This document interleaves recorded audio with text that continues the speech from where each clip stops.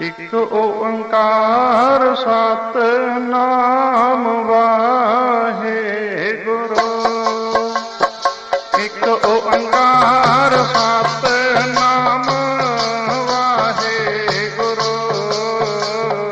ਇੱਕ ਓੰਕਾਰ ਸਤਿਨਾਮ ਵਾਹਿਗੁਰੂ।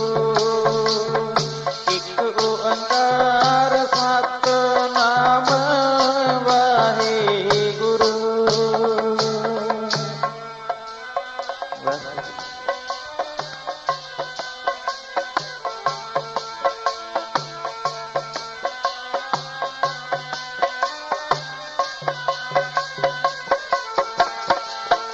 ਸਤਿਨਾਮ ਵਾਹਿਗੁਰੂ।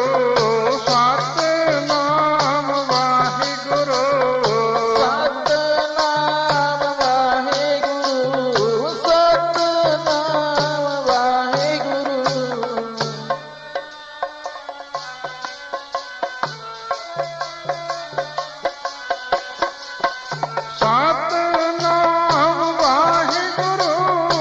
ਸਤਿਨਾਮ ਵਾਹਿਗੁਰੂ।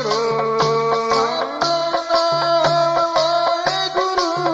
ਸਤਿਨਾਮ ਵਾਹਿਗੁਰੂ।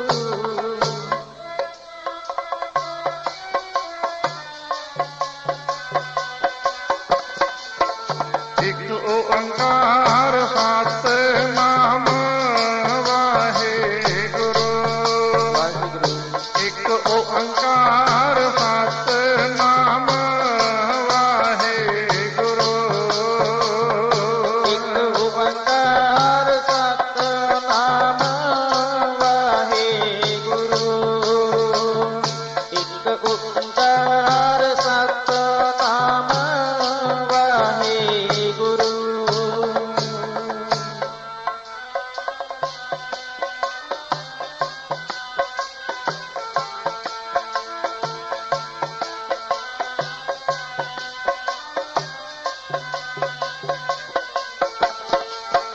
ਜਾ ਕਾ ਮੁਸ਼ਕਲ ਆਤ ਵੜੈ ਕੋਈ ਕੋਇ ਨ ਦੇ। ਲਾਗੂ ਹੋਏ ਦੁਸ਼ਮਣਾ ਸਾਕਤ ਭਾਜ ਖਲੇ। ਸਭੋ ਭਜੈ ਆਸਰਾ ਚੁੱਕੈ ਸਭ ਅਸਰਾਓ। ਜਿਤ ਆਵੈ ਉਸ ਪਾਰ ਬ੍ਰਹਮ ਲੱਗੈ ਨ ਤਤੀ ਵਾਓ। ਸਾਹਿਬ ਨਿਤਾਨ ਆਕਾ ਤਾਨ।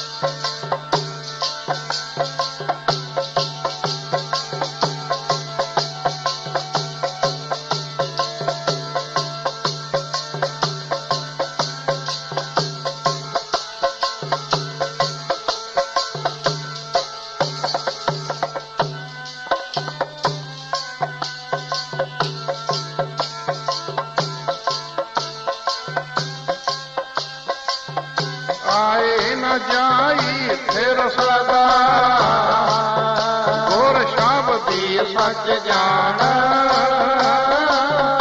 ਜੇ ਕੋ ਹੋਵੇ ਦੁਬਲਾ ਨੰਗ ਭੁੱਖ ਕੀ ਪੀਰ। ਚਮੜਾ ਪੱਲੇ ਨਾ ਪਵੈ ਨਾ ਕੋ ਦੇਵੈ ਧੀਰ। ਸਵਾਰਥ ਸੁਆਉ ਨਾ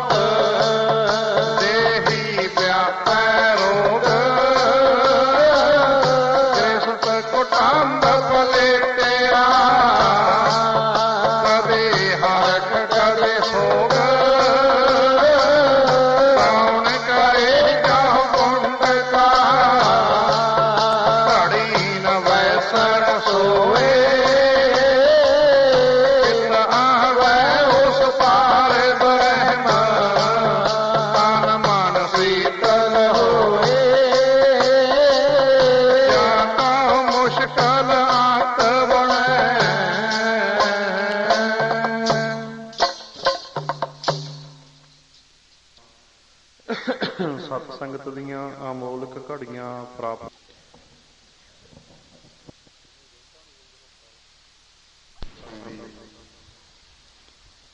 ਗੁਰਬਾਣੀ ਨੂੰ ਸੁਣਨਾ ਤੇ ਸਮਝਣਾ ਹੀ ਗੁਰੂ ਦਾ ਦਰਸ਼ਨ ਹੈ।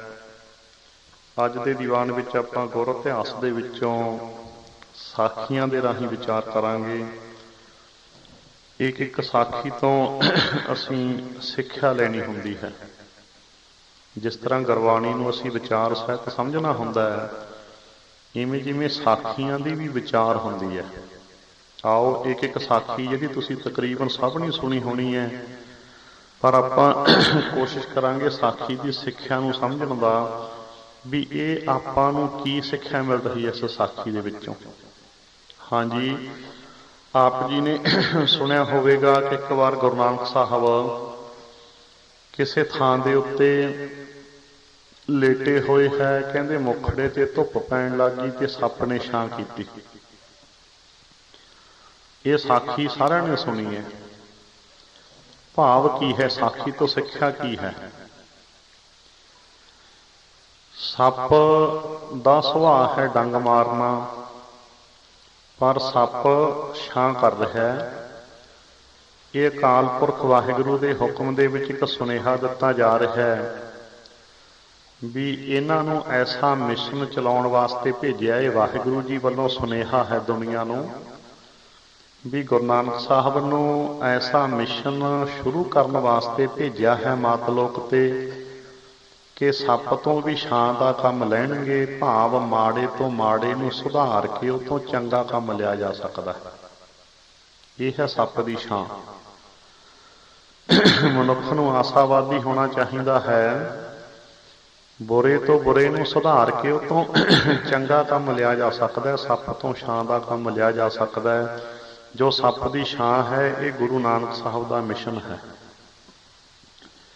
ਕਿਵੇਂ ਸੱਪ ਤੋਂ ਛਾਂ ਦਾ ਕੰਮ ਲਿਆ?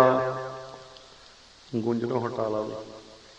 ਠੱਗ ਜੋ ਕਿ ਇੱਕ ਬਹੁਤ ਭੈੜਾ ਸੱਪ ਹੈ, ਜਿਹੜਾ ਕਿ ਮਨੁੱਖਤਾ ਨੂੰ ਡੰਗ ਰਿਹਾ ਹੈ।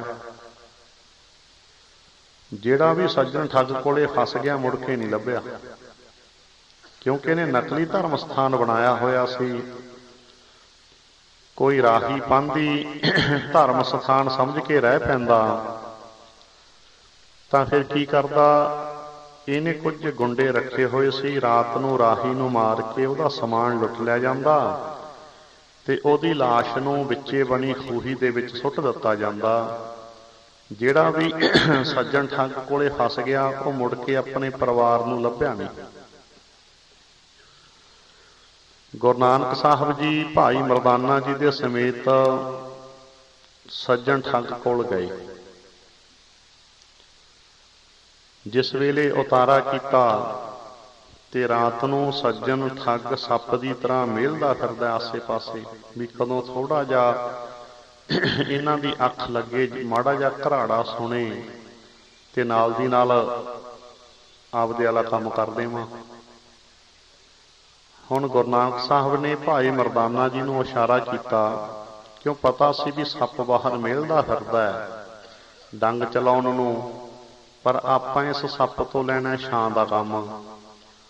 ਤੇ ਗੁਰੂ ਨਾਨਕ ਸਾਹਿਬ ਕਹਿੰਦੇ, ਮਰਦਾਨਿਆ ਰਬਾਬ ਵਜਾ ਬਾਣੀ ਆਈ ਹੈ। ਹੁਣ ਭਾਈ ਮਰਦਾਨਾ ਜੀ ਨੇ ਰਬਾਬ ਵਜਾਈ। ਗੁਰੂ ਨਾਨਕ ਸਾਹਿਬ ਨੇ ਸ਼ਬਦ ਗਾਇਆ, ਊਜਲ ਕਹਿਆ ਚਿਲਕਣਾ ਘੁੱਟ ਮਕਾਲੜੀ ਮਸ, ਧੋਤਿਆਂ ਜੂਠਣਾ ਉਤਰੈ ਜੇ ਸੋ ਧੋਵਾਂ ਤਿਸ, ਸੱਜਣ ਸੇਈ ਨਾਲ ਮੈਂ ਚਲਦਿਆਂ ਨਾਲ ਚਲਨ, ਜਿੱਥੇ ਲੇਖਾ ਮੰਗੀਐ ਤਿੱਥੇ ਖੜੇ ਦਸਨ, ਬੱਗਾ ਬੱਗੇ ਕੱਪੜੇ ਤੀਰਥ ਮੰਝ ਵਸਨ, ਘੁੱਟ ਘੁੱਟ ਜੀਆਂ ਖਾਵਣੇ ਬੱਗੇ ਨਾ ਕਹੀਆਨ। ਇਹ ਸਾਰਾ ਸ਼ਬਦ ਉਚਾਰਨ ਕੀਤਾ ਤੇ ਸੱਜਣ ਠੱਗ ਦੇ ਐਸੇ ਬਾਣੀ ਦੇ ਬਾਣ ਵੱਜੇ ਕਿ ਉਹਨੇ ਆਪਣੀਆਂ ਬੁਰਾਈਆਂ ਤੋਂ ਕੀਤੇ ਭੈੜੇ ਕੰਮਾਂ ਤੋਂ ਤੋਬਾ ਕੀਤੀ ਤੇ ਅੱਗੇ ਤੋਂ ਗੁਰੂ ਨਾਨਕ ਸਾਹਿਬ ਜੀ ਦੇ ਦੱਸੇ ਰਾਹ ਤੇ ਚੱਲਣ ਦਾ ਪ੍ਰਣ ਕੀਤਾ। ਫਿਰ ਗੁਰੂ ਨਾਨਕ ਸਾਹਿਬ ਨੇ ਸੱਜਣ ਠੱਗ ਨੂੰ ਭਾਈ ਸੱਜਣ ਬਣਾ ਕੇ ਉਹ ਤੋਂ ਸਿੱਖੀ ਦੇ ਪ੍ਰਚਾਰ ਦਾ ਕੰਮ ਲੈ ਲਿਆ। ਸੱਪ ਛਾਂ ਕਰਨ ਲੱਗ ਗਿਆ। ਬੋਲੋ ਸਤਨਾਮ ਸ੍ਰੀ ਵਾਹਿਗੁਰੂ। ਦੇਖ ਲਓ, ਸੱਪ ਨੂੰ ਛਾਂ ਕਰਨ ਲਾਤਾ ਨਾ। ਸੱਜਣ ਠੱਗ ਭਾਈ ਸੱਜਣ ਬਣ ਕੇ ਸਿੱਖੀ ਦਾ ਪ੍ਰਚਾਰਕ ਬਣਿਆ। ਸਿੱਖ ਧਰਮ ਦੀ ਧਰਮਸ਼ਾਲਾ ਬਣੀ ਤੁਲੰਬੇ, ਇਹ ਪਾਕਿਸਤਾਨ ਵਿੱਚ ਰਹਿ ਗਿਆ ਤੁਲੰਬਾ। ਤਾਂ ਤੇ ਇੱਥੇ ਫਿਰ ਭਾਈ ਸੱਜਣ ਸਿੱਖੀ ਦਾ ਪ੍ਰਚਾਰਕ ਬਣ ਕੇ ਗੁਰਮਤਿ ਦਾ ਪ੍ਰਚਾਰ ਕਰਦਾ ਰਿਹਾ। ਪਹਿਲਾਂ ਦੇਖੋ ਡੰਗ ਮਾਰਦਾ ਸੀ ਤੇ ਹੁਣ ਛਾਂ ਕਰਨ ਲੱਗ ਪਿਆ। ਸੱਜਣ ਠੱਗ ਵਰਗਿਆਂ ਨੂੰ ਵੀ ਭਾਈ ਸੱਜਣ ਬਣਾ ਕੇ ਉਹਨਾਂ ਤੋਂ ਧਰਮ ਦੇ ਪ੍ਰਚਾਰ ਦਾ ਕੰਮ ਲੈ ਲਿਆ। ਤਾਂ ਕਿ ਸੱਪ ਦੀ ਛਾਂ ਗੁਰੂ ਨਾਨਕ ਸਾਹਿਬ ਦਾ ਮਿਸ਼ਨ ਹੈ। ਮਾੜੇ ਤੋਂ ਮਾੜੇ ਦਾ ਸੁਭਾਅ ਬਦਲਿਆ ਜਾ ਸਕਦਾ ਹੈ। ਅਗਲੀ ਸਾਖੀ, ਹੁਣ ਸਾਖੀ ਦੀ ਸਿੱਖਿਆ ਸਮਝ ਲਈ ਨਾ ਆਪਾਂ, ਸੱਪ ਦੀ ਛਾਂ ਮਾੜੇ ਤੋਂ ਮਾੜੇ ਦਾ ਸੁਭਾਅ ਬਦਲਿਆ ਜਾ ਸਕਦਾ ਹੈ। ਅਗਲੀ ਸਾਖੀ ਆਪਨੇ ਸੁਣਿਆ ਹੋਣਾ, ਗੁਰੂ ਨਾਨਕ ਸਾਹਿਬ ਜੀ ਇੱਕ ਵਾਰ ਕਿਸੇ ਦਰਖਤ ਦੇ ਥੱਲੇ ਲੇਟੇ ਹੋਏ ਹੈ। ਕਹਿੰਦੇ ਅੱਜ ਕੀ ਹੋਇਆ? ਅੱਜ ਸੱਪ ਨੇ ਛਾਂ ਨਹੀਂ ਕੀਤੀ, ਅੱਜ ਕਹਿੰਦੇ ਦਰਖਤ ਦਾ ਪਰਛਾਵਾਂ ਨਹੀਂ ਢਲਿਆ। ਇਹ ਮਨੁੱਖਤਾ ਨੂੰ ਸੁਨੇਹਾ ਦਿੱਤਾ ਜਾ ਰਿਹਾ ਹੈ। ਹੁਣ ਦਰਖਤ ਦਾ ਪਰਛਾਵਾਂ ਨਹੀਂ ਢਲਿਆ, ਸਾਖੀ ਹੈ। ਸਿੱਖਿਆ ਕੀ ਮਿਲਦੀ ਆਪਾਂ ਨੂੰ? ਤੂੰ ਪੇੜ ਸਾਖ ਤੇਰੀ ਫੂਲੀ, ਤੂੰ ਸੂਖਮ ਹੋਆ ਅਸਫੂਲੀ। ਗੁਰਬਾਣੀ ਦੇ ਵਿੱਚ ਪਰਮਾਤਮਾ ਨੂੰ ਦਰਖਤ ਦੀ ਤਰ੍ਹਾਂ ਫੈਲਿਆ ਹੋਇਆ ਦੱਸਿਆ ਹੈ। ਤੂੰ ਪੇੜ ਹੈ ਮਾਲਕ, ਤੂੰ ਦਰਖਤ ਹੈ। ਸਾਖ ਤੇਰੀ ਫੂਲੀ, ਇਹ ਸਾਰੀਆਂ ਸ਼ਾਖਾਵਾਂ ਤੇਰੀਆਂ ਹੀ ਫੈਲੀਆਂ ਹੋਈਆਂ। ਤੂੰ ਸੂਖਮ ਹੋਆ ਅਸਥੂਲੀ, ਤੂੰ ਸੂਖਸ਼ਮ ਤੋਂ ਸਥੂਲ ਰੂਪ ਹੋਇਆ ਹੈ। ਜਿਸ ਤਰ੍ਹਾਂ ਨਿੱਕੇ ਜਿਹੇ ਬੀਜ ਤੋਂ ਦਰਖਤ ਫੈਲ ਜਾਂਦਾ ਹੈ, ਇਵੇਂ ਜਿਹਾ ਪ੍ਰਮਾਤਮਾ ਨੇ ਆਪਣੇ ਆਪ ਦੇ ਵਿੱਚੋਂ ਹੀ ਸਾਰਾ ਪਸਾਰਾ ਕੀਤਾ ਹੈ। ਮਾਨੋ ਪ੍ਰਮਾਤਮਾ ਹੀ ਦਰਖਤ ਰੂਪ ਦੇ ਵਿੱਚ ਸਾਰੇ ਫੈਲਿਆ ਹੋਇਆ ਹੈ। ਇਹ ਸਾਰੀਆਂ ਸ਼ਾਖਾਵਾਂ ਉਸ ਮਾਲਕ ਪ੍ਰਮਾਤਮਾ ਦੀਆਂ ਹੈ। ਤੇ ਜੇ ਪ੍ਰਮਾਤਮਾ ਦੇ ਨਾਮ ਨਾਲ ਜੁੜ ਜਾਈਏ ਤਾਂ ਸਮਝ ਲਓ ਅਸੀਂ ਐਸੇ ਦਰਖਤ ਦੀ ਛਾਂ ਥੱਲੇ ਆ ਜਾਂਦੇ ਹਾਂ ਜਿਹਦਾ ਪਰਛਾਵਾਂ ਕਦੇ ਨਹੀਂ ਢਲਦਾ। ਜੇ ਅਸੀਂ ਵੀ ਚਾਹੁੰਦੇ ਹਾਂ ਕਿ ਐਸੇ ਦਰਖਤ ਦੀ ਛਾਂ ਥੱਲੇ ਆ ਜਾਈਏ ਜਿਹਦਾ ਪਰਛਾਵਾਂ ਕਦੇ ਨਹੀਂ ਢਲਦਾ, ਤਾਂ ਪ੍ਰਮਾਤਮਾ ਇੱਕ ਐਸਾ ਦਰਖਤ ਹੈ ਜਿਹਦਾ ਪਰਛਾਵਾਂ ਕਦੇ ਨਹੀਂ ਢਲਦਾ। ਤਾਂ ਕਿ ਜੇ ਅਸੀਂ ਪ੍ਰਮਾਤਮਾ ਦੇ ਨਾਮ ਨਾਲ ਜੁੜ ਜਾਈਏ ਤਾਂ ਸਦਾ ਵਾਸਤੇ ਛਾਂ ਵਿੱਚ ਰਹਿੰਦੇ ਹਾਂ, ਸੁੱਖ ਸ਼ਾਂਤੀ ਵਿੱਚ ਰਹਿੰਦੇ ਹਾਂ। ਦੁਨੀਆ ਦੀ ਕੋਈ ਵੀ ਤਾਕਤ ਦੁਖੀ ਨਹੀਂ ਕਰ ਸਕਦੀ। ਜਿਹੜਾ ਟੁੱਟਿਆ ਹੁੰਦਾ ਉਹਨੂੰ ਦੁਨੀਆ ਦਾ ਕੋਈ ਪਦਾਰਥ ਸੁਖੀ ਨਹੀਂ ਕਰ ਸਕਦਾ। ਵੱਡੇ ਵੱਡੇ ਜੋ ਦਿਸੇ ਲੋਕ ਤਿਨ ਕੋ ਵਿਆਪੇ ਚਿੰਤਾ ਰੋਗ, ਕੌਣ ਵੱਡਾ ਮਾਇਆ ਵਡਿਆਈ ਸੋ ਵੱਡਾ ਜਿਨ ਰਾਮ ਲਿਵ ਲਾਈ। ਤਾਂ ਤੇ ਜੇ ਅਸੀਂ ਚਾਹੁੰਦੇ ਹਾਂ ਵੀ ਸਾਨੂੰ ਵੀ ਐਸਾ ਦਰਖਤ ਮਿਲ ਜਾਵੇ ਜਿਹਦਾ ਪਰਛਾਵਾਂ ਕਦੇ ਨਹੀਂ ਢਲਦਾ, ਤਾਂ ਯਾਦ ਰੱਖਿਓ ਪ੍ਰਮਾਤਮਾ ਇੱਕ ਐਸਾ ਦਰਖਤ ਹੈ। ਜੇ ਅਸੀਂ ਉਸ ਦੇ ਨਾਮ ਨਾਲ ਜੁੜ ਜਾਈਏ, ਸਮਝ ਲਓ ਐਸੀ ਛਾਂ ਵਿੱਚ ਆ ਜਾਂਦੇ ਹਾਂ ਜਿਹੜਾ ਪਰਛਾਵਾਂ ਕਦੇ ਨਹੀਂ ਢਲਦਾ। ਤਾਂ ਜੇ ਸਦਾ ਛਾਂ ਵਿੱਚ ਰਹਿਣਾ ਹੈ ਤਾਂ ਅਸੀਂ ਪ੍ਰਮਾਤਮਾ ਦੇ ਨਾਮ ਨਾਲ ਜੁੜਨਾ ਹੈ। ਸਾਖੀ ਦੀ ਸਿੱਖਿਆ। ਅਗਲੀ ਸਾਖੀ, ਗੁਰੂ ਨਾਨਕ ਸਾਹਿਬ ਜੀ ਗੋਪਾਲ ਪਾਦੇ ਨੂੰ ਪੜ੍ਹਾ ਕੇ ਆਏ। ਆਪਾਂ ਇੰਨੀ ਕੁ ਗੱਲ ਕਹਿ ਕੇ ਸਾਰ ਦਿੰਦੇ ਹਾਂ। ਇੱਕ ਗੱਲ ਯਾਦ ਰੱਖਿਓ, ਗੁਰੂ ਨਾਨਕ ਸਾਹਿਬ ਨੇ ਦੁਨਿਆਵੀ ਵਿੱਦਿਆ ਪੜ੍ਹੀ, ਸੰਸਾਰਕ ਮਰਜ਼ਾਦਾ ਪੂਰੀ ਕੀਤੀ, ਸਾਨੂੰ ਸਿੱਖਿਆ ਦੇਣੀ ਸੀ। ਤੇ ਨਾਲ ਨਾਲ ਗੁਰੂ ਨਾਨਕ ਸਾਹਿਬ ਨੇ ਬ੍ਰਹਮ ਵਿੱਦਿਆ ਪੜ੍ਹਾਈ।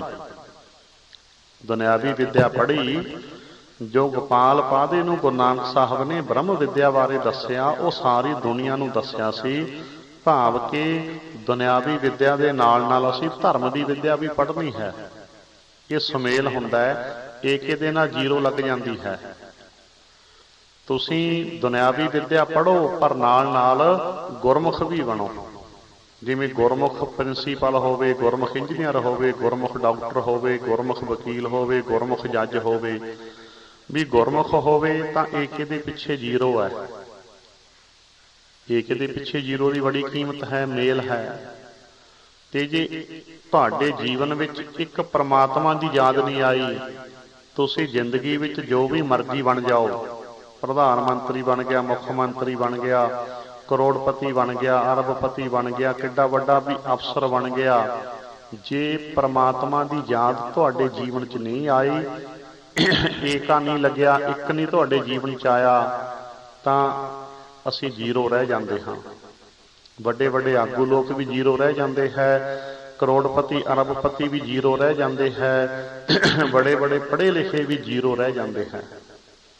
ਇਹ ਸੀ ਵਿਦਿਆ ਦਾ ਸੰਕਲਪ ਜੋ ਗੁਰੂ ਨਾਨਕ ਸਾਹਿਬ ਜੀ ਨੇ ਗੋਪਾਲ ਪਾਦੇ ਨੂੰ ਸਿੱਖਿਆ ਦਿੰਦੇ ਹੋਏ ਸਾਰੀ ਦੁਨੀਆ ਨੂੰ ਸਮਝਾਇਆ ਸੀ। ਕਿਉਂਕਿ ਕੱਲ੍ਹ ਵੀ ਆਪਾਂ ਵਿਚਾਰਿਆ ਸੀ, ਪ੍ਰਥਾਏ ਸਾਖੀ ਮਹਾਂਪੁਰਖ ਬੋਲਦੇ ਸਾਂਝੀ ਸਗਲ ਜਹਾਨ।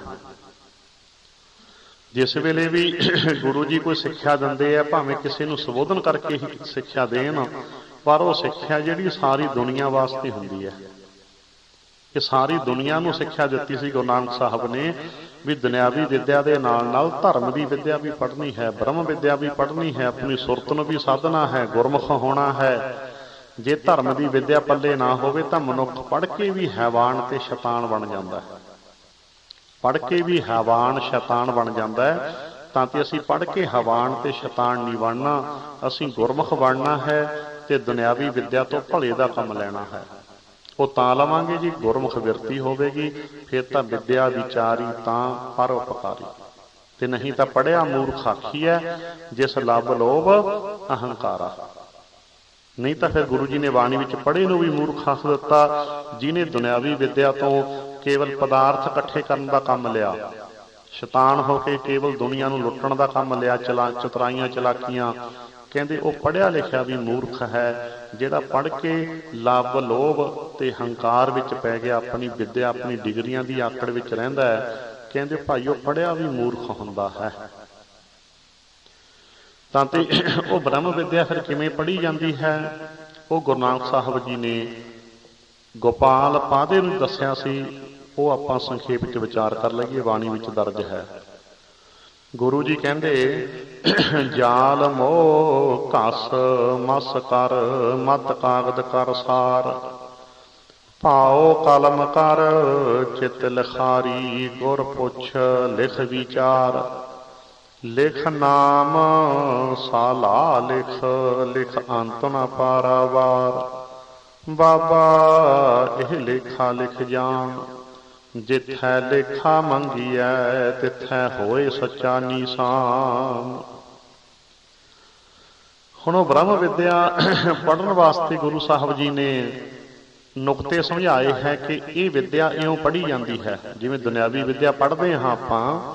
ਬ੍ਰਹਮ ਵਿੱਦਿਆ ਪੜ੍ਹਨ ਵਾਸਤੇ ਗੁਰੂ ਜੀ ਨੇ ਸਾਨੂੰ ਦੱਸਿਆ, ਕਹਿੰਦੇ ਜਿਵੇਂ ਦੁਨਿਆਵੀ ਵਿੱਦਿਆ ਪੜ੍ਹਨ ਵਾਸਤੇ ਸਿਆਹੀ ਚਾਹੀਦੀ ਹੈ, ਇੰਕ ਸਿਆਹੀ, ਇਵੇਂ ਇੱਕ ਬ੍ਰਹਮ ਵਿੱਦਿਆ ਦੀ ਸਿਆਹੀ ਕਿਹੜੀ ਹੈ, ਮੋਹ ਦੇ ਜਾਲ ਨੂੰ ਘਸਾ ਕੇ ਸਿਆਹੀ ਬਣਾ ਲਾ।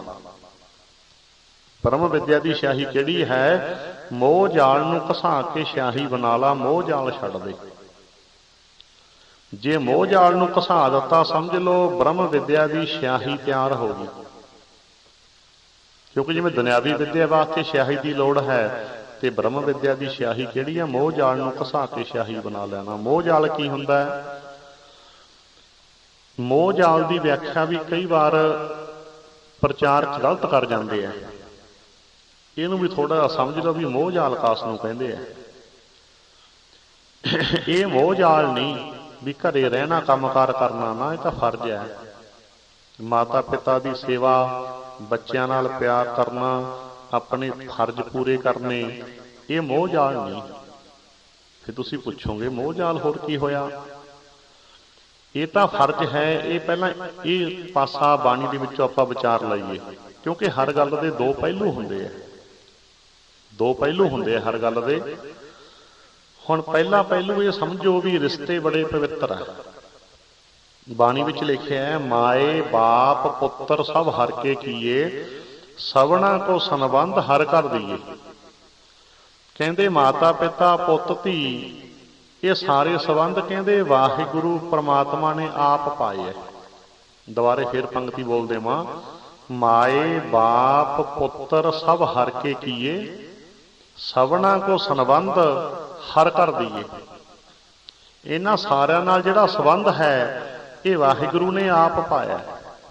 ਜੇ ਸੰਬੰਧ ਵਾਹਿਗੁਰੂ ਦੇ ਪਾਏ ਹੋਏ ਹੈ ਤਾਂ ਫਿਰ ਸੰਬੰਧ ਦੇ ਮੁਤਾਬਕ ਆਪਣਾ ਫਰਜ਼ ਪੂਰਾ ਕਰਨਾ ਵੀ ਰੱਬੀ ਹੁਕਮ ਹੈ, ਕਿਉਂਕਿ ਸੰਬੰਧ ਵਾਹਿਗੁਰੂ ਨੇ ਪਾਇਆ, ਬਾਣੀ ਵਿੱਚ ਲਿਖ ਦਿੱਤਾ। ਫਿਰ ਇੱਕ ਪ੍ਰਮਾਣ ਹੋਰ ਲੈ ਲਈਏ, ਕਹਿੰਦੇ ਮਾਤ ਪਿਤਾ ਸੁਤ ਬੰਧ ਭਾਈ, ਨਾਨਕ ਹੋਆ ਪਾਰ ਬ੍ਰਹਮ ਸਹਾਈ। ਕਹਿੰਦੇ ਜੇ ਇਹ ਵੇਖਿਆ ਜਾਵੇ ਵੀ ਪ੍ਰਮਾਤਮਾ ਹੀ ਵੱਖ-ਵੱਖ ਰਿਸ਼ਤਿਆਂ ਦੇ ਰਾਹੀਂ ਮਦਦ ਕਰ ਰਿਹਾ ਹੈ, ਕਹਿੰਦੇ ਫਿਰ ਰਿਸ਼ਤੇ ਵੀ ਪਵਿੱਤਰ ਹੋ ਜਾਂਦੇ ਹੈ। ਜਿਸ ਤਰ੍ਹਾਂ ਕਹਿੰਦੇ ਮਾਏ ਬਾਪ ਪੁੱਤਰ ਸਭ ਹਰ ਕੇ ਕੀਏ, ਇਹ ਪਹਿਲਾਂ ਸਮਝ ਲਿਆ ਆਪਾਂ।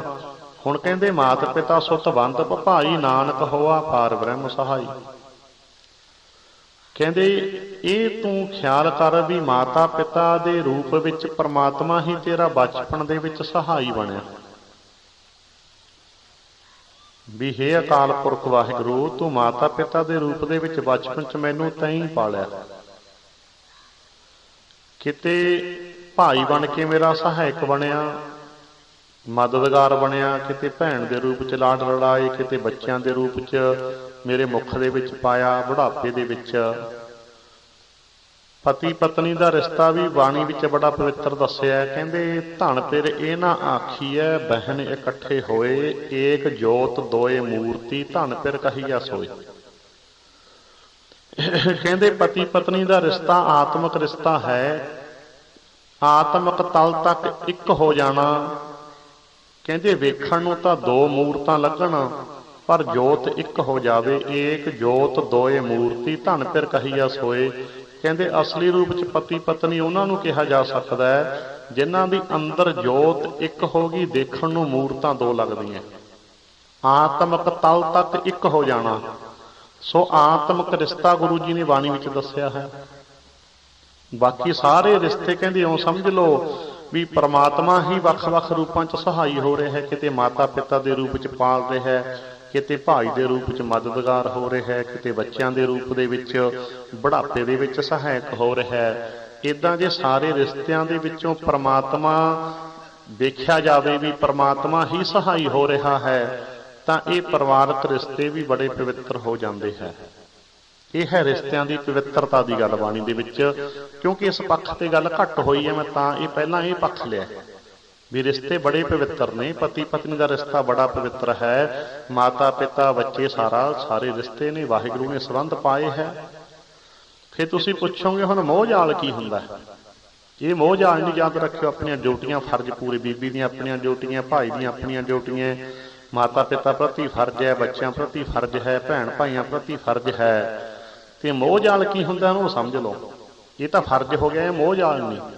ਵੀ ਮਾਤਾ ਪਿਤਾ ਦਾ ਸਤਿਕਾਰ ਕਰੋ, ਬੱਚਿਆਂ ਨਾਲ ਪਿਆਰ ਕਰੋ। ਮੋਹ ਜਾਲ ਕੀ ਹੈ ਗੁਰਬਾਣੀ ਤੋਂ ਪੁੱਛ ਲਈਏ ਹੁਣ ਆਪਾਂ, ਕਿਉਂਕਿ ਗੁਰਬਾਣੀ ਤੋਂ ਹੀ ਆਪਾਂ ਰਿਸ਼ਤਿਆਂ ਦੀ ਪਵਿੱਤਰਤਾ ਸਮਝੀ ਹੈ।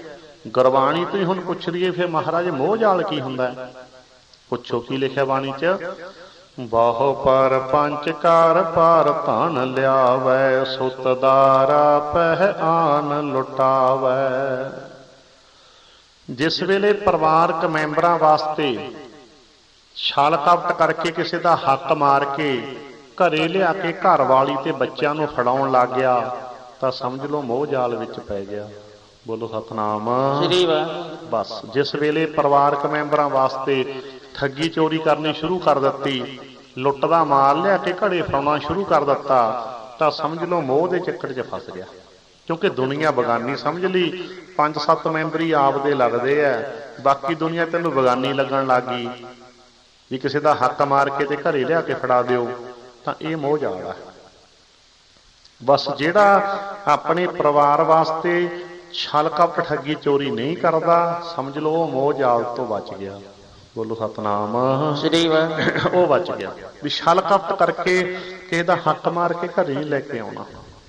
ਜਿਹੜਾ ਇਸ ਚਿੱਕੜ ਵਿੱਚ ਫਸ ਗਿਆ, ਆਪਾਂ ਨਿਤ ਰਹਿਰਾਸ ਸਾਹਿਬ ਵਿੱਚ ਪੜ੍ਹਦੇ ਹਾਂ, ਪੰਕਜ ਮੋਹ ਪਗ ਨਹੀਂ ਚਾਲੈ ਹਮ ਦੇਖਤ ਹੈ ਡੋਬੀ ਵਾਲੇ। ਬਸ ਉਹ ਮੋਹ ਦੇ ਚਿੱਕੜ ਵਿੱਚ ਫਸ ਗਿਆ, ਬਸ ਦੇਖਦੇ ਹੀ ਦੇਖਦਿਆਂ ਡੁੱਬ ਜਾਂਦਾ ਹੈ। ਜਿਸ ਕਰਕੇ ਪਰਿਵਾਰਕ ਮੈਂਬਰਾਂ ਵਾਸਤੇ ਠੱਗੀਆਂ ਚੋਰੀਆਂ ਨਾ ਕਰਕੇ ਇਸ ਜਾਲ ਤੋਂ ਬਚ ਗਏ। ਤੇ ਜਦੋਂ ਛਲ ਕਪਟ ਕਰਕੇ ਘਰੇ ਲਿਆਉਣਾ ਸ਼ੁਰੂ ਕਰ ਦਿੱਤਾ ਜਾਂਦਾ, ਫਿਰ ਇਹ ਰਿਸ਼ਤਿਆਂ ਦੇ ਵਿੱਚ ਵੀ ਵਿਗਾੜ ਪੈਦਾ ਹੋ ਜਾਂਦਾ। ਫਿਰ ਰਿਸ਼ਤਿਆਂ ਦੀ ਪਵਿੱਤਰਤਾ ਵੀ ਖਤਮ ਹੋ ਗਈ। ਫਿਰ ਕੀ ਲਿਖਿਆ ਬਾਣੀ 'ਚ ਅੱਗੇ ਵੀ ਪੜ੍ਹੋ, ਤਾਂ ਤੇ ਬਹੁ ਪਰਪੰਚ ਕਰ ਪਰ ਧਨ ਲਿਆਵੈ। ਵੀ ਬਹੁ ਪਰਪੰਚ ਕਰਕੇ ਛਲ ਕਰਕੇ ਕਿਸੇ ਦਾ ਧਨ, ਕਿਸੇ ਦਾ ਹੱਕ ਮਾਰ ਕੇ ਘਰੇ ਲੈ ਕੇ ਆਉਂਦਾ। ਸੁੱਤਦਾਰਾ ਪੈ ਆਣ ਲੁਟਾਵੈ, ਆ ਕੇ ਪੁੱਤਾਂ ਧੀਆਂ ਤੇ ਘਰ ਵਾਲੀ ਨੂੰ ਲੁਟਾ ਦਿੰਦਾ ਹੈ। ਬਾਹਰੋਂ ਲੁੱਟ ਮਾਰ ਕੇ ਘਰੇ ਆ ਕੇ ਲੁਟਾ ਦਿੱਤਾ, ਉਹ ਵੀ ਲੁਟਾਉਣ ਹੀ ਕਿਹਾ। ਕਹਿੰਦੇ ਫਿਰ ਮਨ ਮੇਰੇ ਭੂਲੇ ਕਪਟ ਨਾ ਕੀਜੈ, ਅੰਤ ਨਵੇਰਾ ਤੇਰੇ ਜੀ ਪਹਿਲੀਜੈ। ਜੀ ਦਾ ਮਾਲ ਖਾਣ ਵਾਲੇ ਤਾਂ ਬਥੇਰੇ ਆ, ਫਲ ਭੁਗਤਣ ਵੇਲੇ ਤੂੰ ਇਕੱਲਾ ਹੀ ਰਹਿ ਜਾਏਗਾ। ਬੋਲੋ ਸਤਨਾਮ ਸ੍ਰੀ ਵਾਹਿਗੁਰੂ। ਅੰਤ ਨਵੇਰਾ ਤੇਰੇ ਜੀ ਪਹਿਲੀਜੈ, ਤੂੰ ਇਕੱਲਾ ਹੀ ਰਹਿ ਜਾਏਗਾ। ਠੱਗੀਆਂ ਚੋਰੀਆਂ ਕਰਕੇ ਘਰੇ ਲਿਆ ਕੇ ਫੜਾਉਣ ਲੱਗ ਗਿਆ, ਵਿਗੜ ਜਾਣਗੇ, ਗੁਲਸ਼ਰੀ ਉਡਾਉਣਗੇ। ਰਮਜਾਂ ਕਾਫੀ ਹੈ, ਔਲਾਦ ਵਿਗੜ ਜਾਂਦੀ ਹੈ ਨਾ, ਤਾਂ ਤੇ ਇਹ ਗੁਲਸ਼ਰੇ ਉਡਾਉਣਗੇ, ਫਲ ਭੁਗਤਣ ਵੇਲੇ ਤੂੰ ਇਕੱਲਾ ਹੀ ਰਹਿ ਜਾਏਗਾ। ਦੇਖ ਫਰਕ ਪੈ ਗਿਆ ਸਾਰਾ। ਫਿਰ ਬਾਣੀ ਦੇ ਫੈਸਲੇ ਦੇਖੋ। ਫਿਰ ਕਹਿੰਦੇ ਛਿਨ ਛਿਨ ਤਨ ਸੀਜੈ ਜਰਾ ਜਨਾਵੈ, ਤਬ ਤੇਰੀ ਓਖ ਕੋਈ ਪਾਨੀਓ ਨਾ ਪਾਵੈ। ਬਸ ਫਿਰ ਕੀ ਹੁੰਦਾ ਹੈ, ਜਦੋਂ ਇਹ ਸਰੀਰ ਕਮਜ਼ੋਰ ਹੋ ਜਾਂਦਾ ਹੈ, ਜਿਨ੍ਹਾਂ ਨੂੰ ਤੂੰ ਠੱਗੀਆਂ ਚੋਰੀਆਂ ਕਰਕੇ ਲਿਆ ਕੇ ਫੜਾਉਂਦਾ ਰਿਹਾ, ਇਹ ਤਾਂ ਕਹਿੰਦੇ ਇੰਨੇ ਵਿਗੜ ਚੁੱਕੇ ਹੋਣਗੇ, ਤੈਨੂੰ ਕਿਸੇ ਨੇ ਪਾਣੀ ਦੀ ਘੁੱਟ ਵੀ ਨਹੀਂ ਪਿਲਾਉਣੀ। ਵਿਗੜ ਗਏ ਰਿਸ਼ਤੇ ਵੀ, ਹੁਣ ਰਿਸ਼ਤੇ ਵੀ ਵਿਗੜ ਗਏ। ਛਿਨ ਛਿਨ ਤਨ ਸੀਜੈ ਜਰਾ ਜਨਾਵੈ, ਤਬ ਤੇਰੀ ਓਖ ਕੋਈ ਪਾਨੀਓ ਨਾ ਪਾਵੈ। ਕਹਿਤ ਕਬੀਰ ਕੋਈ ਨਹੀਂ ਤੇਰਾ, ਹਿਰਦੈ ਰਾਮ ਕੀ ਨਾ ਜਪਹਿ ਸਵੇਰਾ। ਬਸ ਉਹਨਾਂ ਦੀ ਨਿਗਾਹ ਤਾਂ ਫਿਰ ਤੇਰੇ ਦੁਆਰਾ ਇਕੱਠੇ ਕੀਤੇ ਹੋਏ ਧਨ ਤੇ ਹੈ, ਜਿਸ ਕਰਕੇ ਉਹਨਾਂ ਨੇ ਤੈਨੂੰ ਪਾਣੀ ਦੀ ਘੁੱਟ ਨਹੀਂ ਪਿਲਾਉਣੀ। ਉਹ ਗੁਲਛੜੇ ਉਡਾਉਣ ਵਾਲੇ ਹੋ ਗਏ, ਨਲਾਇਕ ਹੋ ਗਏ, ਰਿਸ਼ਤਿਆਂ ਦੇ ਵਿੱਚ ਵਿਗਾੜ ਆ ਗਿਆ। ਤਾਂ ਤੇ ਇਸ ਮੋਹ ਜਾਲ ਤੋਂ ਬਚੀਏ, ਕਦੇ ਕਿਸੇ ਦਾ ਹੱਕ ਮਾਰ ਕੇ, ਕਿਸੇ ਨਾਲ ਧੋਖਾ ਕਰਕੇ ਘਰੇ ਲੈ ਕੇ ਨਾ ਆਈਏ। ਹਾਂ, ਮਿਹਨਤ ਕਰੋ ਤਾਂ ਤੇ ਮਿਹਨਤ ਦੀ ਖੁਸ਼ਹਾਲੀ ਨਹੀਂ ਮਾੜੀ। ਲਿਖਿਆ ਨਾ, ਉਦਮ ਕਰੇਂਦਿਆਂ ਜੀਓ ਤੂੰ ਕਮਾਉਂਦਿਆਂ ਸੁੱਖ ਪੁੰਚ। ਮਿਹਨਤ ਕਰੋ, ਕਮਾਈ ਕਰੋ, ਸੁੱਖ ਮਾਣੋ। ਸਾਰਾ ਪਰਿਵਾਰ ਕੰਮ ਕਰਦਾ ਮੰਨ ਲਓ, ਤਾਂ ਤੇ ਕੋਈ ਨਸ਼ੇ ਨਹੀਂ ਕਰਦੇ, ਨਜਾਇਜ਼ ਖਰਚੇ ਨਹੀਂ ਕਰਦੇ। ਮਿਹਨਤ ਦੀ ਖੁਸ਼ਹਾਲੀ ਹੈ ਜਿਹੜੀ, ਉਹ ਮਾੜੀ ਨਹੀਂ।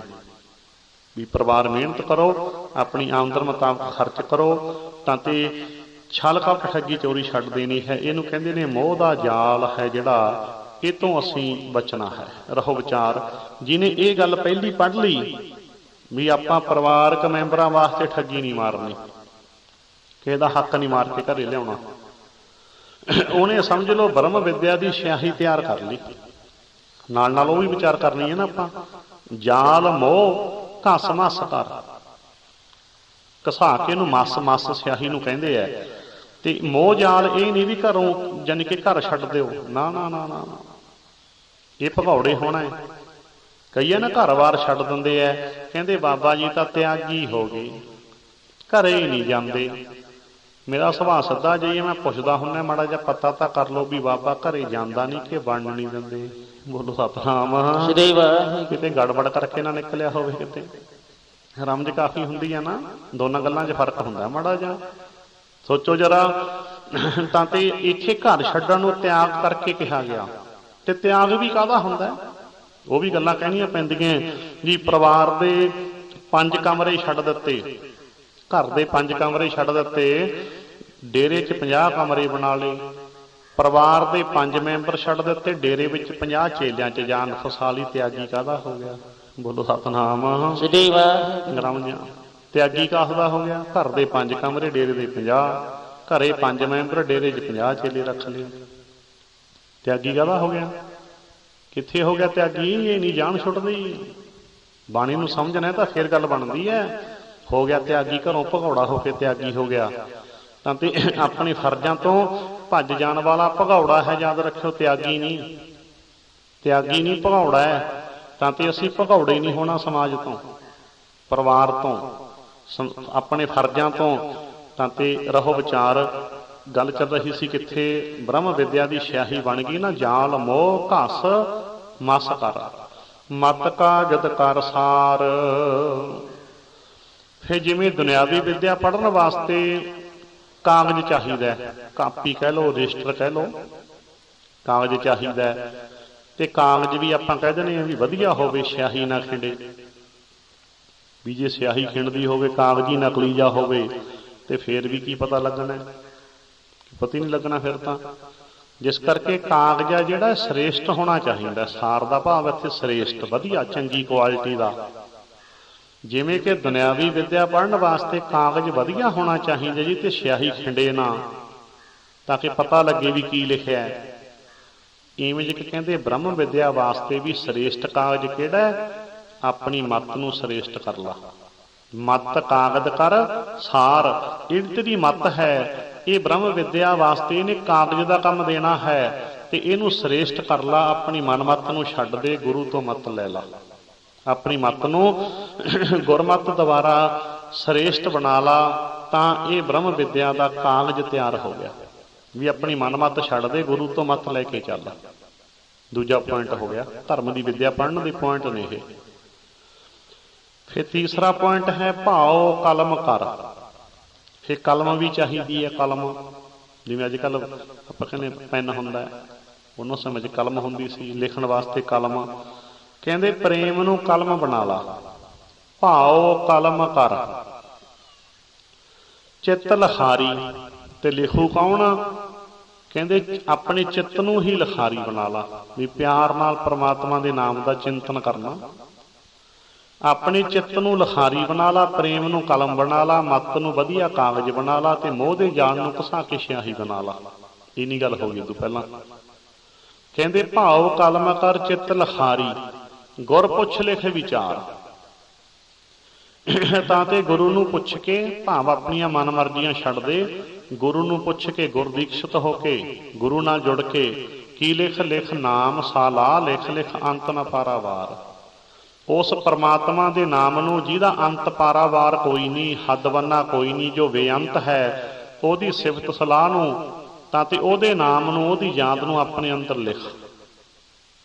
ਬਾਬਾ ਇਹ ਲੇਖਾ ਲਿਖ ਜਾਣ।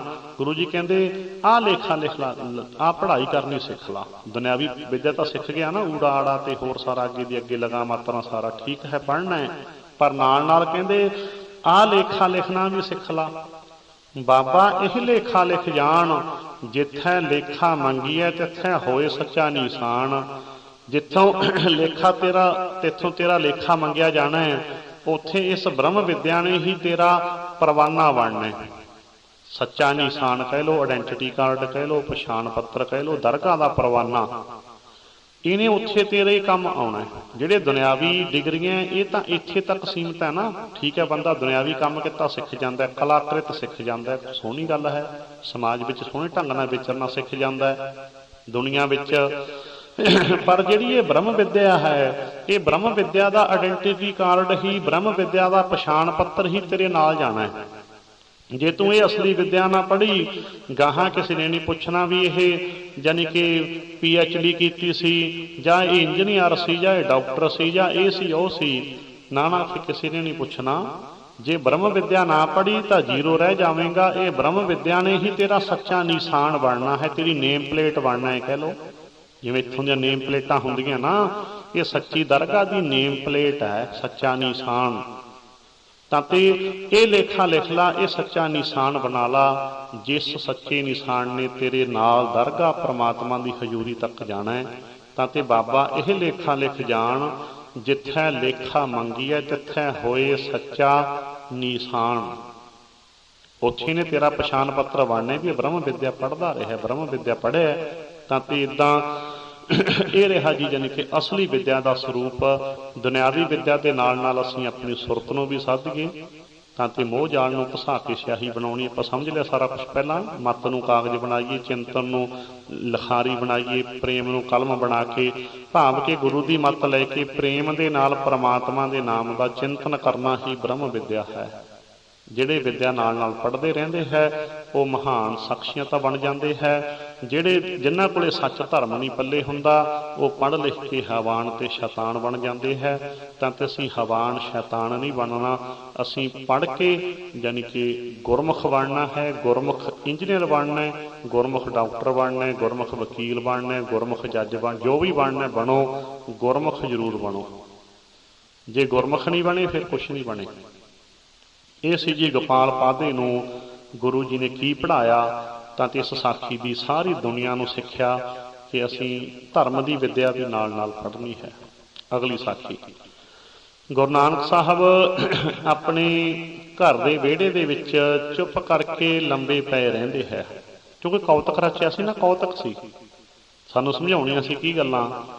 ਹੁਣ ਚਾਦਰ ਤਾਣ ਕੇ ਚੁੱਪ ਕਰਕੇ ਲੇਟ ਜਾਂਦੇ ਹੈ। ਬੋਲਣਾ ਬਿਲਕੁਲ ਘੱਟ ਕਰ ਦਿੱਤਾ, ਖਾਣਾ ਪੀਣਾ ਵੀ ਘੱਟ ਕਰ ਦਿੱਤਾ। ਜਿਸ ਤਰ੍ਹਾਂ ਇੱਦਾਂ ਵਿਹੜੇ ਦੇ ਵਿੱਚ ਲੇਟੇ ਹੈ, ਤਾਂ ਆਂਢ ਗੁਆਂਢ ਦੇ ਵਿੱਚੋਂ ਕੁਝ ਮਾਈਆਂ ਆ ਕੇ ਗੁਰੂ ਨਾਨਕ ਸਾਹਿਬ ਦੀ ਮਾਤਾ ਨੂੰ ਕਹਿੰਦੀਆਂ, ਕਿਉਂਕਿ ਜਿਹੇ ਜੀ ਕਿਸੇ ਨੂੰ ਕੋਲੇ ਮੱਤ ਹੁੰਦੀ ਹੈ ਅੱਗੇ ਵੀ ਉਹੇ ਜੀ ਮੱਤ ਹੀ ਦੇਣੀ ਹੁੰਦੀ ਹੈ।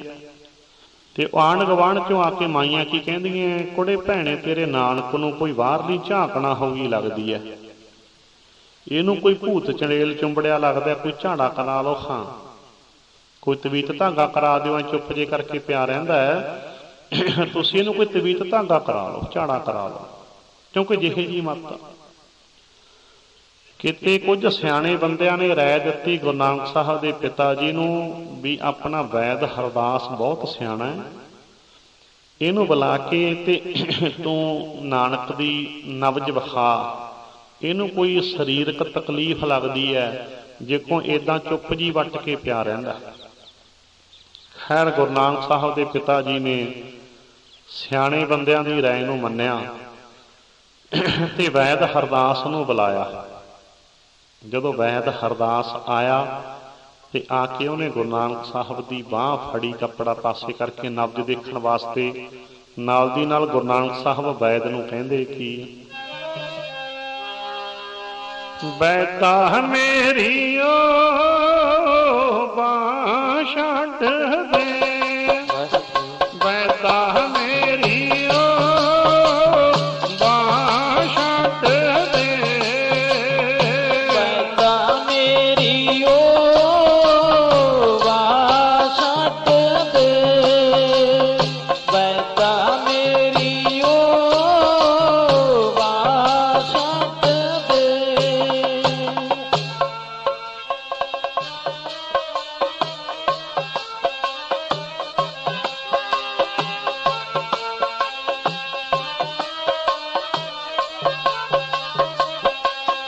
ਤੈਨੂੰ ਰੋਗ ਦਾ ਪਤਾ ਨਾ ਕੋਈ ਵੈਦ ਜੀ, ਮੇਰੀ ਬਾਂਹ ਛੱਡ ਦੇ, ਬੈਤਾ ਮੇਰੀ ਓ ਬਾਂਹ ਛੱਡ ਦੇ। ਰੋਗ ਦਾ ਪਤਾ ਨਾ ਕੋਈ ਵੈਦ ਜੀ, ਮੇਰੀ ਬਾਂਹ ਛੱਡ ਦੇ, ਬੈਤਾ ਮੇਰੀ ਓ ਬਾਂਹ ਛੱਡ ਦੇ।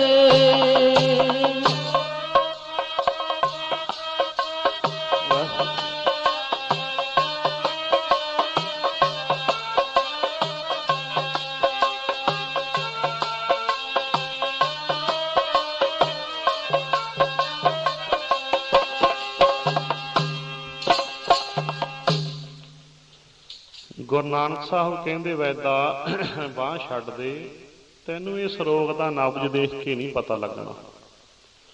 ਗੁਰੂ ਨਾਨਕ ਸਾਹਿਬ ਕਹਿੰਦੇ ਰੋਗ ਮੈਂ ਆਪ ਹੀ ਦੱਸ ਦਿੰਦਾ ਹਾਂ, ਚੱਲ ਤੂੰ ਦੱਸੇ ਤੂੰ ਬੁੱਝ ਦੇਂਗਾ। ਜਿਸ ਵੇਲੇ ਵੈਦ ਕਹਿੰਦਾ ਦੱਸੋ, ਗੁਰੂ ਨਾਨਕ ਸਾਹਿਬ ਕਹਿੰਦੇ ਮੇਰੇ ਕਲੇਜੇ ਦੇ ਵਿੱਚ ਮਿੱਠਾ ਦਰਦ ਹੁੰਦਾ ਹੈ,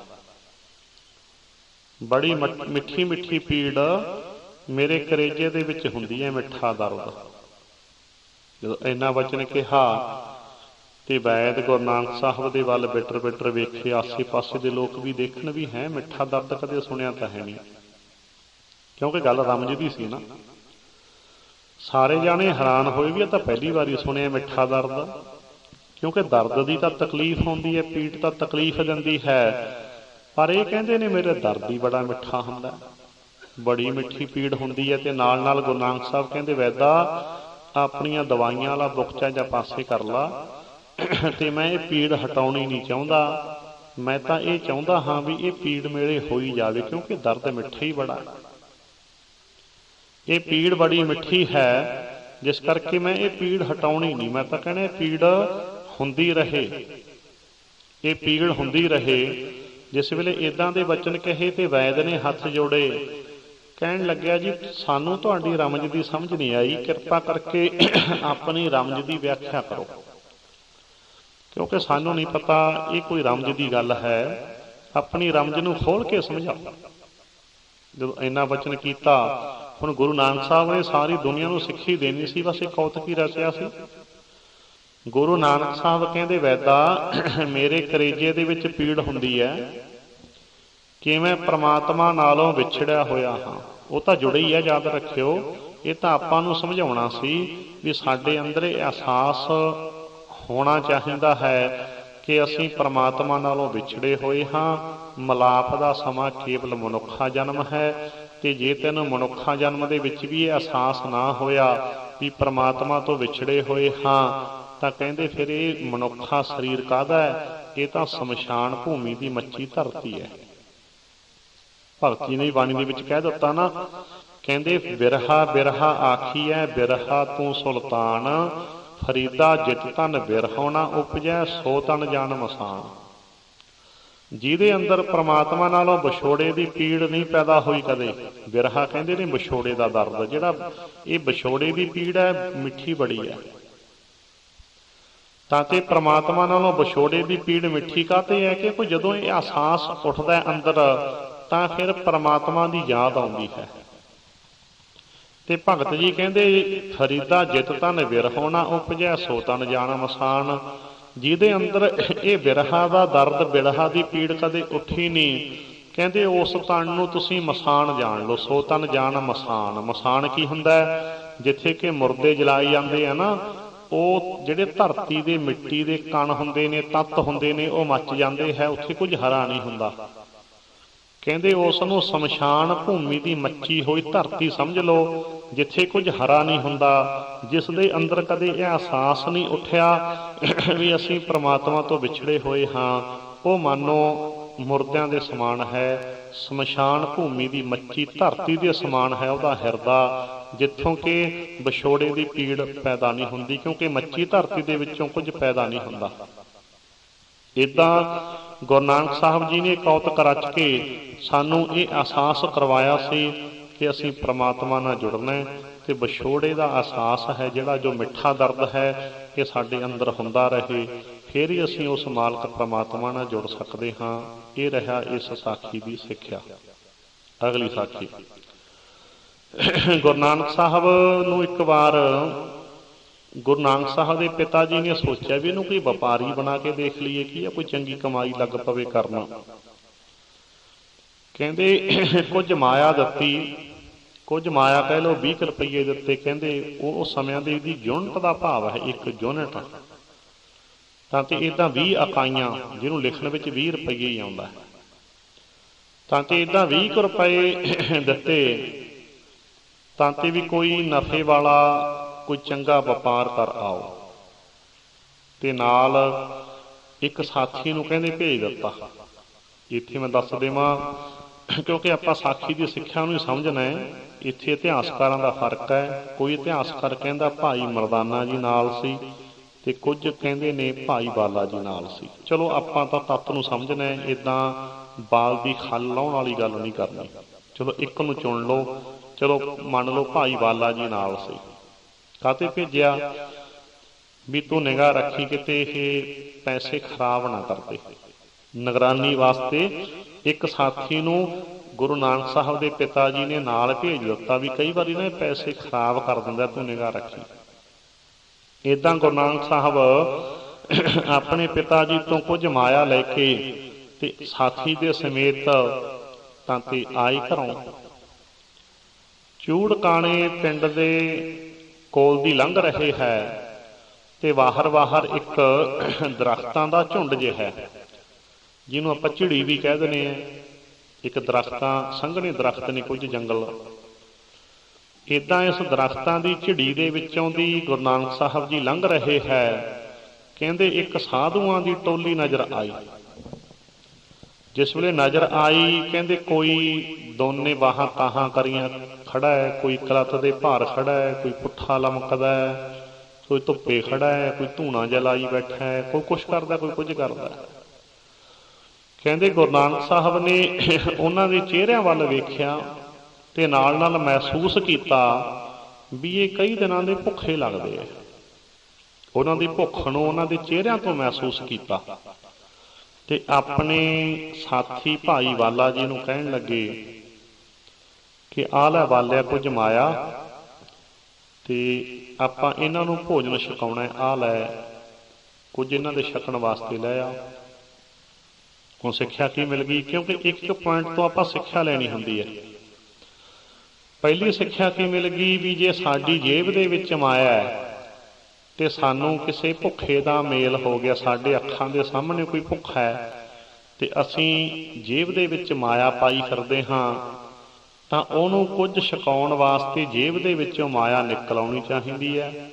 ਜੇ ਤੂੰ ਜੇਬ ਭਰੀ ਫਿਰਦਾ ਰੁਪਈਆਂ ਦੀ, ਤੇਰੇ ਸਾਹਮਣੇ ਕੋਈ ਭੁੱਖਾ ਹੈ ਤੇ ਜੇ ਤੂੰ ਭੁੱਖੇ ਨੂੰ ਛਕਾ ਨਾ ਸਕਿਆ, ਲਾਹਨਤ ਤੇਰੀ ਜੇਬ ਨੂੰ, ਲਾਹਨਤ ਤੈਨੂੰ, ਲਾਹਨਤ ਤੇਰੀ ਜੇਬ ਵਾਲੀ ਮਾਇਆ ਨੂੰ। ਬੋਲੋ ਸਤਨਾਮ ਸ੍ਰੀ ਵਾਹਿਗੁਰੂ। ਤੂੰ ਜੇਬ ਭਰੀ ਫਿਰਦਾ, ਤੇਰੇ ਸਾਹਮਣੇ ਕੋਈ ਭੁੱਖਾ, ਤੈਨੂੰ ਮਹਿਸੂਸ ਨਹੀਂ ਹੋਇਆ।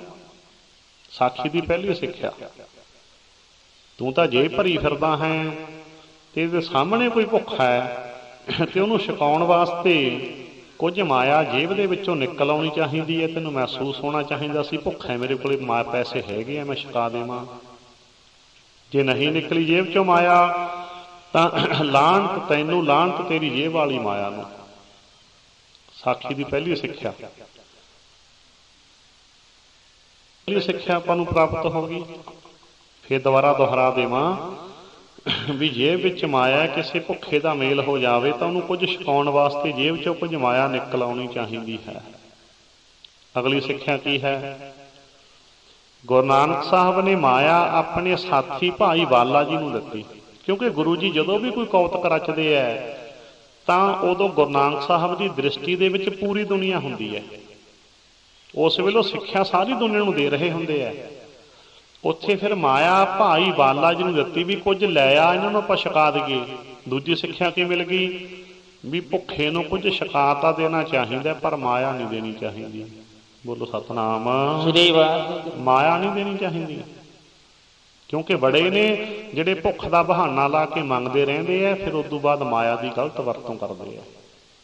ਬੜੇ ਐਸੇ ਵੀ ਹੁੰਦੇ ਆ ਜਿਹੜੇ ਭੁੱਖ ਦਾ ਬਹਾਨਾ ਲਾ ਕੇ ਮੰਗਦੇ ਰਹਿੰਦੇ ਹੈ ਤੇ ਬਾਅਦ ਵਿੱਚ ਮਾਇਆ ਦੀ ਗਲਤ ਵਰਤੋਂ ਕਰਦੇ ਹੈ। ਕਿਸੇ ਭੁੱਖੇ ਨੂੰ ਛਕਾ ਦਿਓ, ਜੋ ਕਹਿੰਦੇ ਮੈਨੂੰ ਭੁੱਖ ਲੱਗੀ ਹੈ, ਪ੍ਰਸ਼ਾਦਾ ਨਹੀਂ ਮਿਲਿਆ, ਉਹਨੂੰ ਛਕਾ ਦਿਓ, ਚੰਗਾ ਚਾਹੇ ਮਾੜਾ ਹੈ, ਭੁੱਖੇ ਨੂੰ ਪ੍ਰਸ਼ਾਦਾ ਛਕਾ ਦਿਓ, ਪਰ ਮਾਇਆ ਨਹੀਂ ਦੇਣੀ ਚਾਹੀਦੀ, ਮਾਇਆ ਨਹੀਂ ਦੇਣੀ ਚਾਹੀਦੀ। ਇਹ ਦੂਜੀ ਸਿੱਖਿਆ ਦੇ ਗਏ ਗੁਰੂ ਨਾਨਕ ਸਾਹਿਬ।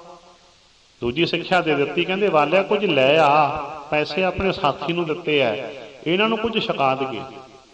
ਇੱਕ ਇੱਕ ਪੁਆਇੰਟ ਤੋਂ ਸਿੱਖਿਆ ਲੈਣੀ ਹੁੰਦੀ ਹੈ ਦੇਖੋ। ਤਾਂ ਤੇ ਦੂਸਰਾ ਪੁਆਇੰਟ, ਭੁੱਖੇ ਨੂੰ ਛਕਾ ਤਾਂ ਦੇਣਾ ਚਾਹੀਦਾ ਪਰ ਪੈਸੇ ਨਹੀਂ ਦੇਣੇ ਚਾਹੀਦੇ। ਦੂਸਰੀ ਸਿੱਖਿਆ ਮਿਲ ਗਈ। ਤੀਜੀ ਸਿੱਖਿਆ, ਜਿਸ ਵੇਲੇ ਕੁਝ ਮਾਇਆ ਦਿੱਤੀ ਤੇ ਉਸ ਵੇਲੇ ਵਾਲਾ ਕਹਿਣ ਲੱਗਿਆ ਕਿ ਪਿਤਾ ਜੀ ਨਾਰਾਜ਼ ਹੋਣਗੇ, ਕਿਉਂਕਿ ਪਿਤਾ ਜੀ ਨੇ ਕਹਿ ਕੇ ਭੇਜਿਆ ਵੀ ਤੂੰ ਨਿਗਾਹ ਰੱਖੀ ਕਿਤੇ ਪੈਸੇ ਖਰਾਬ ਨਾ ਕਰ ਦੇ। ਤੇ ਹੁਣ ਬਾਲਾ ਕਹਿਣ ਲੱਗਿਆ ਕਿ ਪਿਤਾ ਜੀ ਗੁੱਸੇ ਹੋਣਗੇ, ਵੇਖ ਲਓ। ਗੁਰੂ ਨਾਨਕ ਸਾਹਿਬ ਕਹਿੰਦੇ ਬਾਲਿਆ ਜੀ ਪਿਤਾ ਜੀ ਗੁੱਸੇ ਹੋ ਜਾਣਗੇ ਫੇਰ ਕੀ ਹੁੰਦਾ ਹੈ? ਬਾਲਾ ਕਹਿੰਦਾ ਜ਼ਿਆਦਾ ਗੁੱਸੇ ਹੋ ਗਏ ਤਾਂ ਹੋ ਸਕਦਾ ਹੈ ਚਪੇੜਾਂ ਹੀ ਲਾ ਦੇਣ। ਕਈ ਵਾਰੀ ਬਾਪ ਜ਼ਿਆਦਾ ਗੁੱਸੇ ਹੋ ਜੇ ਚਪੇੜਾਂ ਵੀ ਲਾ ਦਿੰਦਾ।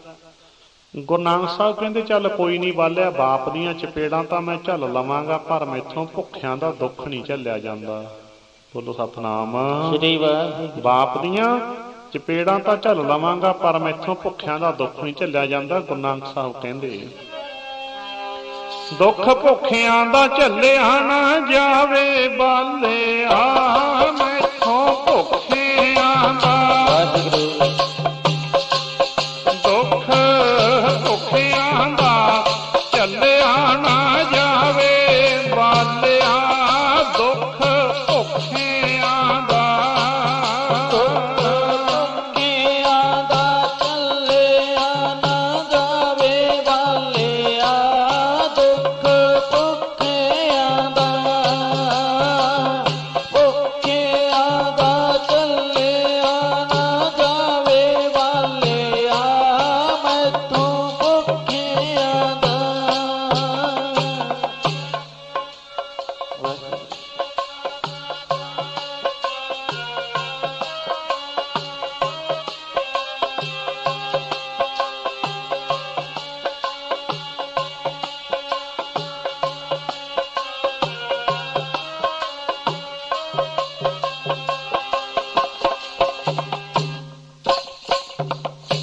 ਗੁਰੂ ਨਾਨਕ ਸਾਹਿਬ ਕਹਿੰਦੇ, ਬਾਲਿਆ ਬਾਪ ਦੀਆਂ ਚਪੇੜਾਂ ਝੱਲ ਲਵਾਂਗਾ ਪਰ ਭੁੱਖਿਆਂ ਦਾ ਦੁੱਖ ਨਹੀਂ ਝੱਲਿਆ ਜਾਂਦਾ। ਸਿੱਖਿਆ ਕੀ ਮਿਲ ਗਈ ਆਪਾਂ ਨੂੰ?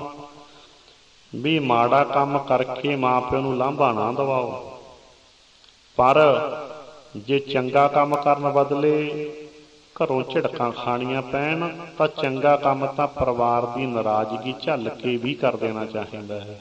ਬੋਲੋ ਸਤਿਨਾਮ ਸ੍ਰੀ ਵਾਹਿਗੁਰੂ। ਹਾਂ, ਮਾੜਾ ਕੰਮ ਕਰਕੇ ਮਾਂ ਪਿਓ ਨੂੰ ਲਾਂਭਾ ਨਾ ਦਵਾਓ, ਪਰ ਕਈ ਬਜ਼ੁਰਗਾਂ ਦੀ ਆਦਤ ਹੁੰਦੀ ਹੈ ਮਾਫ਼ ਕਰਨਾ, ਵੀ ਚੰਗੇ ਕੰਮ ਤੋਂ ਵੀ ਰੋਕਦੇ ਰਹਿੰਦੇ ਐ। ਕਹਿੰਦੇ ਚੰਗਾ ਕੰਮ ਕਰਨ ਵਾਸਤੇ ਭਾਵੇਂ ਬਾਪ ਦੀ ਨਾਰਾਜ਼ਗੀ ਝੱਲਣੀ ਪਵੇ ਤਾਂ ਵੀ ਪ੍ਰਵਾਹ ਨਹੀਂ ਕਰਨੀ ਚਾਹੀਦੀ। ਇਸ ਦੋਨੇ ਪਾਸੇ ਸਿੱਖਿਆ, ਤੇ ਬਜ਼ੁਰਗਾਂ ਨੂੰ ਵੀ ਸਿੱਖਿਆ ਵੀ ਬੱਚਿਆਂ ਨੂੰ ਚੰਗੇ ਕੰਮ ਤੋਂ ਕਦੇ ਨਹੀਂ ਰੋਕਣਾ ਚਾਹੀਦਾ, ਮਾੜੇ ਕੰਮ ਤੋਂ ਰੋਕਣਾ ਫਰਜ਼ ਹੁੰਦਾ। ਬੋਲੋ ਸਤਿਨਾਮ ਸ੍ਰੀ ਵਾਹਿਗੁਰੂ। ਕਈ ਦੇਖਿਆ ਨਾ ਚੰਗੇ ਕੰਮ ਤੋਂ ਰੋਕਦੇ ਰਹਿੰਦੇ ਆ, ਉਦਾਂ ਦੀ ਵਿਰਤੀ ਹੁੰਦੀ ਹੈ। ਤੇ ਫਿਰ ਇੱਥੇ ਗੁਰੂ ਨਾਨਕ ਸਾਹਿਬ ਸਿੱਖਿਆ ਦੇ ਗਏ ਵੀ ਮਾੜਾ ਕੰਮ ਤਾਂ ਕਰੋ ਨਾ, ਪਰ ਚੰਗਾ ਕੰਮ ਕਰਨ ਵੇਲੇ ਜੇ ਘਰੋਂ ਨਾਰਾਜ਼ਗੀ ਖੱਟਣੀ ਪਵੇ, ਕਿਸੇ ਵੀ ਪਰਿਵਾਰਕ ਮੈਂਬਰ ਦੀ ਘਰ ਦੀ ਨਾਰਾਜ਼ਗੀ ਖੱਟ ਕੇ ਵੀ ਭਲਾ ਕੰਮ ਕਰ ਦੇਣਾ ਚਾਹੀਦਾ ਹੈ। ਭਲਾ ਕੰਮ ਕਰਨ ਵੇਲੇ ਡਰਨਾ ਨਹੀਂ ਚਾਹੀਦਾ ਵੀ ਕਿਤੇ ਘਰ ਦੇ ਗੁੱਸੇ ਨਾ ਹੋ ਜਾਣ। ਬੋਲੋ ਸਤਿਨਾਮ ਸ੍ਰੀ ਵਾਹਿਗੁਰੂ। ਚੰਗਾ ਕੰਮ ਕਰਨ ਵੇਲੇ ਨਹੀਂ ਡਰਨਾ ਚਾਹੀਦਾ ਵੀ ਕਿਤੇ ਘਰ ਦੇ ਮਾੜਾ ਕੰਮ ਥੋੜਾ ਕਰਦੇ ਆ। ਜੇ ਚੰਗਾ ਕੰਮ ਕਰਨ ਵੇਲੇ ਪਰਿਵਾਰ ਵਾਲੇ ਗੁੱਸੇ ਹੁੰਦੇ ਆ ਤਾਂ ਹੋ ਹੀ ਚੱਲਣ। ਤਾਂ ਤੇ ਕਿਉਂ ਸਿੱਖਿਆ ਹੁੰਦੀ ਆ ਨਾ। ਤੇ ਕੀ ਕਿਹਾ ਸੀ? ਚੱਲ ਕੋਈ ਨਹੀਂ, ਬਾਪ ਦੀਆਂ ਚਪੇੜਾਂ ਝੱਲ ਲਵਾਂਗਾ ਪਰ ਭੁੱਖਿਆਂ ਦਾ ਦੁੱਖ ਨਹੀਂ ਝੱਲਿਆ ਜਾਂਦਾ, ਜਿਸ ਕਰਕੇ ਇਹਨਾਂ ਨੂੰ ਤਾਂ ਛਕਾਉਣਾ ਹੀ ਹੈ। ਚੱਲ ਕੋਈ ਨਹੀਂ, ਝਿੜਕਾਂ ਝੱਲ ਲਵਾਂਗੇ। ਤਾਂ ਤੇ ਏਦਾਂ ਇੱਕ ਇੱਕ ਪੁਆਇੰਟ ਦੇ ਕੋਲ ਸਿੱਖਿਆ ਨਾ। ਸਾਖੀ ਤਾਂ ਆਪਾਂ ਸੁਣੀ ਹੁੰਦੀ ਹੈ, ਭਾਵ ਕਿ ਸਿੱਖਿਆ ਨੂੰ ਵਿਚਾਰਨਾ ਜ਼ਰੂਰੀ ਹੁੰਦਾ। ਕਈ ਵਾਰੀ ਆਪਾਂ ਸਾਖੀਆਂ ਸਿੱਧੀ ਸੁਣਦੇ ਸੁਣਾਉਂਦੇ ਰਹਿੰਦੇ ਹਾਂ, ਸਾਖੀ ਦੀ ਸਿੱਖਿਆ ਨੂੰ ਘੱਟ ਵਿਚਾਰਦੇ ਹਾਂ ਵੀ ਸਾਨੂੰ ਸਿੱਖਿਆ ਕੀ ਮਿਲਦੀ ਹੈ। ਤਾਂ ਤੇ ਇਦੋਂ ਪਹਿਲਾਂ 3 ਸਿੱਖਿਆਵਾਂ ਆਪਾਂ ਨੂੰ ਮਿਲ ਗਈਆਂ ਵੀ ਜੇਬ 'ਚ ਮਾਇਆ, ਭੁੱਖੇ ਨੂੰ ਕੁਝ ਛਕਾ ਦੇਣਾ ਚਾਹੀਦਾ ਪਰ ਪੈਸੇ ਨਹੀਂ ਦੇਣੇ ਚਾਹੀਦੇ। ਜੇ ਕਿਸੇ ਭਲੇ ਦੇ ਕੰਮ ਵਾਸਤੇ ਘਰੋਂ ਨਾਰਾਜ਼ਗੀ ਖੱਟਣੀ ਪਵੇ ਤਾਂ ਵੀ ਕੋਈ ਗੱਲ ਨਹੀਂ। ਅਗਲੀ ਗੱਲ, ਜਿਸ ਵੇਲੇ ਉਹਨਾਂ ਨੂੰ ਛਕਾਤਾ, ਗੱਲ ਮੁੱਕੀ। ਉਹਨਾਂ ਨੂੰ ਭੋਜਨ ਛਕਾ ਦਿੱਤਾ। ਛਕਾਉਣ ਤੋਂ ਬਾਅਦ ਗੁਰੂ ਨਾਨਕ ਸਾਹਿਬ ਜੀ ਉਹਨਾਂ ਨੂੰ ਕਹਿੰਦੇ ਆ ਜਾਓ ਸਾਧੂਓ, ਕੋਈ ਰੱਬ ਦੇ ਘਰ ਦੀ ਗੱਲ ਕਰੀਏ। ਤੇ ਕਹਿੰਦੇ ਉਹ ਸਾਰੇ ਸਾਧੂ ਨਾ ਗੁਰੂ ਨਾਨਕ ਸਾਹਿਬ ਦੇ ਚਾਰ ਛਪੇਰੇ ਕਹਿ ਲਓ ਆਲੇ ਦੁਆਲੇ ਸਾਰੇ ਇਕੱਠੇ ਹੋ ਕੇ ਬੈਠ ਗਏ। ਹੁਣ ਗੁਰੂ ਨਾਨਕ ਸਾਹਿਬ ਜੀ ਉਹਨਾਂ ਨੂੰ ਜਾਣੀ ਕਿ ਮੱਤ ਦੇਣ ਲੱਗੇ ਆ। ਸਿੱਖਿਆ ਕਿਵੇਂ ਲੱਗੀ? ਇੱਕ ਇੱਕ ਪੁਆਇੰਟ ਤੇ ਵੀ ਭੁੱਖੇ ਨੂੰ ਮੱਤ ਦੇਣ ਤੋਂ ਪਹਿਲਾਂ ਉਹਨੂੰ ਛਕਾ ਦੇਣਾ ਚਾਹੀਦਾ, ਕਿਤੇ ਪਹਿਲਾਂ ਹੀ ਨਾ ਮੱਤ ਦੇਣ ਲੱਗ ਜਿਓ। ਕਈ ਨਾ ਮੱਤ ਛਕਾਉਣ ਤੋਂ ਪਹਿਲਾਂ ਹੀ, ਮੰਨ ਲਓ ਕਹਿੰਦਾ ਕੋਈ ਭੁੱਖਾ ਹੈ, ਖੱਟਾ ਹੈ, ਕੰਮ ਨਹੀਂ ਕਰੀਦਾ ਫਲਾਨਾ ਲੈ, ਉਹ ਪਹਿਲਾਂ ਹੀ ਨਾ ਲੈਕਚਰ ਦੇਣ ਲੱਗ। ਪਹਿਲਾਂ ਇਹਨੂੰ ਭੁੱਖਾ ਹੁਣ ਤਾਂ ਕਿਹੜਾ ਇਹਨੂੰ ਛਕਾ ਦੇ, ਫਿਰ ਬਹਾ ਕੇ ਇਹਨੂੰ ਮੱਤ ਵੀ ਦੇ ਦੀ। ਬੋਲੋ ਸਤਿਨਾਮ ਸ੍ਰੀ ਵਾਹਿਗੁਰੂ। ਨੋਟ ਕਰਿਓ, ਭੁੱਖੇ ਨੂੰ ਮੱਤ ਦੇਣ ਤੋਂ ਪਹਿਲਾਂ ਕੁਝ ਛਕਾ ਦੇਣਾ ਚਾਹੀਦਾ। ਮੱਤ ਦੇਣ ਤੋਂ ਪਹਿਲਾਂ ਅਪਣੱਤ ਪੈਦਾ ਕਰ ਲੈਣੀ ਚਾਹੀਦੀ ਹੈ। ਜਿਸ ਕਰਕੇ ਗੁਰੂ ਨਾਨਕ ਸਾਹਿਬ ਨੇ ਪਹਿਲਾਂ ਤਾਂ ਉਹਨਾਂ ਨੂੰ ਭੋਜਨ ਛਕਾ ਦਿੱਤਾ, ਤੇ ਜੇ ਪਹਿਲਾਂ ਹੀ ਮੱਤ ਦੇਣ ਲੱਗ ਜਾਂਦੇ ਫਿਰ, ਕਿਉਂਕਿ ਮਿਸਅੰਡਰਸਟੈਂਡਿੰਗ ਹੁੰਦੀ ਹੈ ਨਾ, ਫਿਰ ਉਹਨਾਂ ਨੇ ਕੀ ਕਹਿਣਾ ਸੀਗਾ? ਗੁਰੂ ਨਾਨਕ ਸਾਹਿਬ ਜੀ ਨੂੰ ਕਹਿੰਦੇ ਕੰਮ ਨਹੀਂ ਕਰੀਦਾ, ਕੋਈ ਇਹਦਾ ਕੋਈ ਬਾਹਾਂ ਤਾਹਾਂ ਖੜਿਆ, ਕੋਈ ਪੁੱਠਾ ਲਾਂਕਦਾ, ਕੋਈ ਧੂਣਾ ਲਾਇਆ। ਤੇ ਉਹਨਾਂ ਨੇ ਫਿਰ ਅੱਗੋਂ ਕੀ ਕਹਿਣਾ ਸੀ? ਉਹਨਾਂ ਨੇ ਮੋਢੇ ਚੱਕਣੀ ਸੀ ਅੱਗੋਂ, ਕੱਲ ਦਾ ਸ਼ੋਕਰਾ ਆ ਗਿਆ ਸਾਨੂੰ ਮੱਤ ਦੇਣ। ਫਿਰ ਉੱਥੇ ਮੱਤ ਤਾਂ ਕਿਹਨੇ ਲੈਣੀ ਦੇਣੀ ਸੀ? ਉਸ ਤੇ ਡਾਂਗ ਹੀ ਫੜਕਣੀ ਸੀ। ਬੋਲੋ ਸਤਿਨਾਮ ਸ੍ਰੀ ਵਾਹਿਗੁਰੂ। ਕਿਉਂਕਿ ਮਿਸਅੰਡਰਸਟੈਂਡਿੰਗ ਹੋ ਜਾਂਦੀ ਨਾ, ਇਹ ਹੋ ਸਕਦਾ ਹੈ ਨਿਰਹੋ ਵਿਚਾਰ। ਤਾਂ ਤੇ ਗੁਰੂ ਨਾਨਕ ਸਾਹਿਬ ਫਿਰ ਉਹਨਾਂ ਨੂੰ ਕੀ ਕਹਿੰਦੇ ਆਓ ਸਾਧੂਓ, ਕੋਈ ਰੱਬ ਦੇ ਘਰ ਦੀ ਗੱਲ ਕਰੀਏ। ਤੇ ਇਕੱਠੇ ਹੋ ਕੇ ਬੈਠ ਗਏ ਸਾਰੇ। ਕਿਉਂ? ਆਪਣਾ ਤਾਂ ਪੈਦਾ ਹੋ ਗਿਆ। ਇਕੱਠੇ ਹੋ ਕੇ ਬੈਠ ਗਏ ਸਾਰੇ। ਜਦੋਂ ਇਕੱਠੇ ਹੋ ਕੇ ਬੈਠ ਗਏ ਤੇ ਗੁਰੂ ਸਾਹਿਬ ਜੀ ਨੇ ਗੱਲ ਤੋਰੀ। ਹੁਣ ਦੇਖੋ ਮੇਰੇ ਗੁਰੂ ਬਾਬਾ ਜੀ ਕਿਹੋ ਜਿਹੇ ਨੇ। ਕਹਿੰਦੇ ਜਦੋਂ ਅਸੀਂ ਇੱਥੋਂ ਦੀ ਲੰਘ ਰਹੇ ਸੀ ਸਾਧੂਓ, ਤੇ ਮੈਂ ਵੇਖਿਆ ਵੀ ਤੁਹਾਡੇ ਵਿੱਚੋਂ ਕੋਈ ਤਾਹਾਂ ਬਾਹਾਂ ਕਰੀ ਖੜਾ ਹੈ, ਕੋਈ ਪੁੱਠਾ ਲਮਕਦਾ, ਕੋਈ ਕਲੱਤ ਦੇ ਭਾਰ ਖੜਾ, ਕੋਈ ਧੂਣਾ ਜਿਹਾ ਲਾਈ ਬੈਠਾ, ਕੋਈ ਧੁੱਪੇ ਖੜਾ। ਇਹ ਤੁਸੀਂ ਕੀ ਕਰਦੇ ਹੋ? ਕਹਿੰਦੇ ਅਸੀਂ ਤਪੱਸਿਆ ਕਰਦੇ ਹਾਂ। ਗੁਰੂ ਨਾਨਕ ਸਾਹਿਬ ਕਹਿੰਦੇ ਅੱਛਾ ਤਪੱਸਿਆ ਕਰਦੇ ਹੋ, ਤਪੱਸਿਆ ਕਾਹਦੇ ਵਾਸਤੇ ਕਰਦੇ ਹੋ? ਉਹ ਕਹਿੰਦੇ ਜੀ ਪਰਮਾਤਮਾ ਨੂੰ ਮਿਲਣ ਵਾਸਤੇ। ਗੁਰੂ ਨਾਨਕ ਸਾਹਿਬ ਕਹਿੰਦੇ ਬਲਿਹਾਰ ਸਾਧੂਓ, ਸੋਥੋਂ ਮੈਂ ਬਲਿਹਾਰ ਜਾਵਾਂ, ਸਦਕੇ ਜਾਵਾਂ, ਕਿਉਂਕਿ ਤੁਹਾਨੂੰ ਪਰਮਾਤਮਾ ਦੇ ਮਿਲਣ ਦੀ ਚਾਹਨਾ ਹੈ। 5ਵੇਂ ਸਰੂਪ ਦੇ ਵਿੱਚ ਸੁਖਮਨੀ ਸਾਹਿਬ 'ਚ ਵੀ ਲਿਖਿਆ ਜਿਸ ਜਨ ਕੋ ਪ੍ਰਭ ਦਰਸ ਪਿਆਸਾ, ਨਾਨਕ ਤਾਕੈ ਬਲ ਬਲ ਜਾਸਾ।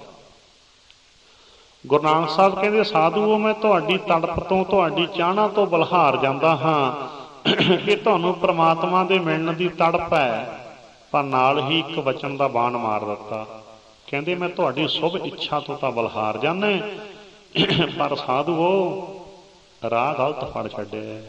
ਬੋਲੋ ਸਤਨਾਮ ਸ੍ਰੀ ਬਸ ਵਾਹਿਗੁਰੂ। ਬਾਣ ਮਾਰ ਦਿੱਤਾ, ਬਾਣ ਮਾਰ ਦਿੱਤਾ ਵੀ ਤੁਸੀਂ ਪ੍ਰਮਾਤਮਾ ਨੂੰ ਮਿਲਣ ਵਾਸਤੇ ਤਾਂ ਇਹ ਰਾਹ ਚੱਲ ਕੇ ਪ੍ਰਮਾਤਮਾ ਨਹੀਂ ਮਿਲਣਾ, ਮਾਰਗ ਗਲਤ ਹੈ। ਜਿਸ ਵੇਲੇ ਇੰਨਾ ਬਚਨ ਕਿਹਾ ਉਹਨਾਂ ਦੀ ਗੱਲ ਜੱਚੀ। ਉਸੇ ਵੇਲੇ ਕਹਿੰਦੇ ਜੀ ਫਿਰ ਦੱਸੋ ਸਹੀ ਮਾਰਗ। ਬਣ ਗਈ ਨਾ ਗੱਲ, ਆ ਗਈ ਨਾ ਹੁਣ ਸਾਹਮਣੇ ਥਾਂ ਤੇ।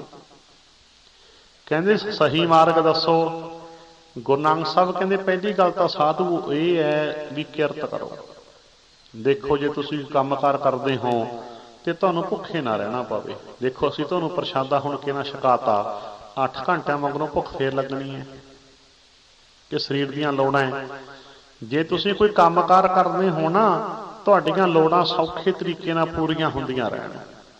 ਜਿਸ ਕਰਕੇ ਕਿਰਤ ਕਰੋ, ਕੋਈ ਕੰਮਕਾਰ ਕਰੋ, ਤਾਂ ਕਿ ਜਿਹੜੀਆਂ ਲੋੜਾਂ ਨੇ ਇਹ ਪੂਰੀਆਂ ਹੁੰਦੀਆਂ ਰਹਿਣ। ਉਹਨਾਂ ਦੀ ਗੱਲ ਜੱਜ ਵੀ ਗੱਲ ਠੀਕ ਹੈ। ਫਿਰ ਗੁਰੂ ਜੀ ਕਹਿੰਦੇ ਨਾਮ ਜਪੋ।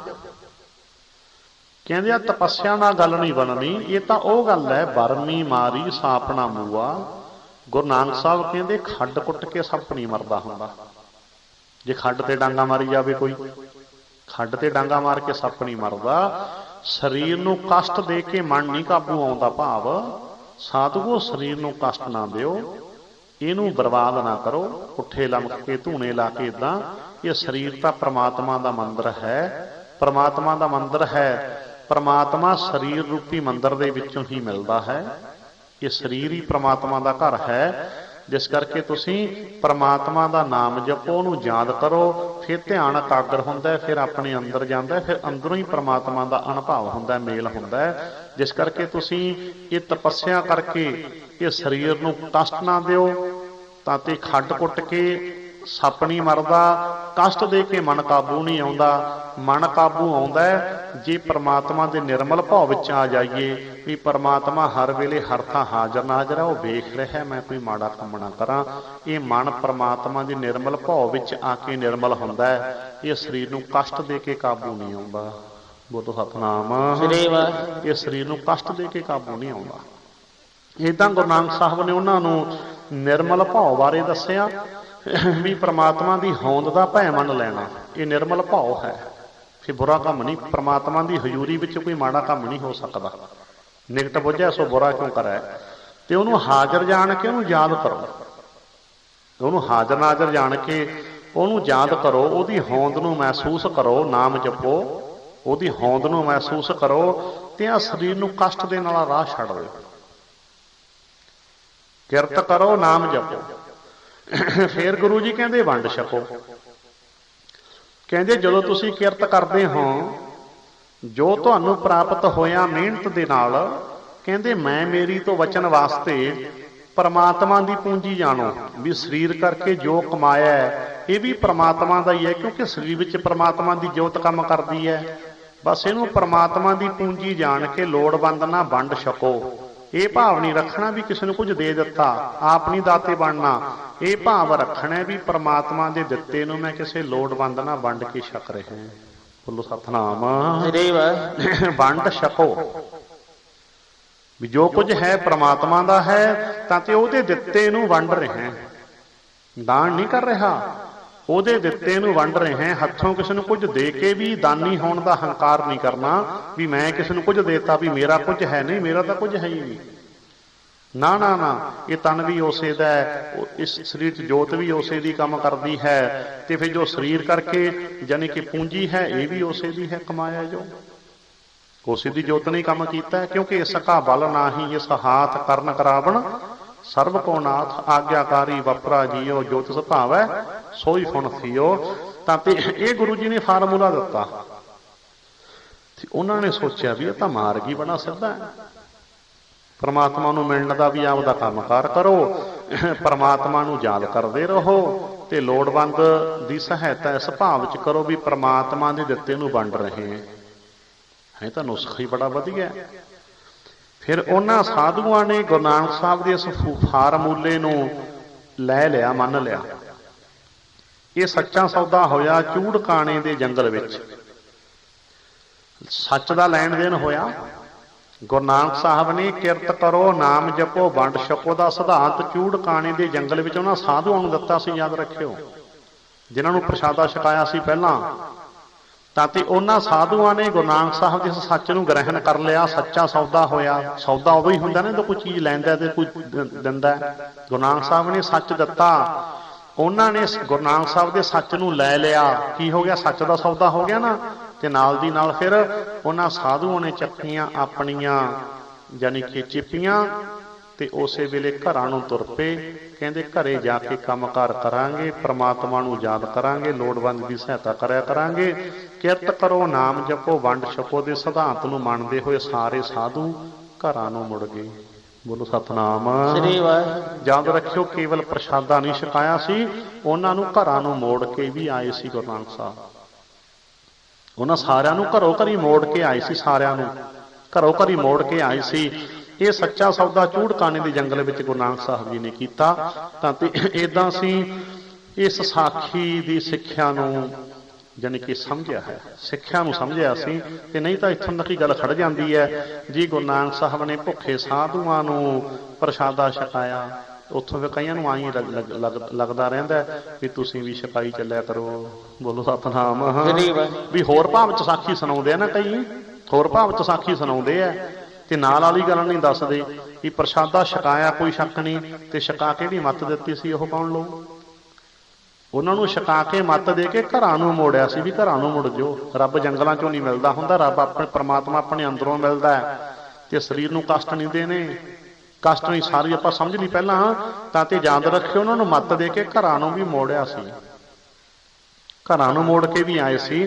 ਜਿਸ ਕਰਕੇ ਰਹੋ ਵਿਚਾਰ। ਇਹ ਰਿਹਾ ਆਪਾਂ ਸਾਖੀ ਦੀ ਸਿੱਖਿਆ ਨੂੰ ਸਮਝਿਆ। ਅਗਲੀ ਸਾਖੀ, ਜਿਸ ਵੇਲੇ ਏਦਾਂ ਪਿਤਾ ਜੀ ਫਿਰ ਨਾਰਾਜ਼ ਹੋਏ, ਆਪ ਨੂੰ ਪਤਾ, ਤੁਸੀਂ ਸੁਣਦੇ ਰਹਿਣ ਨੂੰ ਗੱਲ ਮੁੱਕੀ। ਉਹ ਤਾਂ ਪਹਿਲਾਂ ਗੱਲ ਹੋ ਗਈ ਸੀ ਵੀ ਘਰ ਦੀ ਨਾਰਾਜ਼ਗੀ ਖੱਟ ਕੇ ਵੀ ਭਲੇ ਦਾ ਕੰਮ ਕਰ ਦੇਣਾ ਚਾਹੀਦਾ, ਕੋਈ ਗੱਲ ਨਹੀਂ। ਚਲੋ ਨਾਰਾਜ਼ ਹੋਏ ਪਿਤਾ ਜੀ, ਗੱਲ ਮੁੱਕੀ। ਉਸ ਤੋਂ ਬਾਅਦ ਯਾਨੀ ਕਿ ਫਿਰ ਏਦਾਂ ਦਾ ਯਾਨੀ ਕਿ ਖਿਆਲ ਬਣਿਆ ਕਿ ਇੱਕ ਵਾਰ ਭੈਣ ਨਾਨਕੀ ਆਈ ਹੋਈ ਹੈ। ਆਪ ਨੂੰ ਪਤਾ ਭੈਣ ਨਾਨਕੀ ਸੁਲਤਾਨਪੁਰ ਲੋਧੀ ਭਾਈਆ ਜੈ ਰਾਮ ਜੀ। ਤਾਂ ਤੇ ਸੁਲਤਾਨਪੁਰ ਲੋਧੀ ਵਿਆਹੀ ਹੋਈ ਸੀ ਗੁਰੂ ਨਾਨਕ ਸਾਹਿਬ ਦੀ ਵੱਡੀ ਭੈਣ। ਤਾਂ ਤੇ ਜਿਸ ਵੇਲੇ ਇੱਕ ਵਾਰ ਹੁਣ ਬੇਬੇ ਨਾਨਕੀ ਯਾਨੀ ਕਿ ਆਪਣੇ ਪੇਕੇ ਘਰ ਆਈ ਹੋਈ ਹੈ ਤੇ ਗੁਰੂ ਨਾਨਕ ਸਾਹਿਬ ਦੇ ਪਿਤਾ ਜੀ ਕਹਿਣ ਲੱਗੇ ਆਪਣੀ ਧੀ ਨੂੰ ਕਿ ਧੀਏ ਤੂੰ ਹੀ ਲੈ ਜਾ ਨਾਨਕ ਨੂੰ ਆਪਣੇ ਕੋਲ, ਕੋਈ ਉੱਥੇ ਕੰਮਕਾਰ ਕਰਾ ਕੇ ਵੇਖ ਲਓ, ਉੱਥੇ ਕੋਈ ਕੰਮਕਾਰ ਕਰਾ ਦਿਓ ਤੇ ਤੂੰ ਆਪਣੇ ਕੋਲੇ ਲੈ ਜਾ। ਜਿਸ ਵੇਲੇ ਕਿਉਂਕਿ ਭੈਣ ਨਾਨਕੀ ਨੂੰ ਪਛਾਣ ਸੀ, ਉਹਨੂੰ ਅੱਖ ਦਿੱਤੀ ਸੀ ਵਾਹਿਗੁਰੂ ਨੇ। ਤਾਂ ਤੇ ਉਹ ਕਹਿਣ ਲੱਗੀ ਮੇਰੇ ਬਹੁਤ ਵੱਡੇ ਭਾਗ, ਠੀਕ ਹੈ ਵੀਰ ਜੀ ਨੂੰ ਮੇਰੇ ਕੋਲ ਭੇਜ ਦਿਓ।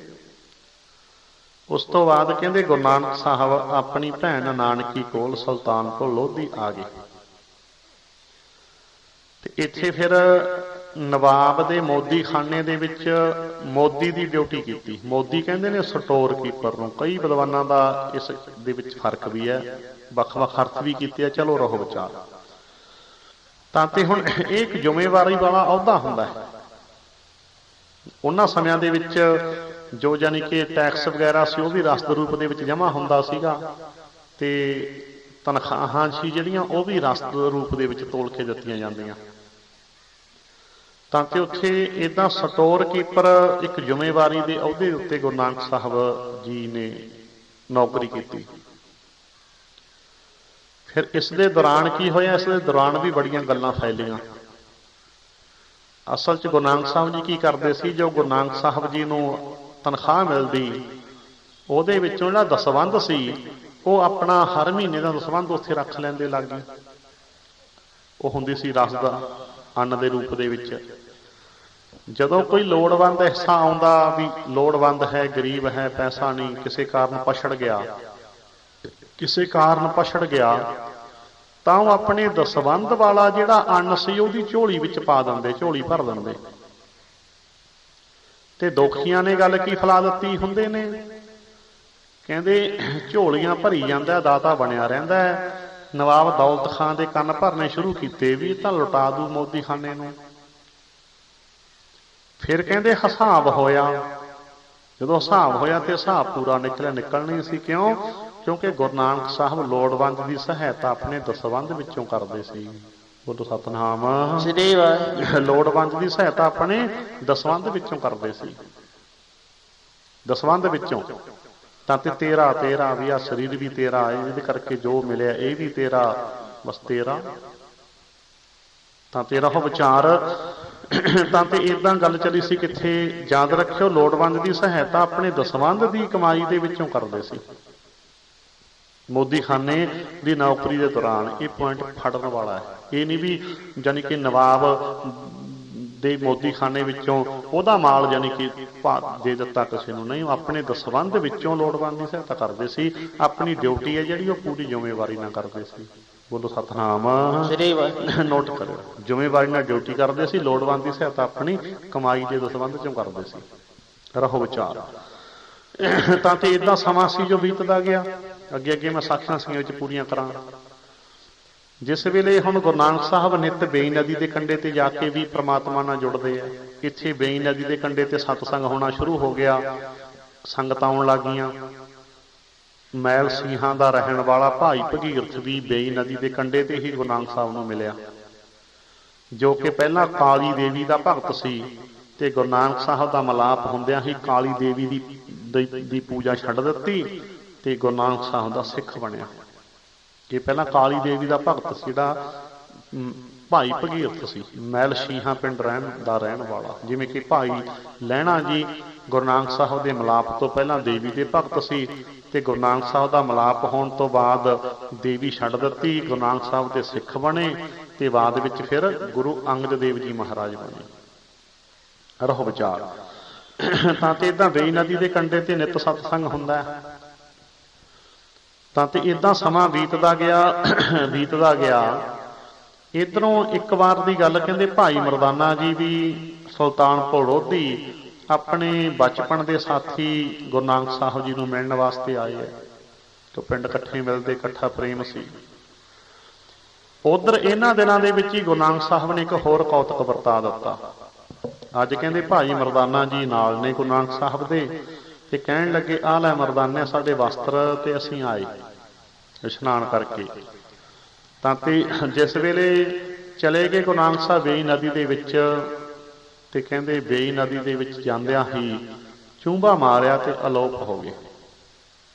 ਕਾਫੀ ਦੇਰ ਸੇਵਕ ਦੇਖਦਾ ਰਿਹਾ। ਜਦੋਂ ਨਾ ਬਾਹਰ ਆਏ ਤਾਂ ਵਸਤਰ ਲੈ ਕੇ ਗੁਰੂ ਨਾਨਕ ਸਾਹਿਬ ਦੇ ਘਰ ਆ ਗਿਆ ਮਰਦਾਨਾ। ਜਦੋਂ ਘਰ ਆ ਗਿਆ ਤੇ ਆ ਕੇ ਭੈਣ ਨਾਨਕੀ ਨੂੰ ਕਹਿਣ ਲੱਗਿਆ, ਮੂੰਹ ਤੇ ਲਾਜਾ ਕੀਤਾ ਹੋਇਆ ਕਿ ਭੈਣੇ ਅੱਜ ਤਾਂ ਭਾਣਾ ਹੀ ਹੋਰ ਵਰਤ ਗਿਆ। ਬੇਬੇ ਨਾਨਕੀ ਨੇ ਪੁੱਛਿਆ, ਕੀ ਗੱਲ ਹੋ ਗਈ? ਕਹਿੰਦੇ ਆ ਵਸਤਰ ਮੈਨੂੰ ਦੇ ਕੇ ਵੀ ਮੈਂ ਇਸ਼ਨਾਨ ਕਰ ਲਵਾਂ, ਬੇਈ ਨਦੀ ਦੇ ਵਿੱਚ ਚਲੇ ਗਏ, ਕੋਈ ਪਤਾ ਨਹੀਂ ਲੱਗਿਆ, ਮਗਰਮੱਛੀ ਕੋਈ ਨਿਕਲ ਗਿਆ ਵਿੱਚ ਹੀ, ਫਿਰ ਪਾਣੀ ਰੋੜ ਕੇ ਲੈ ਗਿਆ ਜਾਂ ਕੀ ਗੱਲ ਬਣ ਗਈ, ਤੇ ਨਦੀ ਦੇ ਵਿੱਚ ਡੁੱਬ ਗਏ ਲੱਗਦੇ ਆ। ਪਾਣੀ ਰੋੜ ਕੇ ਲੈ ਗਿਆ ਜਾਂ ਮਗਰਮੱਛ ਨਿਕਲ ਗਿਆ। ਜਦੋਂ ਇੰਨਾ ਬਚਨ ਕਿਹਾ, ਉਸੇ ਵੇਲੇ ਭੈਣ ਨਾਨਕੀ ਕਹਿਣ ਲੱਗੀ, ਨਹੀਂ ਇਹ ਨਹੀਂ ਹੋ ਸਕਦਾ। ਆਸੇ ਪਾਸੇ ਵੀ ਰੌਲਾ ਪੈ ਗਿਆ ਸਾਰੇ। ਕੋਈ ਕਹੇ ਢੋਡੀ ਆਵਾਜ਼ਾਂ ਹੁੰਦੀਆਂ, ਕੋਈ ਕਹੇ ਨਾਨਕੀ ਦਾ ਵੀਰ ਡੁੱਬ ਗਿਆ, ਕੋਈ ਕਹੇ ਜੈ ਰਾਮ ਦਾ ਰਿਸ਼ਤੇਦਾਰ ਡੁੱਬ ਗਿਆ, ਕੋਈ ਕਹੇ ਨਵਾਬ ਦਾ ਮੋਦੀ ਡੁੱਬ ਗਿਆ। ਏਦਾਂ ਜਾਨੀ ਕਿ ਇਕੱਠ ਹੋ ਗਿਆ ਨਦੀ ਦੇ ਕੰਢੇ ਤੇ। ਜਿਵੇਂ ਜਿਵੇਂ ਆਸੇ ਪਾਸੇ ਗੱਲ ਫੈਲ ਗਈ, ਸਾਰੀ ਦੁਨੀਆ ਕਹਿੰਦੀ ਸੀ ਨਾਨਕ ਡੁੱਬ ਗਿਆ। ਕੋਈ ਕਹਿੰਦਾ ਪਾਣੀ ਰੋੜ ਕੇ ਲੈ ਗਿਆ, ਕੋਈ ਕਹਿੰਦਾ ਮਗਰਮੱਛ ਨਿਕਲ ਗਿਆ। ਖੈਰ ਖੁੰਡ ਪਾਰਟੀ ਹੋਰੂ ਜੀ ਗੱਲਾਂ ਵੀ ਕਰਦੀ ਸੀ ਵਿੱਚ ਵਿੱਚ। ਉਹ ਵੀ ਹੁੰਦਾ ਨਾ, ਉਹ ਕਿਵੇਂ ਇੱਕ ਥਾਂ ਦੇ ਉੱਤੇ ਖੁੰਡ ਪਾਰਟੀ ਇੱਕ ਦੂਜੇ ਨੂੰ ਕਹਿੰਦਾ ਉਹ ਫਲਾਨਿਆਂ ਆਏ ਸੁਣਿਆ ਵੀ ਆਪਣਾ ਉਹ ਨਵਾਬ ਦਾ ਮੋਦੀ, ਆ ਦੇਖਾਂ ਆਪਣਾ ਉਹ ਜੈ ਰਾਮ ਦਾ ਰਿਸ਼ਤੇਦਾਰ, ਖੁੰਡ ਪਾਰਟੀ ਦਾ ਰੋਲ ਕਰ ਰਿਹਾ ਮੈਂ ਉਹਨੂੰ, ਉਹ ਆਪਣਾ ਜੈ ਰਾਮ ਦਾ ਰਿਸ਼ਤੇਦਾਰ ਦੇਖ, ਉਹ ਕਹਿੰਦੇ ਡੁੱਬ ਗਿਆ ਬੇਨਦੀ ਦੇ ਵਿੱਚ। ਦੂਜਾ ਕਹਿੰਦਾ ਡੁੱਬਿਆ ਕਾਹਨੂੰ ਐ? ਤੀਜਾ ਕਹਿੰਦਾ ਹੋਰ ਹੁਣ ਉਹ ਸਾਰੇ ਤਾਂ ਰੌਲਾ ਪੈ ਰਿਹਾ, ਇਕੱਠ ਹੋ ਰਿਹਾ, ਡੁੱਬ ਗਿਆ। ਉਹ ਪਹਿਲਾ ਕਹਿੰਦਾ ਡੁੱਬਿਆ ਕਾਹਨੂੰ ਐ? ਦਾਤਾ ਬਣਿਆ ਰਿਹਾ, ਝੋਲੀਆਂ ਭਰਦਾ ਰਿਹਾ, ਹਿਸਾਬ ਕਿਤਾਬ ਹੋਣਾ ਸੀ, ਐਂ ਲੱਗਦਾ ਜਾਣ ਕੇ ਛਾਲ ਮਾਰ ਗਿਆ। ਬੋਲੋ ਸਤਿਨਾਮ। ਸ੍ਰੀ ਵਾਹਿਗੁਰੂ। ਇਹ ਸੀ ਜੀ ਖੁੰਡ ਪਾਰਟੀ ਦੀਆਂ ਗੱਲਾਂ। ਕਹਿੰਦੇ ਜਾਣ ਕੇ ਛਾਲ ਮਾਰ ਗਿਆ ਲੱਗਦਾ। ਜਾਣ ਕੇ ਛਾਲ ਮਰ ਗਿਆ ਤਾਂ ਤੇ ਖੁੰਡ ਪਾਰਟੀ ਦਾ ਖਿਆਲ ਸੀ, ਕੁਝ ਦਾ ਖਿਆਲ ਸੀ ਪਾਣੀ ਰੋੜ ਕੇ ਲੈ ਗਿਆ, ਕੁਝ ਦਾ ਖਿਆਲ ਸੀ ਮਗਰਮੱਛ ਨਿਕਲ ਗਿਆ। ਪਰ ਇੱਕ ਭੈਣ ਨਾਨਕੀ ਕਹਿੰਦੀ ਸੀ ਨਾ, ਇਹ ਨਹੀਂ ਹੋ ਸਕਦਾ, ਨਾ ਮੇਰੇ ਵੀਰ ਨੂੰ ਪਾਣੀ ਰੋੜ ਕੇ ਲਿਜਾ ਸਕਦਾ ਹੈ, ਮੇਰਾ ਵੀਰ ਤਾਂ ਡੁੱਬਿਆਂ ਨੂੰ ਤਾਰਨ ਵਾਲਾ ਹੈ, ਨਾ ਮਗਰਮੱਛ ਨਿਕਲ ਸਕਦਾ ਹੈ। ਇਹ ਤਾਂ ਕੋਈ ਉਹਨਾਂ ਦਾ ਕੌਤਕ ਉਹ ਆਪ ਹੀ ਜਾਣਨ।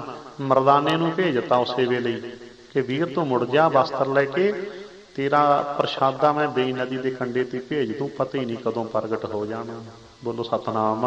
ਸ੍ਰੀ ਵਾਹਿਗੁਰੂ। ਭੈਣ ਨਾਨਕੀ ਦੇ ਸਿਦਕ ਨੇ ਤਾਂ ਤੇ ਵਸਤਰ ਦੇ ਕੇ ਮਰਦਾਨੇ ਨੂੰ ਹਾਜ਼ਰ ਰੱਖਿਆ ਬੇਈ ਨਦੀ ਦੇ ਕੰਢੇ ਤੇ। 3 ਦਿਨ ਜੇ ਕੋਈ ਸੇਵਕ ਹਾਜ਼ਰ ਰਿਹਾ ਨਾ ਕੰਢੇ ਤੇ ਵਸਤਰ ਲੈ ਕੇ, ਇਹ ਭੈਣ ਨਾਨਕੀ ਦਾ ਸਿਦਕ ਸੀ। ਭੈਣ ਨਾਨਕੀ ਨੂੰ ਪੱਕਾ ਭਰੋਸਾ ਸੀ ਵੀ ਕੋਈ ਪਤਾ ਨਹੀਂ ਕਦੋਂ ਪ੍ਰਗਟ ਹੋ ਜਾਣ।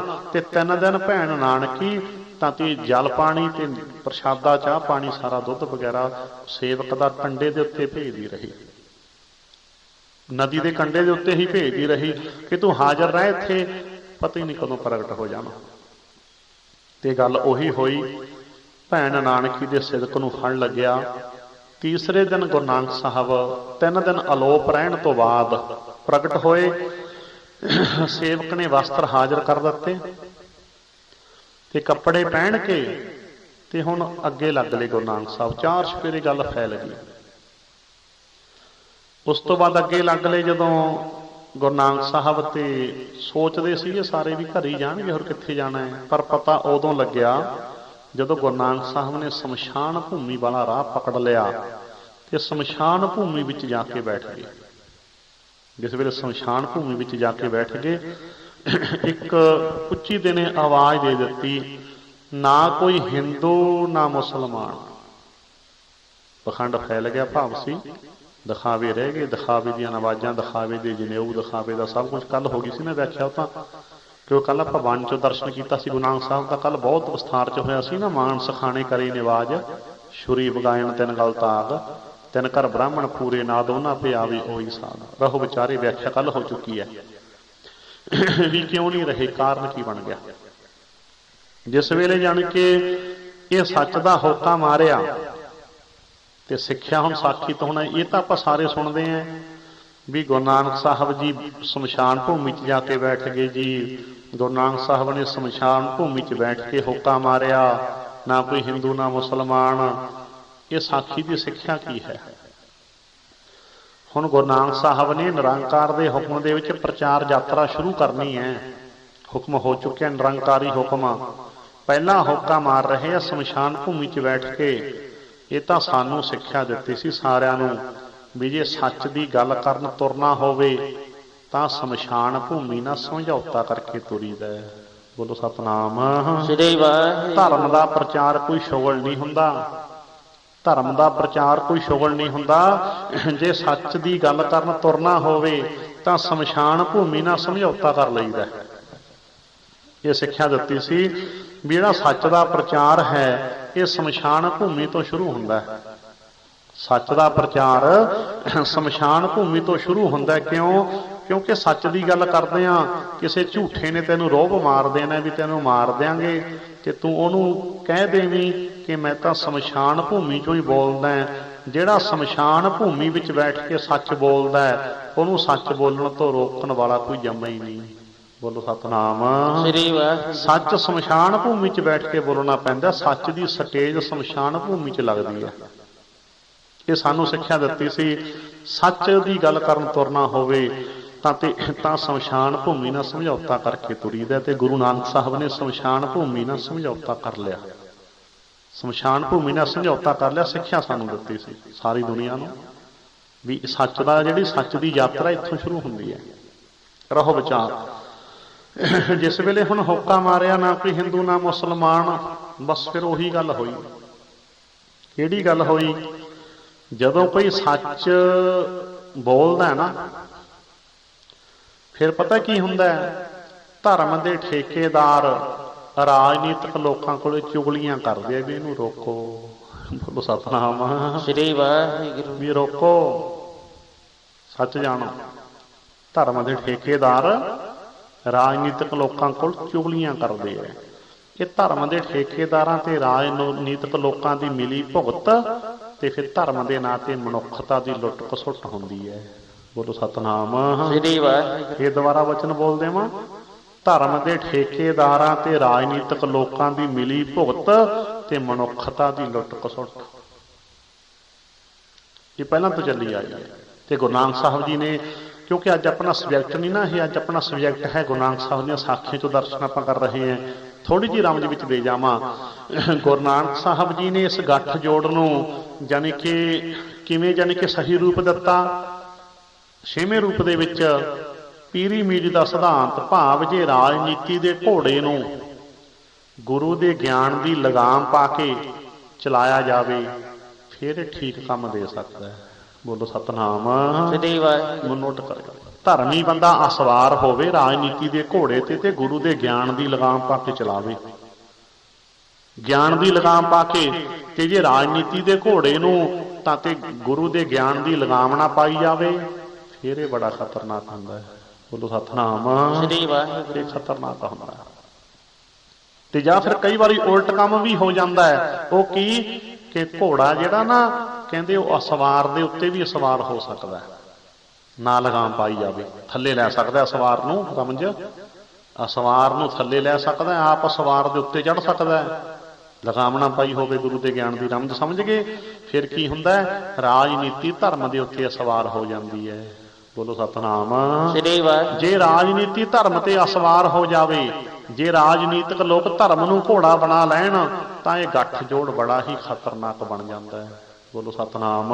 ਸ੍ਰੀ ਵਾਹਿਗੁਰੂ। ਇਹ ਧਰਮ ਦੇ ਠੇਕੇਦਾਰ ਤੇ ਰਾਜਨੀਤਿਕਾਂ ਦੀ ਮਿਲੀ ਭੁਗਤ ਨੇ ਹੀ ਛੋਟੇ ਸਾਹਿਬਜ਼ਾਦਿਆਂ ਨੂੰ ਫਤਵਾ ਲਾਇਆ।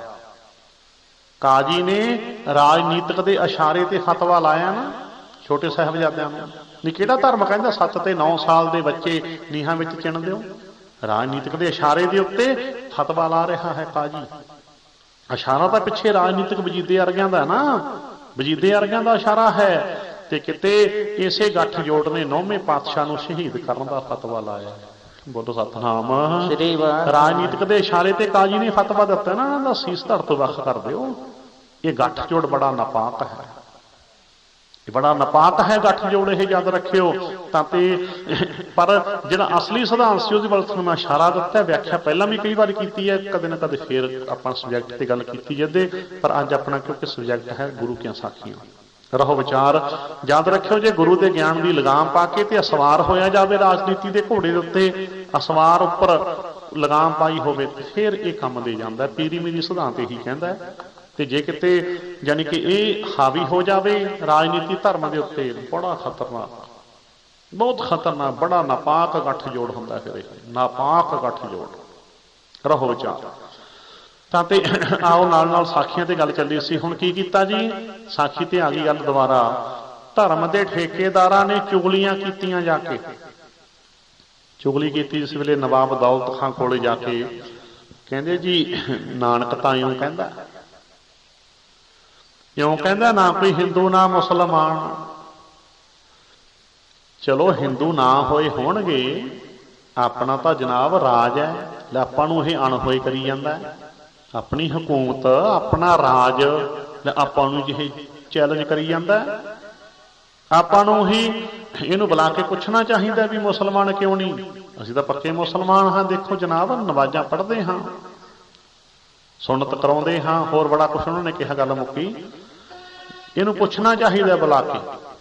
ਜਿਸ ਵੇਲੇ ਇਦਾਂ ਹੋਇਆ ਤੇ ਨਵਾਬ ਦੌਲਤ ਖਾਂ ਨੇ ਆਪਣੇ ਕਰਮਚਾਰੀ ਭੇਜੇ। ਜਿਸ ਵੇਲੇ ਆਪਣੇ ਕਰਮਚਾਰੀ ਭੇਜੇ, ਗੁਰੂ ਨਾਨਕ ਸਾਹਿਬ ਕੋਲੇ ਪਹੁੰਚੇ ਸ਼ਮਸ਼ਾਨ ਭੂਮੀ ਦੇ ਵਿੱਚ। ਨਵਾਬ ਦੌਲਤ ਖਾਂ ਦੇ ਭੇਜੇ ਕਰਮਚਾਰੀ ਵੀ ਤੁਹਾਨੂੰ ਨਵਾਬ ਨੇ ਬੁਲਾਇਆ।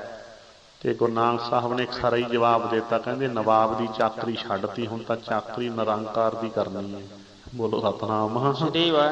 ਹੁਣ ਤਾਂ ਨਿਰੰਕਾਰ ਦੀ ਚਾਕਰੀ ਕਰ ਲਈ, ਨਵਾਬ ਦੀ ਚਾਕਰੀ ਤਾਂ ਛੱਡਤੀ।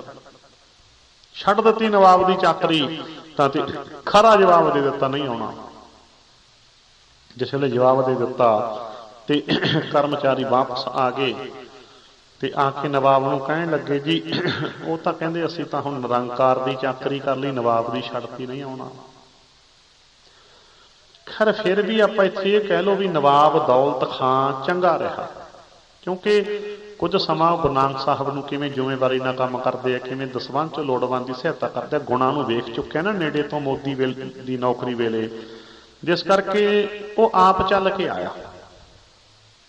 ਆਪ ਜਿਸ ਵੇਲੇ ਚੱਲ ਕੇ ਆਇਆ ਤੇ ਗੁਰੂ ਨਾਨਕ ਸਾਹਿਬ ਜੀ ਨੇ ਫਿਰ ਉਹੀ ਦੁਹਰਾਉਣਾ ਸ਼ੁਰੂ ਕਰ ਦਿੱਤਾ, ਨਾ ਕੋਈ ਹਿੰਦੂ ਨਾ ਮੁਸਲਮਾਨ,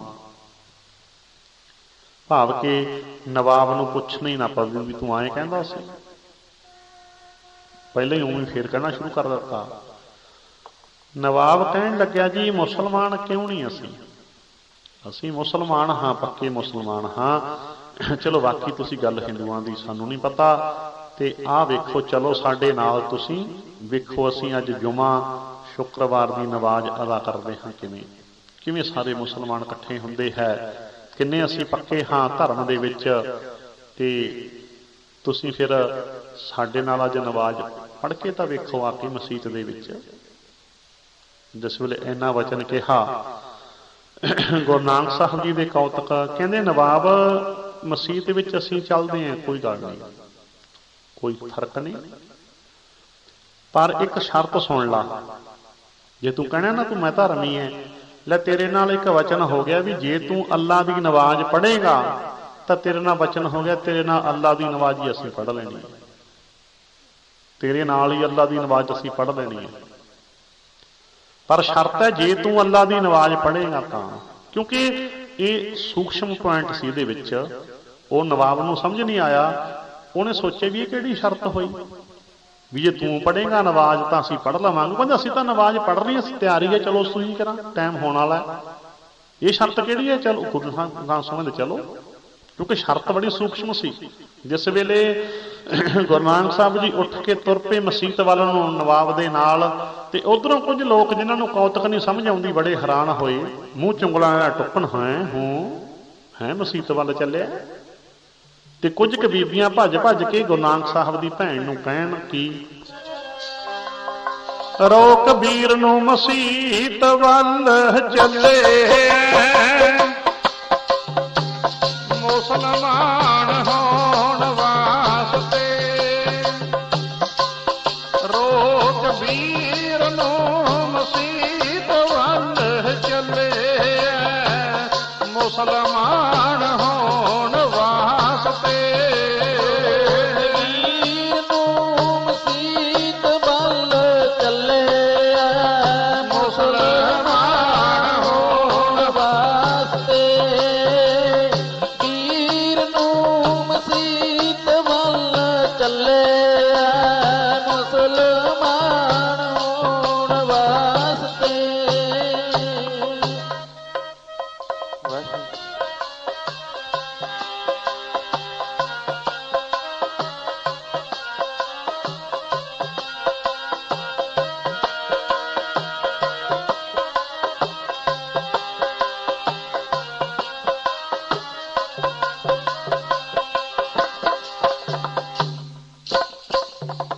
ਜਿਸ ਵੇਲੇ ਜਾ ਕੇ ਕਿਹਾ ਕੁਝ ਬੀਬੀਆਂ ਨੇ ਵੀ ਭੈਣੇ ਤੂੰ ਹੀ ਰੋਕ, ਤੇਰਾ ਵੀਰ ਮਸੀਤ ਨੂੰ ਵੱਲ ਨੂੰ ਚੱਲਿਆ, ਲੈ ਮੁਸਲਮਾਨ ਬਣੂੰਗਾ ਹੁਣ, ਕਹਿੰਦੇ ਨਮਾਜ਼ ਪੜ੍ਹਨ ਚੱਲਿਆ, ਕੌਤਕਾਂ ਨੂੰ ਕਿਹੜਾ ਜਾਣੇ। ਹੁਣ ਭੈਣ ਨਾਨਕੀ ਨੂੰ ਪ੍ਰਤੀਤ ਸੀ, ਪਛਾਣ ਸੀ, ਉਹ ਕਹਿਣ ਲੱਗੀ ਨਹੀਂ ਉਹਨਾਂ ਦੇ ਕੌਤਕਾਂ ਨੂੰ ਉਹੀ ਜਾਣਨਾ, ਨਾ ਮੇਰਾ ਨਹੀਂ ਦਖਲ ਦੇਣਾ ਬਣਦਾ, ਉਹ ਆਪ ਹੀ ਜਾਣਦੇ ਆ ਸਾਰਾ ਕੁਛ, ਬਸ ਕਿ ਉਹਨਾਂ ਦੀਆਂ ਉਹੀ ਜਾਣਦੇ ਨੇ, ਤੁਸੀਂ ਕੋਈ ਏਦਾਂ ਦਾ ਖਿਆਲ ਨਾ ਕਰੋ, ਰਹੋ ਵਿਚਾਰ। ਤਾਂ ਤੇ ਗੁਰੂ ਨਾਨਕ ਸਾਹਿਬ ਮਸੀਤ ਵਿੱਚ ਪਹੁੰਚ ਗਏ। ਇੱਥੇ ਜਿਹੜੀ ਸਿੱਖਿਆ ਦਿੱਤੀ ਸਾਰੀ ਦੁਨੀਆ ਨੂੰ ਯਾਦ ਰੱਖਿਓ, ਕੀ ਕਰਨ ਗਏ ਸੀ, ਸਾਰੀ ਦੁਨੀਆ ਨੂੰ ਕੁਝ ਸਿੱਖਿਆ ਦੇਣ ਗਏ ਸੀ, ਪੂਰੀ ਦੁਨੀਆ ਨੂੰ। ਤਾਂ ਤੇ ਜਿਸ ਵੇਲੇ ਹੁਣ ਨਮਾਜ਼ ਅਦਾ ਹੋਣੀ ਸ਼ੁਰੂ ਹੋ ਗਈ, ਸਾਖੀ ਤੁਸੀਂ ਸੁਣੀ ਹੀ ਹੈ, ਪਰ ਸਿੱਖਿਆ ਨੂੰ ਹੀ ਪਕੜਨਾ ਬਸ। ਗੁਰੂ ਨਾਨਕ ਸਾਹਿਬ ਜੀ ਖੜੇ ਰਹੇ ਤਾਂ ਤੇ ਨਮਾਜ਼ ਹੋਈ ਗਈ, ਉੱਦਾਂ ਜਿਵੇਂ ਨਮਸਕਾਰ ਕਰਦੇ ਆ, ਹੋਰ ਸਾ ਜੋ ਕਰਦੇ ਜਿੰਦਾ ਗੱਲ ਮੁੱਕੀ। ਗੁਰੂ ਨਾਨਕ ਸਾਹਿਬ ਖੜੇ ਵੀ ਰਹੇ ਤੇ ਨਾ ਨਵਾਬ ਕੰਨੀ ਦੇਖ ਕੇ ਨਾ ਮਿੰਨਾ ਜਾਂ ਮੁਸਕਰਾਉਂਦੇ ਰਹੇ, ਮਿੰਨਾ ਜਾ। ਤੇ ਨਵਾਬ ਨੇ ਵੀ ਦੇਖ ਲਿਆ ਵੀ ਨਾਨਕ ਹੱਸੀ ਜਾਂਦਾ। ਵਿੱਚ ਤਾਂ ਬੋਲਿਆ ਨਾ, ਜਦੋਂ ਨਵਾਜ਼ ਪੂਰੀ ਹੋ ਗਈ ਨਾ, ਇੱਕਦਮ ਗੁੱਸੇ ਵਿੱਚ ਬੋਲਿਆ, ਨਾਨਕ ਤੂੰ ਕਹਿੰਦਾ ਸੀ ਮੈਂ ਨਵਾਜ਼ ਪੜ੍ਹੂੰ ਸਾਡੇ ਨਾਲ, ਤੇ ਤੂੰ ਨਵਾਜ਼ ਤਾਂ ਕੀ ਪੜ੍ਹਨੀ ਸੀ, ਮੈਂ ਵੇਖਿਆ ਤੂੰ ਹੱਸੀ ਜਾਂਦਾ ਸੀ, ਤੂੰ ਸਾਡੀ ਤੋਹੀਨ ਕਰਨਾ, ਸਾਡੇ ਧਰਮ ਦਾ ਮਾਹੌਲ ਉਡਾਉਣਾ। ਵਚਨ ਹੋਇਆ ਸੀ ਵੀ ਨਵਾਜ਼ ਮੈਂ ਪੜ੍ਹੂੰਗਾ, ਤੂੰ ਨਵਾਜ਼ ਤਾਂ ਕੀ ਪੜ੍ਹਨੀ, ਮੈਂ ਵੇਖਿਆ ਤੂੰ ਹੱਸ ਰਿਹਾ ਸੀ, ਤੂੰ ਸਾਡੀ ਨਵਾਜ਼ ਦੀ ਤੋਹੀਨ ਕਰਦਾ, ਸਾਡੇ ਧਰਮ ਦਾ ਮਾਹੌਲ ਉਡਾਉਣਾ। ਜਦੋਂ ਇੰਨਾ ਕਿਹਾ, ਗੁਰੂ ਨਾਨਕ ਸਾਹਿਬ ਕਹਿੰਦੇ, ਨਵਾਬ ਮੇਰਾ ਕਿਸੇ ਦੀ ਤੋਹੀਨ ਕਰਨ ਦਾ ਕੋਈ ਭਾਵ ਨਹੀਂ, ਕਿਸੇ ਨੂੰ ਨੀਵਾਂ ਝੁਕਾਉਣ ਦਾ ਕੋਈ ਭਾਵ ਨਹੀਂ, ਫਿਰ ਹੱਸਦਾ ਕਾਹਤੇ ਸੀ। ਗੁਰੂ ਨਾਨਕ ਸਾਹਿਬ ਕਹਿੰਦੇ ਮੇਰਾ ਜਿਹੜਾ ਹਾਸਾ ਸੀ ਉਹ ਨਵਾਜ਼ ਤੇ ਨਹੀਂ ਸੀ, ਮੇਰਾ ਹਾਸਾ ਨਵਾਬ ਤੇਰੇ ਤੇ ਸੀ, ਮੈਂ ਤੇਰੇ ਵੱਲ ਦੇਖ ਕੇ ਹੱਸਦਾ ਸੀ। ਕਹਿੰਦੇ ਲੈ ਮੇਰੇ ਵੱਲ ਕਾਹਤੇ। ਗੁਰੂ ਨਾਨਕ ਸਾਹਿਬ ਕਹਿੰਦੇ ਤੂੰ ਸ਼ਰਤ ਭੁੱਲ ਗਿਆ, ਤੇਰੇ ਨਾਲ ਸ਼ਰਤ ਕੀਤੀ ਸੀ ਵੀ ਜੇ ਕੀ ਪਤਾ ਗੜਬੜ ਹੈ ਤਾਂ ਫਿਰ ਮੈਂ ਨਹੀਂ ਪੜ੍ਹਨੀ, ਜੇ ਤੂੰ ਨਹੀਂ ਨਵਾਜ਼ ਪੜ੍ਹੀ ਤੇ ਫਿਰ ਮੈਂ ਕਿਉਂ ਪੜ੍ਹਾਂ, ਮੈਂ ਤਾਂ ਹੱਸ ਰਿਹਾ ਸੀ ਤੇਰੇ ਵੱਲ ਦੇਖ ਕੇ। ਨਵਾਬ ਕਹਿੰਦਾ ਹਾਸਾ ਕਿਉਂ। ਕਹਿੰਦੇ ਮੈਂ ਤਾਂ ਹੱਸਦਾ ਸੀ ਵੀ ਕਮਲਿਆ ਖੜਾ ਮਸੀਤ ਵਿੱਚ ਤੁਰਿਆ ਕਾਬਲ ਕੰਧਾਰ 'ਚ ਫਿਰਦਾ। ਬੋਲੋ ਸਤਨਾਮ। ਨਵਾਬ ਨੀਵੀਂ ਪਾ ਗਿਆ। ਉਹ ਕਮਲਿਆ ਕਦੇ ਸਰੀਰ ਨੇ ਵੀ ਨਵਾਜ਼ਾਂ ਪੜ੍ਹੀਆਂ, ਉਹ ਕਮਲਿਆ ਕਦੇ ਸੁਰਤ ਨੇ ਵੀ ਘੋੜੇ ਖਰੀਦੇ, ਤੂੰ ਰੰਗ ਦੇ ਕੇ ਫਿਰ ਤਾਂ ਹੋਰ ਨੀਵੀਂ ਪਾ ਗਿਆ। ਤੂੰ ਸੁਰਤ ਦੇ ਭਾਵਾਂ ਨੂੰ ਫੜ ਲਿਆ ਨਾ, ਸੁਰਤ ਦੇ ਭਾਵਾਂ ਨੂੰ ਫੜ ਲਿਆ, ਯਾਦ ਰੱਖਿਓ। ਤਾਂ ਤੇ ਕਹਿੰਦੇ ਕਮਲਿਆ ਕਦੇ ਸੁਰਤ ਨੇ ਘੋੜੇ ਖਰੀਦੇ ਆ, ਖਰੀਦ ਲਿਆਂਦਾ ਘੋੜਾ। ਭਾਵ ਕੁਝ ਸਮਾਂ ਕੁਝ ਦਿਨ ਪਹਿਲਾਂ ਨਵਾਬ ਦਾ ਘੋੜਾ ਮਰ ਗਿਆ ਸੀ, ਉਹਨੂੰ ਵਾਰ-ਵਾਰ ਫੁਰਨੇ ਆ ਰਹੇ ਸੀ ਵੀ ਕਾਬਲ ਕੰਧਾਰ ਜਾ ਕੇ ਛੇਤੀ ਦੇ ਨੇ ਘੋੜਾ ਲਿਆਂਦਾ ਜਾਵੇ। ਬਸ ਇਹੀ ਫੁਰਨੇ ਆਉਣ ਲੱਗੇ। ਮਸੀਤ 'ਚ ਨਵਾਜ਼ 'ਚ ਖੜਿਆ, ਸਰੀਰ ਤਾਂ ਉੱਦਾਂ ਜਾਣੀ ਕਿ ਉੱਠਦਾ ਬੈਠਦਾ ਰਿਹਾ, ਪਰ ਸੁਰਤ ਕਾਬਲ ਕੰਧਾਰ ਵਿੱਚ ਫਿਰਦੀ ਰਹੀ, ਘੋੜੇ ਖਰੀਦੇ। ਗੁਰੂ ਜੀ ਕਹਿੰਦੇ ਕਮਲਿਆ ਕਦੇ ਸੁਰਤ ਨੇ ਘੋੜੇ ਖਰੀਦੇ, ਸਰੀਰ ਨੇ ਨਵਾਜ਼ਾਂ ਪੜ੍ਹੀਆਂ। ਉਹ ਕਮਲਿਆ ਤੇਰਾ ਤਾਂ ਕੋਈ ਕੰਮ ਹੀ ਨਹੀਂ ਹੋਇਆ। ਜਿਹੜਾ ਕੰਮ ਸੁਰਤ ਨਾ ਕਰਨਾ ਸੀ ਤੂੰ ਸਰੀਰ ਨਾਲ ਕਰਦਾ, ਜਿਹੜਾ ਕੰਮ ਸਰੀਰ ਨਾਲ ਕਰਨਾ ਸੀ ਤੂੰ ਸੁਰਤ ਨਾਲ ਕਰਦਾ। ਇਦੋਂ ਤਾਂ ਤੂੰ ਕਾਬਲ ਕੰਧਾਰ ਵਿੱਚ ਘੋੜਾ ਖਰੀਦ ਜਾਂਦਾ ਜਾ ਕੇ, ਇੱਕ ਕੰਮ ਤਾਂ ਹੋ ਜਾਂਦਾ। ਹੁਣ ਨਾ ਨਵਾਜ਼ ਪੜ੍ਹੀ ਨਾ ਘੋੜਾ ਆਇਆ, ਕੋਈ ਕੰਮ ਹੀ ਨਹੀਂ ਹੋਇਆ। ਬੋਲੋ ਸਤਨਾਮ। ਇਹ ਸਾਰੀ ਦੁਨੀਆ ਨੂੰ ਸਿੱਖਿਆ। ਭਾਵ ਕੀ ਹੋ ਗਿਆ, ਇਹਦਾ ਅਰਥ ਕੀ ਬਣ ਗਿਆ ਭਲਾ ਸਾਰੀ ਦੁਨੀਆ ਵਾਸਤੇ ਵੀ ਰਸਮੀ ਪਾਠ ਪੂਜਾ ਦਾ ਕੋਈ ਫਾਇਦਾ ਨਹੀਂ ਜੇ ਧਿਆਨ ਨਾਲ ਜੁੜਿਆ ਹੋਵੇ। ਬੋਲੋ ਸਤਨਾਮ। ਇਹ ਕੋਈ ਮੁੱਦਾ ਪੂਰਤੀ ਨਹੀਂ, ਧਰਮ ਕੋਈ ਰਸਮ ਪੂਰਤੀ ਨਹੀਂ, ਧਰਮ ਕੋਈ ਦਿਖਾਵਾ ਨਹੀਂ। ਫਿਰ ਯਾਦ ਰੱਖਿਓ, ਧਰਮ ਕੋਈ ਰਸਮ ਪੂਰਤੀ ਨਹੀਂ। ਸਾਖੀ ਦੀ ਸਿੱਖਿਆ ਧਿਆਨ ਨਾਲ ਜੁੜਿਆ ਹੋਵੇ, ਰਸਮੀ ਪਾਠ ਪੂਜਾ ਦਾ ਕੋਈ ਫਾਇਦਾ ਨਹੀਂਗਾ। ਸਰੀਰ ਕਿਤੇ ਤੇ ਸੁਰਤ ਕਿਤੇ, ਸੁਰਤ ਗੈਰ ਹਾਜ਼ਰ ਹੈ। ਜਿਸ ਵੇਲੇ ਅਗਲਾ ਪੁਆਇੰਟ ਵੀ ਕਹਿ ਜਾਵਾਂ, ਇੰਨੇ ਨੂੰ ਕੀ ਹੋਇਆ, ਉਹ ਮੌਲਵੀ ਬੋਲ ਪਿਆ, ਕਹਿੰਦਾ ਜੀ ਚਲੋ ਮੇਰੇ ਨਾਲ ਨਵਾਜ਼ ਪੜ੍ਹ ਲੈਣੀ ਸੀ। ਗੁਰੂ ਸਾਹਿਬ ਕਹਿੰਦੇ ਢਕਿਆ ਰਹਿ। ਉਹ ਤੂੰ ਕਿਹੜੀ ਨਵਾਜ਼ ਪੜ੍ਹੀ ਹੈ, ਤੂੰ ਬਸ਼ੇਰੀ ਦੀ ਨਵਾਜ਼ ਅਦਾ ਕੀਤੀ ਹੈ। ਧਿਆਨ ਜਿੱਥੇ ਹੋਵੇ ਉੱਥੇ ਹਾਜ਼ਰੀ ਲੱਗਦੀ ਹੈ। ਤੇਰੇ ਘਰੇ ਘੋੜੀ ਸੋਈ ਹੈ ਤੇ ਤੈਨੂੰ ਫਿਕਰ ਲੱਗਿਆ ਰਿਹਾ ਕਦੋਂ ਨਵਾਜ਼ ਪੂਰੀ ਹੋਵੇ, ਕਦੋਂ ਘਰੇ ਜਾ ਕੇ ਬਸ਼ੇਰੀ ਸਾਹਮਾ ਕਿਤੇ ਖੱਡੀਆਂ ਟੋਚ ਨਾ ਡਿੱਗ ਪਈ ਹੋਵੇ। ਉਹ ਕਮਲਿਆ ਤੂੰ ਤਾਂ ਡਿਊਟੀਆਂ ਪੂਰੀਆਂ ਕਰਦਾ। ਬੋਲੋ ਸਤਨਾਮ। ਨੀਵੀਂ ਪਾ ਗਿਆ ਹੁਣ। ਉਹ ਤੂੰ ਤਾਂ ਡਿਊਟੀਆਂ ਪੂਰੀਆਂ ਕਰਦਾ। ਡਿਊਟੀਆਂ ਕਿਹੜੀ ਨਵਾਜ਼ ਅਦਾ ਕੀਤੀ ਆ ਤੂੰ ਅੱਲਾ ਦੀ? ਤੂੰ ਬਸ਼ੇਰੀ ਦੀ ਨਵਾਜ਼ ਪੜ੍ਹਦਾ ਪਿਆ ਸੀ, ਤੂੰ ਬਸ਼ੇਰੀ ਦੀ ਨਵਾਜ਼ ਪੜ੍ਹਦਾ ਪਿਆ ਸੀ, ਉਹ ਤੂੰ ਡਿਊਟੀ ਪੂਰੀ ਕਰਦਾ। ਡਿਊਟੀ ਸਿੱਖਿਆ ਕੀ ਮਿਲ ਗਈ? ਹੁਣ ਸਾਖੀ ਤੋਂ ਲੈ ਕੇ ਆਪਾਂ ਅਗਲੀ ਸਾਖੀ ਤੇ ਤੁਰ ਗਏ। ਪਹਿਲੀ ਸਿੱਖਿਆ ਤਾਂ ਲੈ ਲਈ ਆਪਾਂ ਵੀ ਰਸਮੀ ਪਾਠ ਪੂਜਾ ਦਾ ਕੋਈ ਫਾਇਦਾ ਨਹੀਂ, ਧਿਆਨ ਜੋੜਨਾ, ਸੁਰਤ ਜੋੜਨੀ। ਸੁਰਤ ਦਾ ਮਾਰਗ ਹੈ, ਧਿਆਨ ਦਾ ਮਾਰਗ ਹੈ। ਤੇ ਇਹ ਸਾਖੀ 500 ਸਾਲ ਤੋਂ ਉੱਤੇ ਹੋ ਗਿਆ ਨਾ, ਹਲੇ ਤੱਕ ਆਪਾਂ ਸਿੱਖਾਂ ਨੇ ਸਮਝੀ ਨਹੀਂ। ਅਸੀਂ ਸੁਣਾਈ ਵੀ ਬਹੁਤ ਵਾਰੀ ਹੈ ਸਾਖੀ, ਦੀ ਸੁਣੀ ਵੀ ਬਹੁਤ ਵਾਰੀ ਹੈ, ਪਰ ਜਿੰਨੀ ਰਸਮੀ ਪਾਠ ਪੂਜਾ ਸਿੱਖ ਕਰਦੇ ਆ ਨਾ ਕੋਈ ਨਹੀਂ ਕਰਦਾ। ਬੋਲੋ ਸਤਨਾਮ। 50 ਖੰਡ ਪਾਠ ਪ੍ਰਕਾਸ਼, ਰਸਮੀ ਪਾਠ ਪੂਜਾ ਤੇ ਬੈਠੇ ਫਿਰ ਕਬੂਤਰ ਨੂੰ ਅੱਧੇ ਕੱਖਾਂ ਜਾਂ ਮੀਚੀਆਂ, ਕੋਤਰੀ ਚੱਲਦੀ ਆ,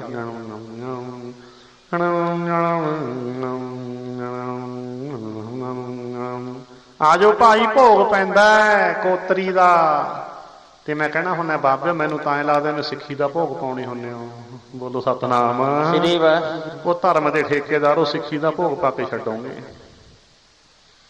ਸਿੱਖੀ ਦਾ ਭੋਗ ਪਾ ਕੇ ਛੱਡੋਗੇ, ਗੁਣ ਮੁੰਨ ਕਰਕੇ ਖੰਡ ਪਾਠਾਂ ਦੇ ਭੋਗ ਪਾ ਕੇ ਆ ਜੋ ਭੋਗ ਪੈਂਦਾ ਹੈ, ਭੋਗ ਪੈਂਦਾ ਹੈ, ਭੋਗ ਪੈਂਦਾ, ਰੋਜ਼ ਹੀ ਭੋਗ ਪਈ ਜਾਂਦੇ ਐ। ਸਿੱਖੀ ਤਾਂ ਭੋਗ ਪੈਣ ਤੇ ਪਹੁੰਚ ਗਈ ਤਾਂ ਹੀ ਤਾਂ। ਬਾਣੀ ਸੁਣਨੀ ਨਹੀਂ, ਬਾਣੀ ਸਮਝਣੀ ਨਹੀਂ, ਬਾਣੀ ਦੀ ਗੱਲ ਨਹੀਂ ਮੰਨਣੀ।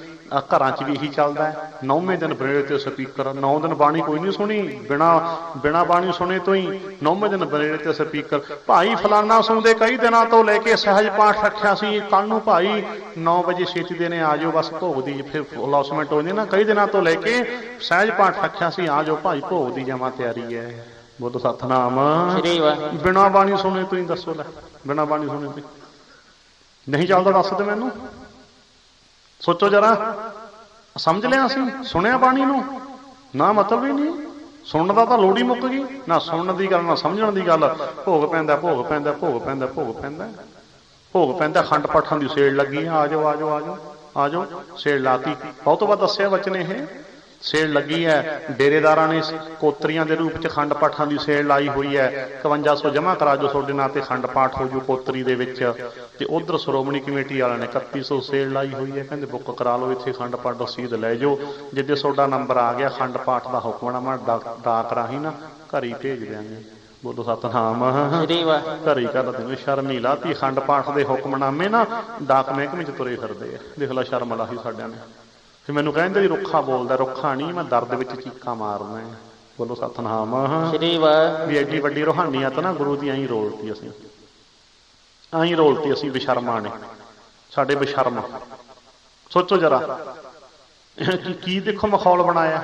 ਆਪੀ ਕਹਿੰਦਾ ਆਪੀ ਮਿਲ ਜੂ ਫਲ ਤੁਹਾਨੂੰ, ਛਣਕਣਾ ਬਣਾਇਆ ਹੋਇਆ ਰੱਬ ਇਹਨਾਂ ਨੇ।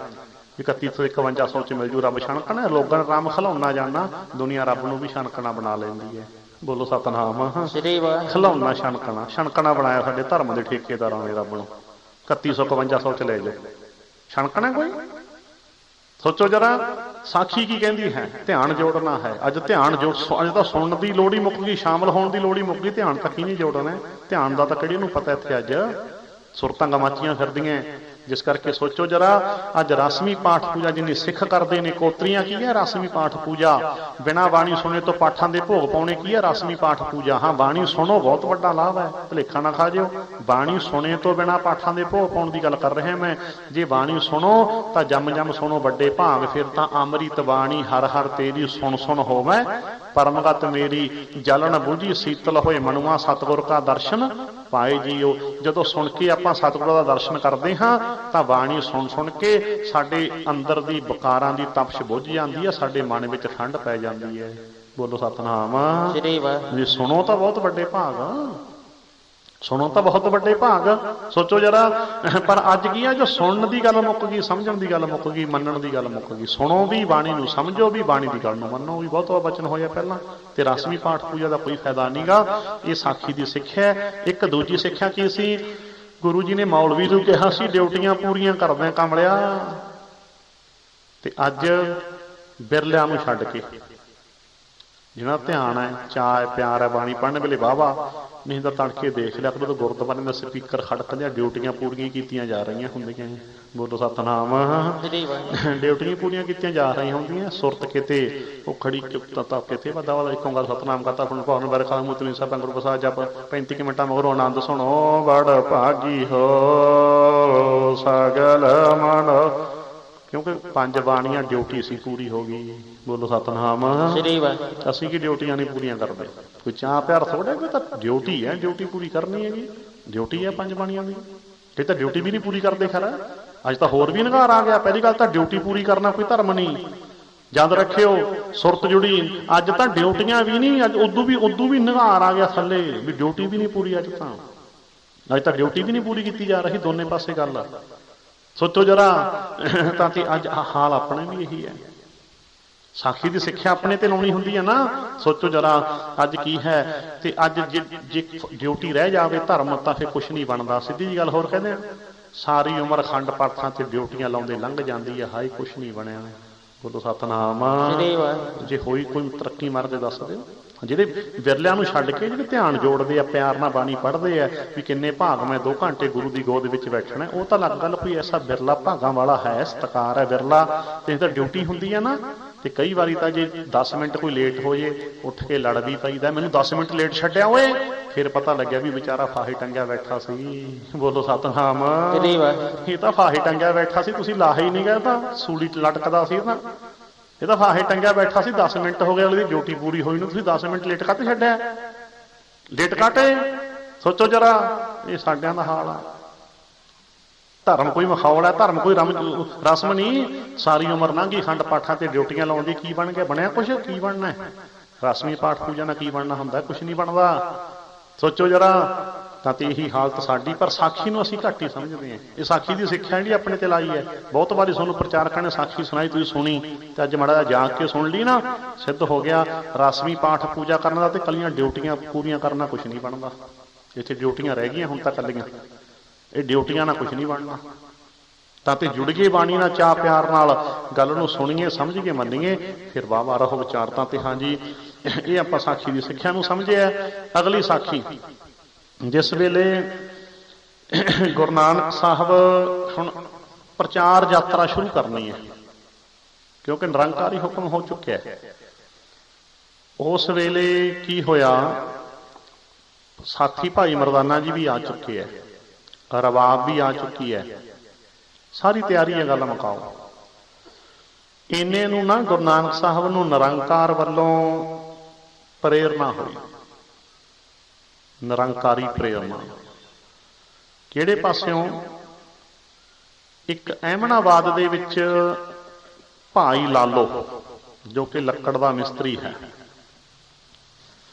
ਇਹ ਬੜੇ ਪਿਆਰ ਵਾਲਾ ਹੈ। ਛੋਟੀ ਜੀ ਕੁੱਲੀ ਹੈ ਭਾਈ ਲਾਲੋ ਦੀ, ਕੱਚਾ ਜਿਹਾ ਕੋਠਾ ਹੈ, ਬਾਹਰ ਛੋਟੀ ਛੋਟੀ 4 ਦੀਵਾਰੀ ਹੈ, 4 ਦੀਵਾਰੀ ਦੇ ਵਿੱਚ ਨਿੰਮ ਲੱਗਿਆ ਹੋਇਆ ਹੈ। ਭਾਈ ਲਾਲੋ ਮਧਰਾ ਜਿਹਾ ਕੱਦ ਹੈ, ਸਾਂਵਲਾ ਜਿਹਾ ਰੰਗ ਹੈ, ਚਿਹਰੇ ਤੇ ਨੂਰ ਹੈ, ਕਿੱਲੇ ਘੜ ਰਿਹਾ ਹੈ, ਨਿੰਮ ਦੀ ਛਾਵੇਂ ਬੈਠਾ, ਗਰਮੀਆਂ ਦੇ ਦਿਨ ਹੈ।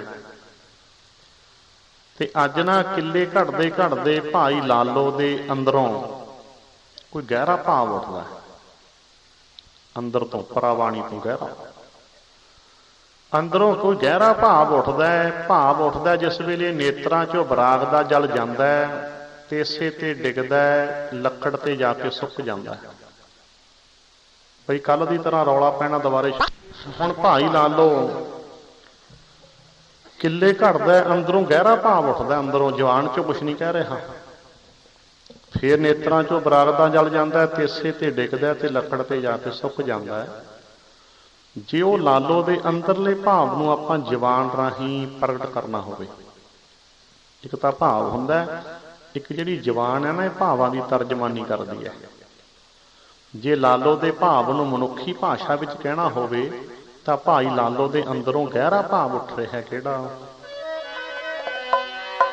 ਰੱਬਾ ਮੇਰਿਆ ਐਸਾ ਕੋਈ ਪਿਆਰਾ ਮੇਲ ਦੇ, ਰੱਬਾ ਮੇਰਿਆ ਐਸਾ ਕੋਈ ਪਿਆਰਾ ਮੇਲ ਦੇ, ਰੱਬਾ ਮੇਰਿਆ ਐਸਾ ਕੋਈ ਪਿਆਰਾ ਮੇਲ ਦੇ, ਰੱਬਾ ਮੇਰਿਆ ਐਸਾ ਕੋਈ ਪਿਆਰਾ ਮੇਲ ਦੇ।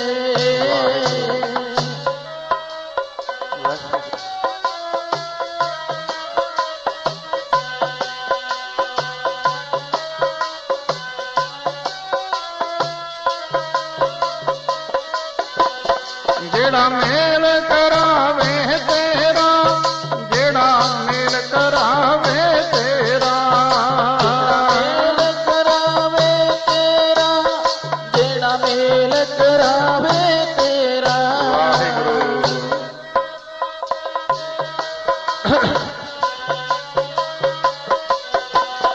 ਜਿਹੜਾ ਮੇਲ ਕਰਾਵੇ ਤੇਰਾ, ਜਿਹੜਾ ਮੇਲ ਕਰਾਵੇ ਤੇਰਾ, ਜਿਹੜਾ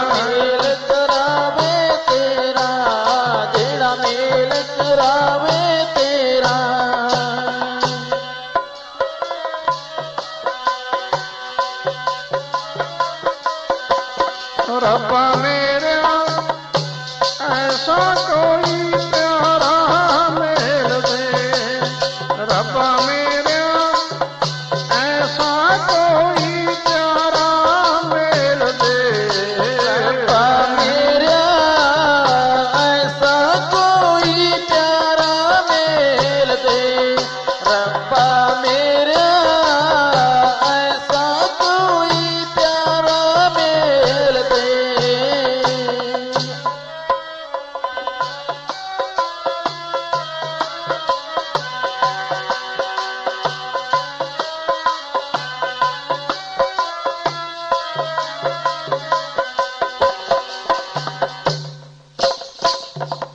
ਇਹ ਲਾਲੋ ਦੇ ਅੰਦਰੋਂ ਗਹਿਰਾ ਭਾਵ ਉੱਠ ਰਿਹਾ ਹੈ ਕਿ ਆਪਣਾ ਕੋਈ ਐਸਾ ਪਿਆਰਾ ਮੇਲ ਕਿ ਮੈਨੂੰ ਆਪ ਦੇ ਨਾਲ ਮਿਲਣ ਦਾ ਮਾਰਗ ਪਤਾ ਲੱਗ ਸਕੇ। ਲਾਲੋ ਦੇ ਅੰਦਰੋਂ ਗਹਿਰਾ ਭਾਵ ਉੱਠਦਾ ਹੈ ਤੇ ਇਹ ਜਾਨੀ ਕਿ ਭਾਵ ਨਿਰੰਕਾਰ ਕੋਲ ਪਹੁੰਚਿਆ ਹੈ। ਕਿਉਂਕਿ ਭਾਵ ਪਹੁੰਚਦੇ, ਯਾਦ ਰੱਖਿਓ, ਬੋਲੀ ਨਹੀਂ ਪਹੁੰਚਦੀ। ਜੇ ਭਾਵ ਨਾ ਹੋਵੇ, ਜ਼ਬਾਨ ਨਾਲ ਜੋ ਮਰਜ਼ੀ ਬੋਲੀ ਚੱਲੋ ਨਾ, ਸਮਝ ਕਾਫੀ ਹੈ। ਤਾਂ ਕਿ ਗੁਰੂ ਨਾਨਕ ਸਾਹਿਬ ਨੂੰ ਨਿਰੰਕਾਰੀ ਪ੍ਰੇਰਨਾ ਹੋਈ ਹੈ ਵੀ ਲਾਲੋ ਨੂੰ ਮਾਰਗ ਦੱਸਿਆ ਜਾਵੇ। ਇਹ ਗੁਰੂ ਨਾਨਕ ਸਾਹਿਬ ਜੀ ਨੂੰ ਨਿਰੰਕਾਰੀ ਪ੍ਰੇਰਨਾ ਹੋਈ ਤੇ ਆਪਣੇ ਸਾਥੀ ਭਾਈ ਮਰਦਾਨਾ ਜੀ ਨੂੰ ਕਹਿਣ ਲੱਗੇ ਕਿ ਮਰਦਾਨਿਆਂ, ਚੱਲ ਭਾਈ ਆਪਾਂ ਨਿਰੰਕਾਰ ਦੇ ਹੁਕਮ ਦੇ ਵਿੱਚ ਸੱਚ ਦਾ ਹੋਕਾ ਮਾਰਨ ਤੁਰਨਾ ਤੇ ਪਹਿਲਾਂ ਨਾ ਤੈਨੂੰ ਇੱਕ ਸਾਡੇ ਪਿਆਰੇ ਕੋਲੇ ਲੈ ਚੱਲੀਏ, ਉਸ ਤੋਂ ਬਾਅਦ ਆਪਾਂ ਫਿਰ ਅੱਗੇ ਦੀ ਯਾਤਰਾ ਸ਼ੁਰੂ ਕਰਾਂਗੇ। ਤੁਰਨ ਤੋਂ ਪਹਿਲਾਂ ਗੁਰੂ ਨਾਨਕ ਸਾਹਿਬ ਜੀ ਆਪਣੀ ਵੱਡੀ ਭੈਣ ਨੂੰ ਕਹਿਣ ਲੱਗੇ, ਬੇਬੇ ਨਾਨਕੀ ਨੂੰ, ਯਾਦ ਰੱਖਿਓ ਸ਼ਾਦੀ ਪਹਿਲਾਂ ਹੋ ਚੁੱਕੀ ਸੀ, ਸ੍ਰੀ ਚੰਦ ਲక్ష్ਮੀ ਚੰਦ ਦਾ ਜਨਮ ਹੋ ਚੁੱਕਿਆ। ਉਸ ਵੇਲੇ ਕਹਿਣ ਲੱਗੇ, ਭੈਣ ਮੈਂ ਨਿਰੰਕਾਰ ਦੇ ਹੁਕਮ ਦੇ ਵਿੱਚ ਨਾ ਦੁਨੀਆ ਤੇ ਸੱਚ ਦਾ ਹੋਕਾ ਮਾਰਨ ਚੱਲਿਆ। ਦੁਨੀਆ ਹਨੇਰੇ ਵਿੱਚ ਭਟਕ ਰਹੀ ਹੈ, ਸਾਰੀ ਦੁਨੀਆ ਰੋ ਰਹੀ ਹੈ। ਭੈਣ ਮੈਂ ਨਿਰੰਕਾਰ ਦੇ ਹੁਕਮ ਦੇ ਵਿੱਚ ਰੋਂਦੀ ਦੁਨੀਆ ਨੂੰ ਸੱਚ ਮਾਰਗ ਦੱਸ ਕੇ ਬਰਾਉਣ ਚੱਲੇ। ਆਪਣੇ ਦੋ ਭਤੀਜੇ ਤੂੰ ਬਰਾ ਕੇ ਰੱਖੀ। ਬੋਲੋ ਸਤਨਾਮ ਸ੍ਰੀ ਵਾਹਿਗੁਰੂ। ਸਿੱਖਿਆ ਕੀ ਮਿਲੀ? ਹਰ ਪਿੰਡ ਤੇ ਸਿੱਖੀ ਹੁੰਦੀ ਹੈ। ਭਾਵ ਕਿ ਕਿਸੇ ਵੱਡੇ ਮਿਸ਼ਨ ਨੂੰ ਸਮਰਪਿਤ ਹੋਣ ਵਾਸਤੇ ਕਈ ਵਾਰ ਪਰਿਵਾਰਕ ਜ਼ਿੰਮੇਵਾਰੀਆਂ ਕੁਝ ਦੇਰ ਵਾਸਤੇ ਸੰਭਾਉਣੀਆਂ ਪੈ ਸਕਦੀਆਂ। ਬੋਲੋ ਸਤਨਾਮ ਸ੍ਰੀ ਵਾਹਿਗੁਰੂ। ਇੱਕ ਹੁੰਦਾ ਭਗੌੜੇ ਹੋਣਾ, ਵੀ ਜੰਗਲਾਂ 'ਚ ਚਲਿਆ ਗਿਆ, ਪਹਾੜਾਂ ਦੇ ਕੰਦਰਾਂ 'ਚ ਜਾ ਕੇ ਬੈਠ ਗਿਆ, ਉਹ ਗੁਰਮਤਿ ਦੇ ਵਿੱਚ ਕੋਈ ਥਾਂ ਨਹੀਂ। ਇੱਕ ਹੁੰਦਾ ਕਿਸੇ ਵੱਡੇ ਮਿਸ਼ਨ ਵਾਸਤੇ, ਯਾਨੀ ਕਿ ਛੋਟੀਆਂ ਜ਼ਿੰਮੇਵਾਰੀਆਂ ਜਿਹੜੀਆਂ ਉਹ ਕੁਝ ਦੇਰ ਲਈ ਸੰਭਾਉਣੀਆਂ ਪੈ ਸਕਦੀਆਂ। ਗੁਰੂ ਨਾਨਕ ਸਾਹਿਬ ਜੀ ਬਹੁਤ ਵੱਡੇ ਮਿਸ਼ਨ ਤੇ ਚੱਲੇ ਹੈ, ਬਹੁਤ ਵੱਡੇ ਮਿਸ਼ਨ ਤੇ ਚੱਲੇ ਹੈ ਤੇ ਆਪਣੀ ਭੈਣ ਨੂੰ ਕਹਿਣ ਲੱਗੇ, ਆ ਲੈ ਭੈਣ, ਆਪਣੇ ਦੋ ਭਤੀਜੇ ਤੂੰ ਬਰਾ ਕੇ ਰੱਖੀ, ਕਿਉਂਕਿ ਮੈਂ ਦੁਨੀਆ ਨੂੰ ਬਰਾਉਣ ਚੱਲਿਆ। ਮੈਂ ਦੁਨੀਆ ਨੂੰ ਬਰਾਉਣ ਚੱਲਿਆ ਤਾਂ ਤੇ ਰਹੋ ਵਿਚਾਰ ਸਿੱਖਿਆ ਪੁਆਇੰਟ ਨੂੰ ਫੜਨਾ ਹੁੰਦਾ ਹੈ। ਕਿਸੇ ਵੱਡੇ ਮਿਸ਼ਨ ਵਾਸਤੇ ਕਈ ਵਾਰ ਪਰਿਵਾਰਕ ਯਾਨੀ ਕਿ ਜਿਹੜੀਆਂ ਜ਼ਿੰਮੇਵਾਰੀਆਂ ਉਹ ਸੰਭਾਉਣੀਆਂ ਪੈ ਸਕਦੀਆਂ ਕੁਝ ਦੇਰ ਲਈ। ਯਾਦ ਰੱਖੋ ਤਾਂ ਰਹੋ ਵਿਚਾਰ। ਜਿਸ ਵੇਲੇ ਗੱਲ ਮੁਕਾਓ, ਹੁਣ ਚੱਲੇ ਤੁਰ ਪਏ। ਅਹਿਮਦਾਬਾਦ ਸ਼ਹਿਰ ਪਹੁੰਚ ਕੇ ਮੈਂ ਸਾਖੀ ਪੂਰੀ ਕਰਾਂ ਸੰਖੇਪ ਸਮੇਂ 'ਚ। ਹੁਣ ਭਾਈ ਲਾਲੋ ਦੇ ਘਰ ਪਹੁੰਚ ਗਏ। ਜਿਸ ਵੇਲੇ ਭਾਈ ਲਾਲੋ ਨਿੰਮ ਦੇ ਥੱਲੇ ਬੈਠਾ ਕਿੱਲੇ ਘੜ ਰਿਹਾ ਹੈ, ਜੋ ਪਹਿਲਾਂ ਆਪਾਂ ਨਕਸ਼ਾ ਬਣਾਇਆ ਸੀ, ਭਾਵਨਾ ਦਾ ਨਕਸ਼ਾ ਹੁੰਦਾ ਇਹ, ਵੀ ਨਿੰਮ ਥੱਲੇ ਬੈਠਾ ਕਿੱਲੇ ਘੜ ਰਿਹਾ, ਮਧੁਰਾ ਜਿਹਾ ਰੰਗ ਹੈ, ਸਾਂਵਲਾ ਜਿਹਾ ਰੰਗ ਹੈ, ਇਹ ਭਾਵਨਾ ਦਾ ਨਕਸ਼ਾ ਹੀ ਹੁੰਦਾ, ਹੋਰ ਕੁਝ ਨਹੀਂ। ਰਹੋ ਵਿਚਾਰ। ਜਿਸ ਵੇਲੇ ਗੁਰੂ ਨਾਨਕ ਸਾਹਿਬ ਪਹੁੰਚੇ ਤੇ ਪੈਰਾਂ ਦੀ ਆਹਟ ਹੋਈ, ਆਵਾਜ਼ ਵੀ ਕੋਈ ਆ ਰਿਹਾ ਹੈ ਤੇ ਲਾਲੋ ਨੇ ਵੇਖਿਆ ਜਿਸ ਵੇਲੇ ਕਿੱਲੇ ਘੜਦੇ ਘੜਦੇ ਨੇ ਆਏ ਤੇ ਗੁਰੂ ਨਾਨਕ ਸਾਹਿਬ ਦੇ ਨੂਰੀ ਸਰੂਪ ਦਾ ਦਰਸ਼ਨ ਹੋਇਆ। ਉਸੇ ਵੇਲੇ ਦਿਲ ਨੇ ਸਾਧੀ ਭਰਤੀ,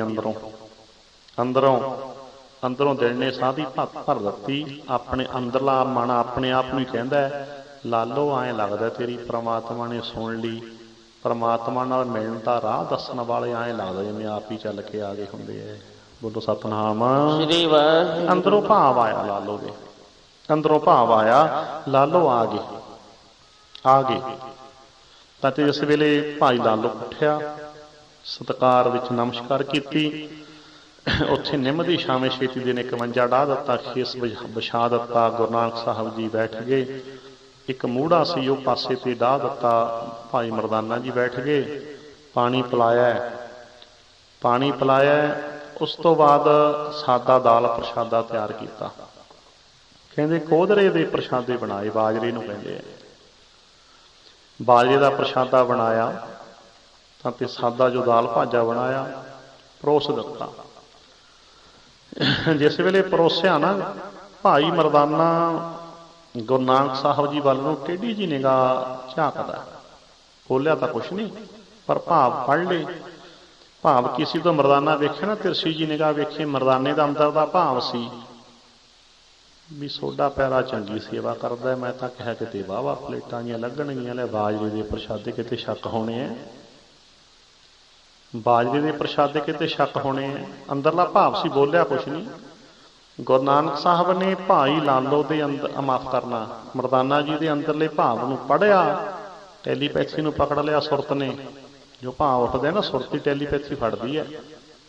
ਤਾਂ ਤੇ ਜਿਸ ਵੇਲੇ ਪਕੜਿਆ ਭਾਵ ਨੂੰ ਸੁਰਤ ਨੇ, ਸੁਰਤ ਦੀ ਫਰੀ ਕਿਉਂ ਸੀ ਨੇ ਅੱਜ ਦੇ ਸਮੇਂ ਦੀ ਭਾਸ਼ਾ ਵਰਤ ਲਈ ਵਿੱਚ ਮੈਂ, ਤਾਂ ਤੇ ਜਿਸ ਵੇਲੇ ਉਸੇ ਵੇਲੇ ਕਹਿੰਦੇ ਮਰਦਾਨਿਆਂ ਖਬਰਦਾਰ, ਜੇ ਸਿੱਖੀ ਦੇ ਚਮਨ ਵਿੱਚ ਬੇਅਦਬੀ ਦਾ ਪੈਰ ਪਾਇਆ, ਖਬਰਦਾਰ ਜੇ ਅੰਦਰਲੇ ਭਾਵ ਨੂੰ ਜ਼ੁਬਾਨ ਤੇ ਲਿਆ ਕੇ ਪ੍ਰਗਟ ਕੀਤਾ, ਅੰਦਰ ਹੀ ਰੋਕ ਲਾ, ਮੂੰਹ ਦੇ ਵਿੱਚ ਬੁਰਕੀ ਪਾ ਕੇ ਦੇਖ, ਫੇਰ ਬੋਲੇ।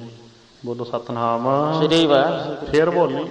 ਜਿਸ ਵੇਲੇ ਮਰਦਾਨੇ ਨੇ ਇੱਕ ਗਰਾਹੀ, ਇੱਕ ਬੁਰਕੀ ਮੂੰਹ ਚ ਪਾਈ ਹੈ, ਕੋਈ ਐਸਾ ਰਸ ਆਇਆ ਹੈ ਜਿਹੜਾ ਰਸ ਪਹਿਲਾਂ ਕਿਸੇ ਵੀ ਪਦਾਰਥ ਵਿੱਚੋਂ ਨਹੀਂ ਆਇਆ ਸੀ। ਕਿਉਂ? ਕਿਉਂਕਿ ਜਿੱਥੇ ਕਿਰਤ ਤੇ ਪ੍ਰੇਮ ਹੈ, ਉਦੋਂ ਵੱਡਾ ਰਸ ਕਿਤੇ ਹੋ ਨਹੀਂ ਸਕਦਾ। ਬੋਲੋ ਸਤਨਾਮ। ਇੱਕ ਕਿਰਤੀ ਹੈ, ਹੱਕ ਸੱਚ ਦੀ ਕਮਾਈ ਦਾ ਪ੍ਰਸ਼ਾਦ ਹੈ, ਇੱਕ ਤੇ ਪ੍ਰੇਮ ਹੈ, ਪਿਆਰ ਵਾਲਾ। ਪ੍ਰੇਮ ਤੇ ਕਿਰਤ, ਬਸ ਰਸ ਬਣ ਗਿਆ। ਏਦਾਂ ਫਿਰ ਪ੍ਰਸ਼ਾਦਾ ਛਕਿਆ ਤੇ ਉਸ ਤੋਂ ਬਾਅਦ ਗੁਰੂ ਨਾਨਕ ਸਾਹਿਬ ਤੇ ਭਾਈ ਲਾਲੋ ਦਾ ਕੱਚੇ ਕੋਠੇ ਦੇ ਵਿੱਚ ਮਿਲਣ ਹੋਇਆ ਤੇ ਗੁਰੂ ਨਾਨਕ ਸਾਹਿਬ ਨੇ ਭਾਈ ਲਾਲੋ ਨੂੰ ਸੁਰਤ ਸ਼ਬਦ ਮਾਰਗ ਦੱਸਿਆ। ਨਾਲ ਨਾਲ ਪਰਮਾਤਮਾ ਦਾ ਸਰੂਪ ਸਮਝਾਇਆ। ਵਿਆਖਿਆ ਪਹਿਲਾਂ ਬਹੁਤ ਵਾਰ ਹੋਈ ਹੈ ਮੂਲ ਮੰਤਰ ਰਾਹੀਂ, ਤੇ ਨਾਲ ਨਾਲ ਵਾਹਿਗੁਰੂ ਗੁਰਮੰਤਰ ਸੁਰਤ ਸ਼ਬਦ ਅਭਿਆਸ ਵਾਸਤੇ ਬਖਸ਼ਿਸ਼ ਕੀਤਾ, ਜੋ ਅੱਜ ਪੰਜ ਪਿਆਰੇ ਗੁਰੂ ਗ੍ਰੰਥ ਸਾਹਿਬ ਦੀ ਹਜ਼ੂਰੀ ਵਿੱਚ ਬਖਸ਼ਿਸ਼ ਕਰਦੇ ਹੈ। ਤੇ ਨਾਲ ਨਾਲ ਇਹ ਦੱਸਿਆ ਕਿ ਪਰਮਾਤਮਾ ਨਾਲ ਜੁੜਨ ਵਾਸਤੇ ਸ਼ਬਦ ਗੁਰੂ ਸੁਰਤ ਧੁਨ ਚੇਲਾ ਦਾ ਮਾਰਗ ਸਮਝਾਇਆ ਕਿ ਲਾਲੋ ਪਰਮਾਤਮਾ ਨਾਲ ਜੁੜਨ ਵਾਸਤੇ ਸ਼ਬਦ ਦੀ ਧੁਨ ਨਾਲ ਜੁੜਨਾ, ਦੇਹ ਦਾ ਧਿਆਨ ਨਹੀਂ ਧਰਨਾ, ਕੋਈ ਸਥੂਲ ਸਰੂਪ ਦਾ ਧਿਆਨ ਨਹੀਂ ਧਰਨਾ। ਦੇਹ ਪ੍ਰਮਾਤਮਾ ਨਾਲ ਨਹੀਂ ਜੋੜਦੀ, ਸ਼ਬਦ ਪ੍ਰਮਾਤਮਾ ਨਾਲ ਜੋੜਦਾ ਹੈ। ਜਿਸ ਕਰਕੇ ਆਹ ਸ਼ਬਦ ਦੀ ਧੁਨ ਵਿੱਚ ਆਪਣੇ ਧਿਆਨ ਨੂੰ ਟਿਕਾਉਣਾ ਹੈ। ਜਦੋਂ ਜੀਵ ਨੇ ਕਹਿਣਾ ਨਾ ਵਾਹਿਗੁਰੂ, ਤੇ ਸੁਰਤ ਨੇ ਸੁਣ ਲੈਣਾ ਹੈ। ਇੱਦਾਂ ਸੁਣਦੇ ਸੁਣਦੇ ਧਿਆਨ ਇਕਾਗਰ ਹੋ ਜਾਂਦਾ ਹੈ। ਫਿਰ ਚੇਤਨਾ ਦਾ ਦੂਜਾ ਗੇਅਰ ਪੈ ਜਾਂਦਾ, ਮਨ ਬੋਲਣ ਲੱਗ ਪੈਂਦਾ ਹੈ। ਫਿਰ ਮਨ ਕਹੀ ਜਾਂਦਾ, ਸੁਰਤ ਸੁਣੀ ਜਾਂਦੀ ਹੈ। ਇੱਦਾਂ ਸੁਣਦੇ ਸੁਣਦੇ ਸਾਰਾ ਧਿਆਨ ਅੰਦਰ ਚਲਿਆ ਜਾਵੇ ਤੇ ਪਰਮਾਤਮਾ ਨੂੰ ਵੇਖਣ ਵਾਲੀ ਅੱਖ ਬਣ ਜਾਂਦੀ ਹੈ। ਜਿਸ ਕਰਕੇ ਗੁਰੂ ਨਾਨਕ ਸਾਹਿਬ ਜੀ ਨੇ ਸ਼ਬਦ ਗੁਰੂ ਸੁਰਤ ਧੁਨ ਚੇਲਾ ਦਾ ਮਾਰਗ ਭਾਈ ਲਾਲੋ ਨੂੰ ਸਮਝਾਇਆ। ਮੂਲ ਮੰਤਰ ਗੁਰਮੰਤਰ ਦੀ ਬਖਸ਼ਿਸ਼ ਕੀਤੀ। ਕਿਰਤ ਕਰਦਾ ਹੀ ਹੈ, ਪਹਿਲਾਂ ਨਾਮ ਜਪਣ ਤੇ ਉੱਤੇ ਲਾ ਦਿੱਤਾ, ਨਾਲ ਨਾਲ ਥੋੜਾ ਵੰਡ ਛਕਣ ਦਾ ਸਿਧਾਂਤ ਵੀ ਸਮਝਾ ਦਿੱਤਾ। ਇੱਦਾਂ ਭਾਈ ਲਾਲੋ ਨੂੰ ਪਰਮਾਰਥ ਮਾਰਗ ਗੁਰੂ ਜੀ ਨੇ ਦੱਸਿਆ ਕਿ ਪਰਮਾਤਮਾ ਨਾਲ ਜੋ ਮਿਲਾਪ ਹੈ ਉਹ ਸ਼ਬਦ ਦੁਆਰਾ ਹੁੰਦਾ ਹੈ, ਦੇਹ ਦੁਆਰਾ ਨਹੀਂ ਹੁੰਦਾ। ਸੁਰਤ ਨੂੰ ਚੇਲਾ ਬਣਾਉਣਾ ਤੇ ਸ਼ਬਦ ਨੂੰ ਗੁਰੂ ਬਣਾਉਣਾ, ਤੇ ਸੁਰਤ ਰੂਪੀ ਚੇਲੇ ਨੇ ਸ਼ਬਦ ਦੀ ਧੁਨ ਵਿੱਚ ਜੁੜਨਾ। ਰਹੋ ਵਿਚਾਰ। ਤਾਂ ਤੇ ਇੱਦਾਂ ਗੁਰੂ ਜੀ ਇੱਥੇ ਕਈ ਦਿਨ ਵਿਚਰਦੇ ਰਹੇ। ਅਗਲੀ ਸਾਖੀ ਮੈਂ ਪੂਰੀ ਕਰ ਜਾਵਾਂ ਸਾਰੀ ਸੰਖੇਪ ਵਿੱਚ। ਕਈ ਦਿਨ ਇੱਥੇ ਵਿਚਰਦੇ ਰਹੇ ਤੇ ਕੀ ਹੋਇਆ, ਇੱਥੇ ਰਹਿੰਦੇ ਰਹਿੰਦੇ ਕਿੱਥੇ ਰਿਸ਼ਵਤਖੋਰ ਬੰਦਾ ਸੀ, ਲੋਕਾਂ ਦਾ ਹੱਕ ਖਾਣ ਵਾਲਾ, ਕਰਪਟ ਕਹਿ ਲਓ ਆਪਾਂ ਅੱਜ ਦੇ ਉਸ 'ਚ ਵੀ, ਜਿਹੜਾ ਜਾਨੀ ਕਿ ਲੋਕਾਂ ਦਾ ਹੱਕ ਮਾਰਨ ਵਾਲਾ ਮਾਲਕ ਭਾਗੋ। ਇੱਥੇ ਗੁਰੂ ਜੀ ਕਈ ਦਿਨ ਰਹਿੰਦੇ ਰਹੇ। ਇੰਨੇ ਵਿੱਚ ਇਹਦਾ ਸਾਲਾਨਾ ਮਾਲਕ ਭਾਗੋ ਦਾ ਜੋ ਇਹ ਸਾਲਾਨਾ ਜਾਨੀ ਕਿ ਜੱਗ ਕਰਦਾ ਹੁੰਦਾ ਸੀ, ਕਹਿ ਲਓ ਸਾਲਾਨਾ ਭੰਡਾਰਾ ਕਹਿ ਲਓ, ਉਹ ਸਾਲਾਨਾ ਭੰਡਾਰਾ ਆ ਗਿਆ ਤੇ ਮਨਾਦੀ ਹੋ ਰਹੀ ਹੈ ਸਾਰੇ, ਸੁਣੋ ਸੁਣੋ ਸੁਣੋ। ਤੁਹਾਨੂੰ ਪਤਾ ਹੈ ਕਿ ਹਰ ਸਾਲ ਮਾਲਕ ਭਾਗੋ ਜੀ ਫਲਾਣੇ ਦਿਨ ਨੂੰ ਆ ਭੰਡਾਰਾ ਜੋ ਕਰਦੇ ਹੈ, ਉਹ ਭੰਡਾਰਾ ਆ ਰਿਹਾ ਹੈ। ਉਸ ਦਿਨ ਕਿਸੇ ਨੇ ਵੀ ਆਪਣੇ ਘਰਾਂ ਵਿੱਚ ਚੁੱਲ੍ਹਾ ਨਹੀਂ ਬਾਲਣਾ, ਸਾਰਿਆਂ ਨੇ ਮਾਲਕ ਭਾਗੋ ਦੇ ਭੰਡਾਰੇ ਵਿੱਚੋਂ ਭੋਜਨ ਕਰਨਾ ਹੈ। ਇਹ ਤਾਂ ਮੁਨਾਦੀ ਹੋ ਗਈ ਸਾਰੇ। ਤੇ ਹੁਣ ਚੁੱਲ੍ਹਾ ਨਹੀਂ ਕਿਸੇ ਨੇ ਬਾਲਿਆ ਤੇ ਆਸੇ ਪਾਸੇ ਤੋਂ ਬੜੀ ਦੁਨੀਆ ਆਈ ਛਕ ਛਕ ਕੇ ਜਾ ਰਹੀ ਹੈ।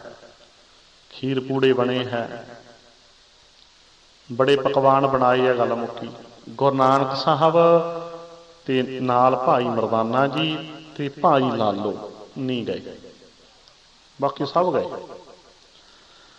ਮਾਲਕ ਭਾਗੋ ਨੇ ਆਪਣੇ ਬੰਦਿਆਂ ਨੂੰ ਪੁੱਛਣਾ ਕੀਤਾ, ਆਪਣੇ ਕਰਮਚਾਰੀਆਂ ਨੂੰ, ਕਹਿੰਦਾ ਸਾਰਾ ਸ਼ਹਿਰ ਆ ਗਿਆ, ਕੋਈ ਰਿਹਾ ਤਾਂ ਨਹੀਂ?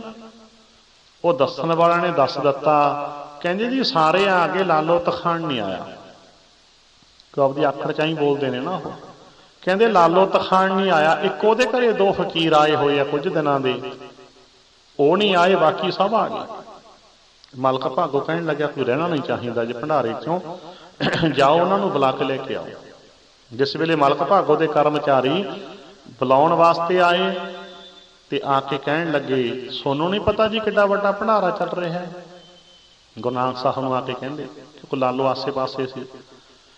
ਮਾਲਕ ਭਾਗੋ ਬੜਾ ਧਰਮਾਤਮਾ ਬੰਦਾ, ਆਏ ਸਾਲ ਭੰਡਾਰਾ ਕਰਦਾ, ਆਏ ਸਾਲ ਇਹ ਸਾਲਾਨਾ ਭੰਡਾਰਾ ਚੱਲ ਰਿਹਾ, ਸਾਰੇ ਭੰਡਾਰੇ ਵਿੱਚੋਂ ਭੋਜਨ ਛਕਦੇ ਆ ਸਾਰੇ, ਤੇ ਤੁਸੀਂ ਵੀ ਚੱਲ ਕੇ ਭੰਡਾਰੇ ਵਿੱਚੋਂ ਭੋਜਨ ਛਕੋ, ਤੁਸੀਂ ਕਾਹਤੇ ਨਹੀਂ ਆਏ? ਜਦੋਂ ਇੰਨਾ ਕਿਹਾ, ਮੇਰੇ ਗੁਰੂ ਬਾਬਾ ਜੀ ਮੂੰਹ ਤੇ ਖਰੀਆਂ ਸੁਣਾਉਣ ਵਾਲੇ, ਕਹਿੰਦੇ ਵੱਡਾ ਵੱਡਾ ਲਾਈ ਹੈ ਸਾਡਾ ਇਹ ਜੇ ਵੱਡਿਆਂ ਦੇ ਨਾਲ, ਸਾਡਾ ਕੋਈ ਨਾ ਸੰਬੰਧ ਇਹ ਜੇ ਵੱਡਿਆਂ ਦੇ ਨਾਲ, ਕੋਈ ਨਾ ਸੰਬੰਧ ਇਹੋ ਜੇ ਵੱਡਿਆਂ ਦੇ ਨਾਲ, ਕੋਈ ਨਾ ਸੰਬੰਧ ਇਹੋ ਜੇ ਵੱਡਿਆਂ ਦੇ ਨਾਲ, ਸਾਡਾ ਕੋਈ ਨਾ ਸੰਬੰਧ ਇਹੋ ਜੇ ਵੱਡਿਆਂ ਦੇ ਨਾਲ।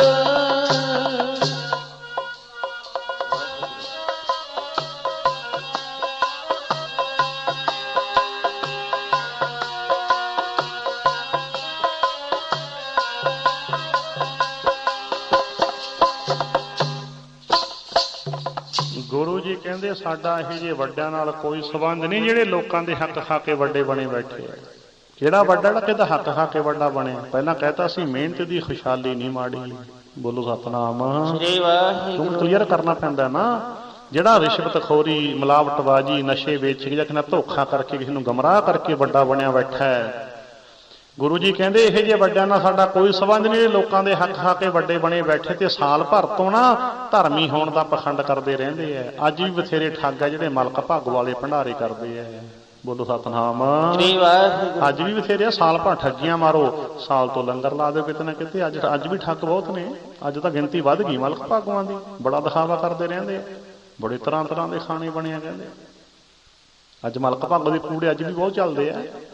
ਰਹੋ ਵਿਚਾਰ ਤਾਂ ਕਿ ਜਿਸ ਵੇਲੇ ਗੁਰੂ ਜੀ ਕਹਿੰਦੇ ਸਾਡਾ ਇਹੋ ਜਿਹੇ ਵੱਡਿਆਂ ਨਾਲ ਸੰਬੰਧ ਨਹੀਂ, ਯਾਦ ਰੱਖਿਓ ਜਿਹੜੇ ਧਰਮੀ ਹੋਣ ਦਾ ਦਿਖਾਵਾ ਤਾਂ ਕਰਦੇ ਰਹਿੰਦੇ ਆ ਸਾਲ 6 ਮਹੀਨਿਆਂ ਤੋਂ, ਪਰ ਹੈ ਠੱਗ। ਸਾਲ ਭਰ ਠੱਗੀਆਂ ਮਾਰਨੀਆਂ, ਸਾਲ ਤੋਂ ਦਿਖਾਵਾ ਕਰਦੇ ਭੰਡਾਰਾ ਲਾ ਦਿਓ। ਸਾਡਾ ਨਹੀਂ ਸੰਬੰਧ ਇਹੋ ਜਿਹਾ ਨਾ। ਇਹੋ ਜਿਹੇ ਮੇਰੇ ਬਾਬਾ ਜੀ ਖਰੀਆਂ ਸੁਣਾਉਣ ਵਾਲੇ ਮੋੜ ਤੇ ਕਹਿੰਦੇ ਬਾਬਾ ਜੀ ਅਸੀਂ ਨਹੀਂ ਜਾਂਦੇ। ਜਿਸ ਵੇਲੇ ਮੁੜ ਕੇ ਆ ਗਏ, ਜਦੋਂ ਮੁੜ ਕੇ ਆਏ ਨਾ ਮਲਕ ਭਾਗੋ ਕਹਿੰਦਾ ਆਉਂਦੇ ਆ। ਜਦੋਂ ਇੰਨਾ ਕਿਹਾ ਆਉਂਦੇ ਆ ਤੇ ਉਹਦੇ ਘਰ ਉਹ ਜਿਹੜੇ ਗਏ ਸੀ ਉਹ ਕਹਿੰਦੇ ਤੁਸੀਂ ਤਾਂ ਜੀ ਆਉਣ ਦੀ ਗੱਲ ਕਰਦੇ ਹੋ, ਉਹ ਤਾਂ ਕੌੜਾ ਹੀ ਬੜਾ ਬੋਲਦੇ ਆ, ਰੁੱਖ ਹੀ ਬੜਾ ਬੋਲਦੇ ਆ। ਜਾਂ ਪਹਿਲੀ ਵਾਰੀ ਦੇਖਿਆ ਵੀ ਕੋਈ ਰੱਬ ਦੇ ਫਕੀਰ ਰੁੱਖਾ ਬੋਲਦੇ, ਜਦ ਕਿ ਗੁਰੂ ਜੀ ਰੁੱਖਾ ਨਹੀਂ ਬੋਲੇ ਸੀ, ਗੁਰੂ ਜੀ ਨੇ ਸੱਚੀਆਂ ਸੁਣਾਈਆਂ ਸੀ। ਪਹਿਲਾਂ ਮੈਂ ਕਈ ਵਾਰੀ ਦੱਸਿਆ ਨਾ ਵੀ ਸੱਚ ਹੁੰਦਾ ਤਾਂ ਬੜਾ ਮਿੱਠਾ ਹੈ, ਪਰ ਝੂਠਿਆਂ ਨੂੰ ਕੌੜਾ ਲੱਗਦਾ। ਜਿਵੇਂ ਬਿਮਾਰ ਬੰਦੇ ਨੂੰ ਮਿੱਠਾ ਦੁੱਧ ਵੀ ਕੌੜਾ ਲੱਗਦਾ। ਗੁਰੂ ਬਾਬਾ ਜੀ ਨੇ ਤਾਂ ਸੱਚੀਆਂ ਤੇ ਮਿੱਠੀਆਂ ਸੁਣਾਈਆਂ ਸੀ, ਪਰ ਝੂਠਿਆਂ ਨੂੰ ਕੌੜੀਆਂ ਲੱਗੀਆਂ। ਬੋਲੋ ਸਤਨਾਮ।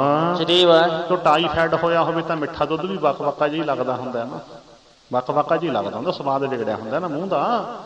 ਹੁਣ ਗੁਰੂ ਨਾਨਕ ਸਾਹਿਬ ਨੇ ਤਾਂ ਖਰੀਆਂ ਸੁਣਾਈਆਂ ਸੀ, ਖਰੀਆਂ। ਠੱਗ ਬਣੇ ਬੈਠੇ ਨੇ ਧਰਮੀ। ਤਾਂ ਤੇ ਜਿਸ ਵੇਲੇ ਕਹਿੰਦੇ ਜੀ ਉਹਦਾ ਰੁੱਖ ਹੀ ਬੜਾ ਬੋਲਦੇ, ਉਹ ਤਾਂ ਕਹਿੰਦੇ ਸਾਡਾ ਤੇ ਇਹ ਜਿਹਾ ਨਾ ਸੰਬੰਧ ਹੀ ਨਹੀਂ ਇਹੋ ਜਿਹੇ ਵੱਡਿਆਂ ਨਾਲ। ਜਦੋਂ ਇੰਨਾ ਕਿਹਾ ਤੇ ਮਲਕ ਭਾਗੋ ਆਪਦੇ ਹੰਕਾਰ 'ਚ ਫਕਾਰੇ ਮਾਰੇ ਤੇ ਕੀ ਕਹੇ, ਆਏ ਕਹਿੰਦੇ ਆ ਜਾਓ 5-7-10 ਜਾਣੇ ਹੋਰ ਵਗ ਜਾਓ, ਜੇ ਤਾਂ ਮੂਹਰੇ ਲੱਗ ਕੇ ਆ ਗਏ ਤਾਂ ਠੀਕ ਹੈ, ਨਹੀਂ ਤਾਂ ਫਿਰ ਖਿੱਚ ਕੇ ਲੈ ਕੇ ਆਇਆ। ਇਹੋ ਜਿਹੇ ਵੱਡਿਆਂ ਕੋਲ ਇਹੀ ਕੁਛ ਹੁੰਦਾ ਨਾ, ਹੋਰ ਕੀ ਹੁੰਦਾ। ਬਸ ਆ ਗਈ ਮੰਡੀਰ ਇਕੱਠੀ ਹੋ ਕੇ ਹੌਲਾ ਹੌਲਾ ਕਰਦੀ। ਜਦੋਂ ਆ ਗਈ ਮੰਡੀਰ ਇਕੱਠੀ ਹੋ ਕੇ ਤੇ ਆ ਕੇ ਗੁਰੂ ਨਾਨਕ ਸਾਹਿਬ ਨੂੰ ਕਹਿੰਦੇ ਆ ਤੁਰ ਪਓ ਜੀ ਅੱਗੇ ਲੱਗ ਕੇ, ਤੇ ਨਹੀਂ ਤਾਂ ਫਿਰ ਤੁਹਾਨੂੰ ਧੂ ਕੇ ਲੈ ਕੇ ਜਾਵਾਂਗੇ ਖਿੱਚ ਕੇ। ਗੁਰੂ ਨਾਨਕ ਸਾਹਿਬ ਕਹਿੰਦੇ ਸਾਰਦੇ ਨਹੀਂ, ਕਹਿੰਦੇ ਨਾ। ਗੁਰੂ ਨਾਨਕ ਸਾਹਿਬ ਕਹਿੰਦੇ ਫਿਰ ਐਂ ਕਰੋ, ਤੁਸੀਂ ਖਿੱਚ ਕੇ ਲੈ ਕੇ ਜਾਓਗੇ ਧੂ ਕੇ, ਤੁਹਾਡਾ ਜ਼ੋਰ ਜਿਹਾ ਲੱਗੂ, ਹੋਰ ਤਾਂ ਕੋਈ ਗੱਲ ਨਹੀਂ। ਅਸੀਂ ਕਿਸੇ ਦਾ ਜ਼ੋਰ ਲਵਾ ਕੇ ਘੱਟ ਹੀ ਰਾਜੀ ਐ, ਜੇ ਨਹੀਂ ਸਾਰਦੇ ਤਾਂ ਚਲੋ ਭਾਈ ਚੱਲਦੇ ਐ, ਐਵੇਂ ਤੁਹਾਨੂੰ ਖੇਚਲਾ ਕਾਹਨੂੰ ਕਰਾਉਣੀ ਹੈ। ਬੋਲੋ ਸਤਨਾਮ। ਹੋਰ ਧੱਕੇ ਮਾਰੋਗੇ, ਖਿੱਚੋਗੇ, ਜ਼ੋਰ ਜਿਹਾ ਲੱਗੂ ਤੁਹਾਡਾ, ਚਲ ਆਪਾਂ ਕਾਹਨੂੰ ਜ਼ੋਰ ਲਵਾਉਣਾ ਕਿਸੇ ਦਾ। ਮੇਰੇ ਬਾਬੇ ਦੇ ਕੌਤਕ ਤਾਂ ਤੇ ਲੱਗ ਪਏ ਮੂਹਰੇ, ਨਾਲ ਹੀ ਮਰਦਾਨ ਭਾਈ ਮਰਦਾਨਾ, ਨਾਲ ਹੀ ਭਾਈ ਲਾਲੋ, ਤੇ ਮੰਡੀਰ ਪਿੱਛੇ ਮੁਸ਼ਕਣੀ ਹੱਸਦੀ ਆਉਂਦੀ ਹੈ ਕਿ ਉਹਨਾਂ ਦੇ ਭਾਅ ਅਸੀਂ ਜਿੱਤ ਗਏ ਨਾ, ਵੀ ਬਾਬਾ ਮੂਹਰੇ ਲਾ ਲਿਆ। ਕਿਉਂਕਿ ਇਹਨਾਂ ਨੂੰ ਜਿੱਤ ਹਾਰ ਦਾ ਪਤਾ ਹੀ ਨਹੀਂ ਹੁੰਦਾ ਵੀ ਜਿੱਤ ਹਾਰ ਕੀ ਹੁੰਦੀ ਹੈ। ਉਹ ਤਾਂ ਬੜੇ ਉੱਚੇ ਅਰਥ ਹੁੰਦੇ ਜਿੱਤ ਹਾਰ ਦੇ। ਚਲੋ ਹੁਣ ਸਮਾਂ ਨਹੀਂ, ਜਿਵੇਂ ਕਿ ਚਮਕੌਰ ਦੀ ਗੜੀ ਦੇ ਵਿੱਚ 40 ਸਿੰਘ ਜਿੱਤ ਗਏ, 10 ਲੱਖ ਫੌਜਾਂ ਹਾਰ ਗਈਆਂ, ਉਹਨਾਂ ਦੀ ਅਖਲਾਕੀ ਹਾਰ ਹੋ ਗਈ। ਯਾਦ ਰੱਖਿਓ, ਜਿੱਤ ਗਏ ਸਦਾ ਵਾਸਤੇ, ਜਿੱਤ ਗਏ ਉਹ ਚਮਕੌਰ ਦੀ ਗੜੀ ਦੇ ਸ਼ਹੀਦ, ਉਹ ਹਾਰ ਗਈਆਂ 10 ਲੱਖ ਫੌਜਾਂ। ਯਾਦ ਰੱਖਿਓ, ਜਿੱਤ ਦੇ ਬੜੇ ਉੱਚੇ ਅਰਥ ਹੁੰਦੇ ਨੇ। ਰਹੋ ਵਿਚਾਰ। ਤਾਂ ਤੇ ਇਸ ਵੇਲੇ ਹੁਣ ਮਗਰ ਹੱਸਦੇ ਆਉਂਦੇ ਗੁਰੂ ਨਾਨਕ ਸਾਹਿਬ ਪਹੁੰਚੇ ਜਿਸ ਵੇਲੇ ਮਲਕ ਭਾਗੋ ਬੈਠਾ ਤੇ ਹੰਕਾਰ ਦੇ ਵਿੱਚ ਉਹਨੂੰ ਖੜਾ ਨਹੀਂ ਹੋਇਆ, ਕਿਉਂ ਹੰਕਾਰੀ ਆ ਨਾ।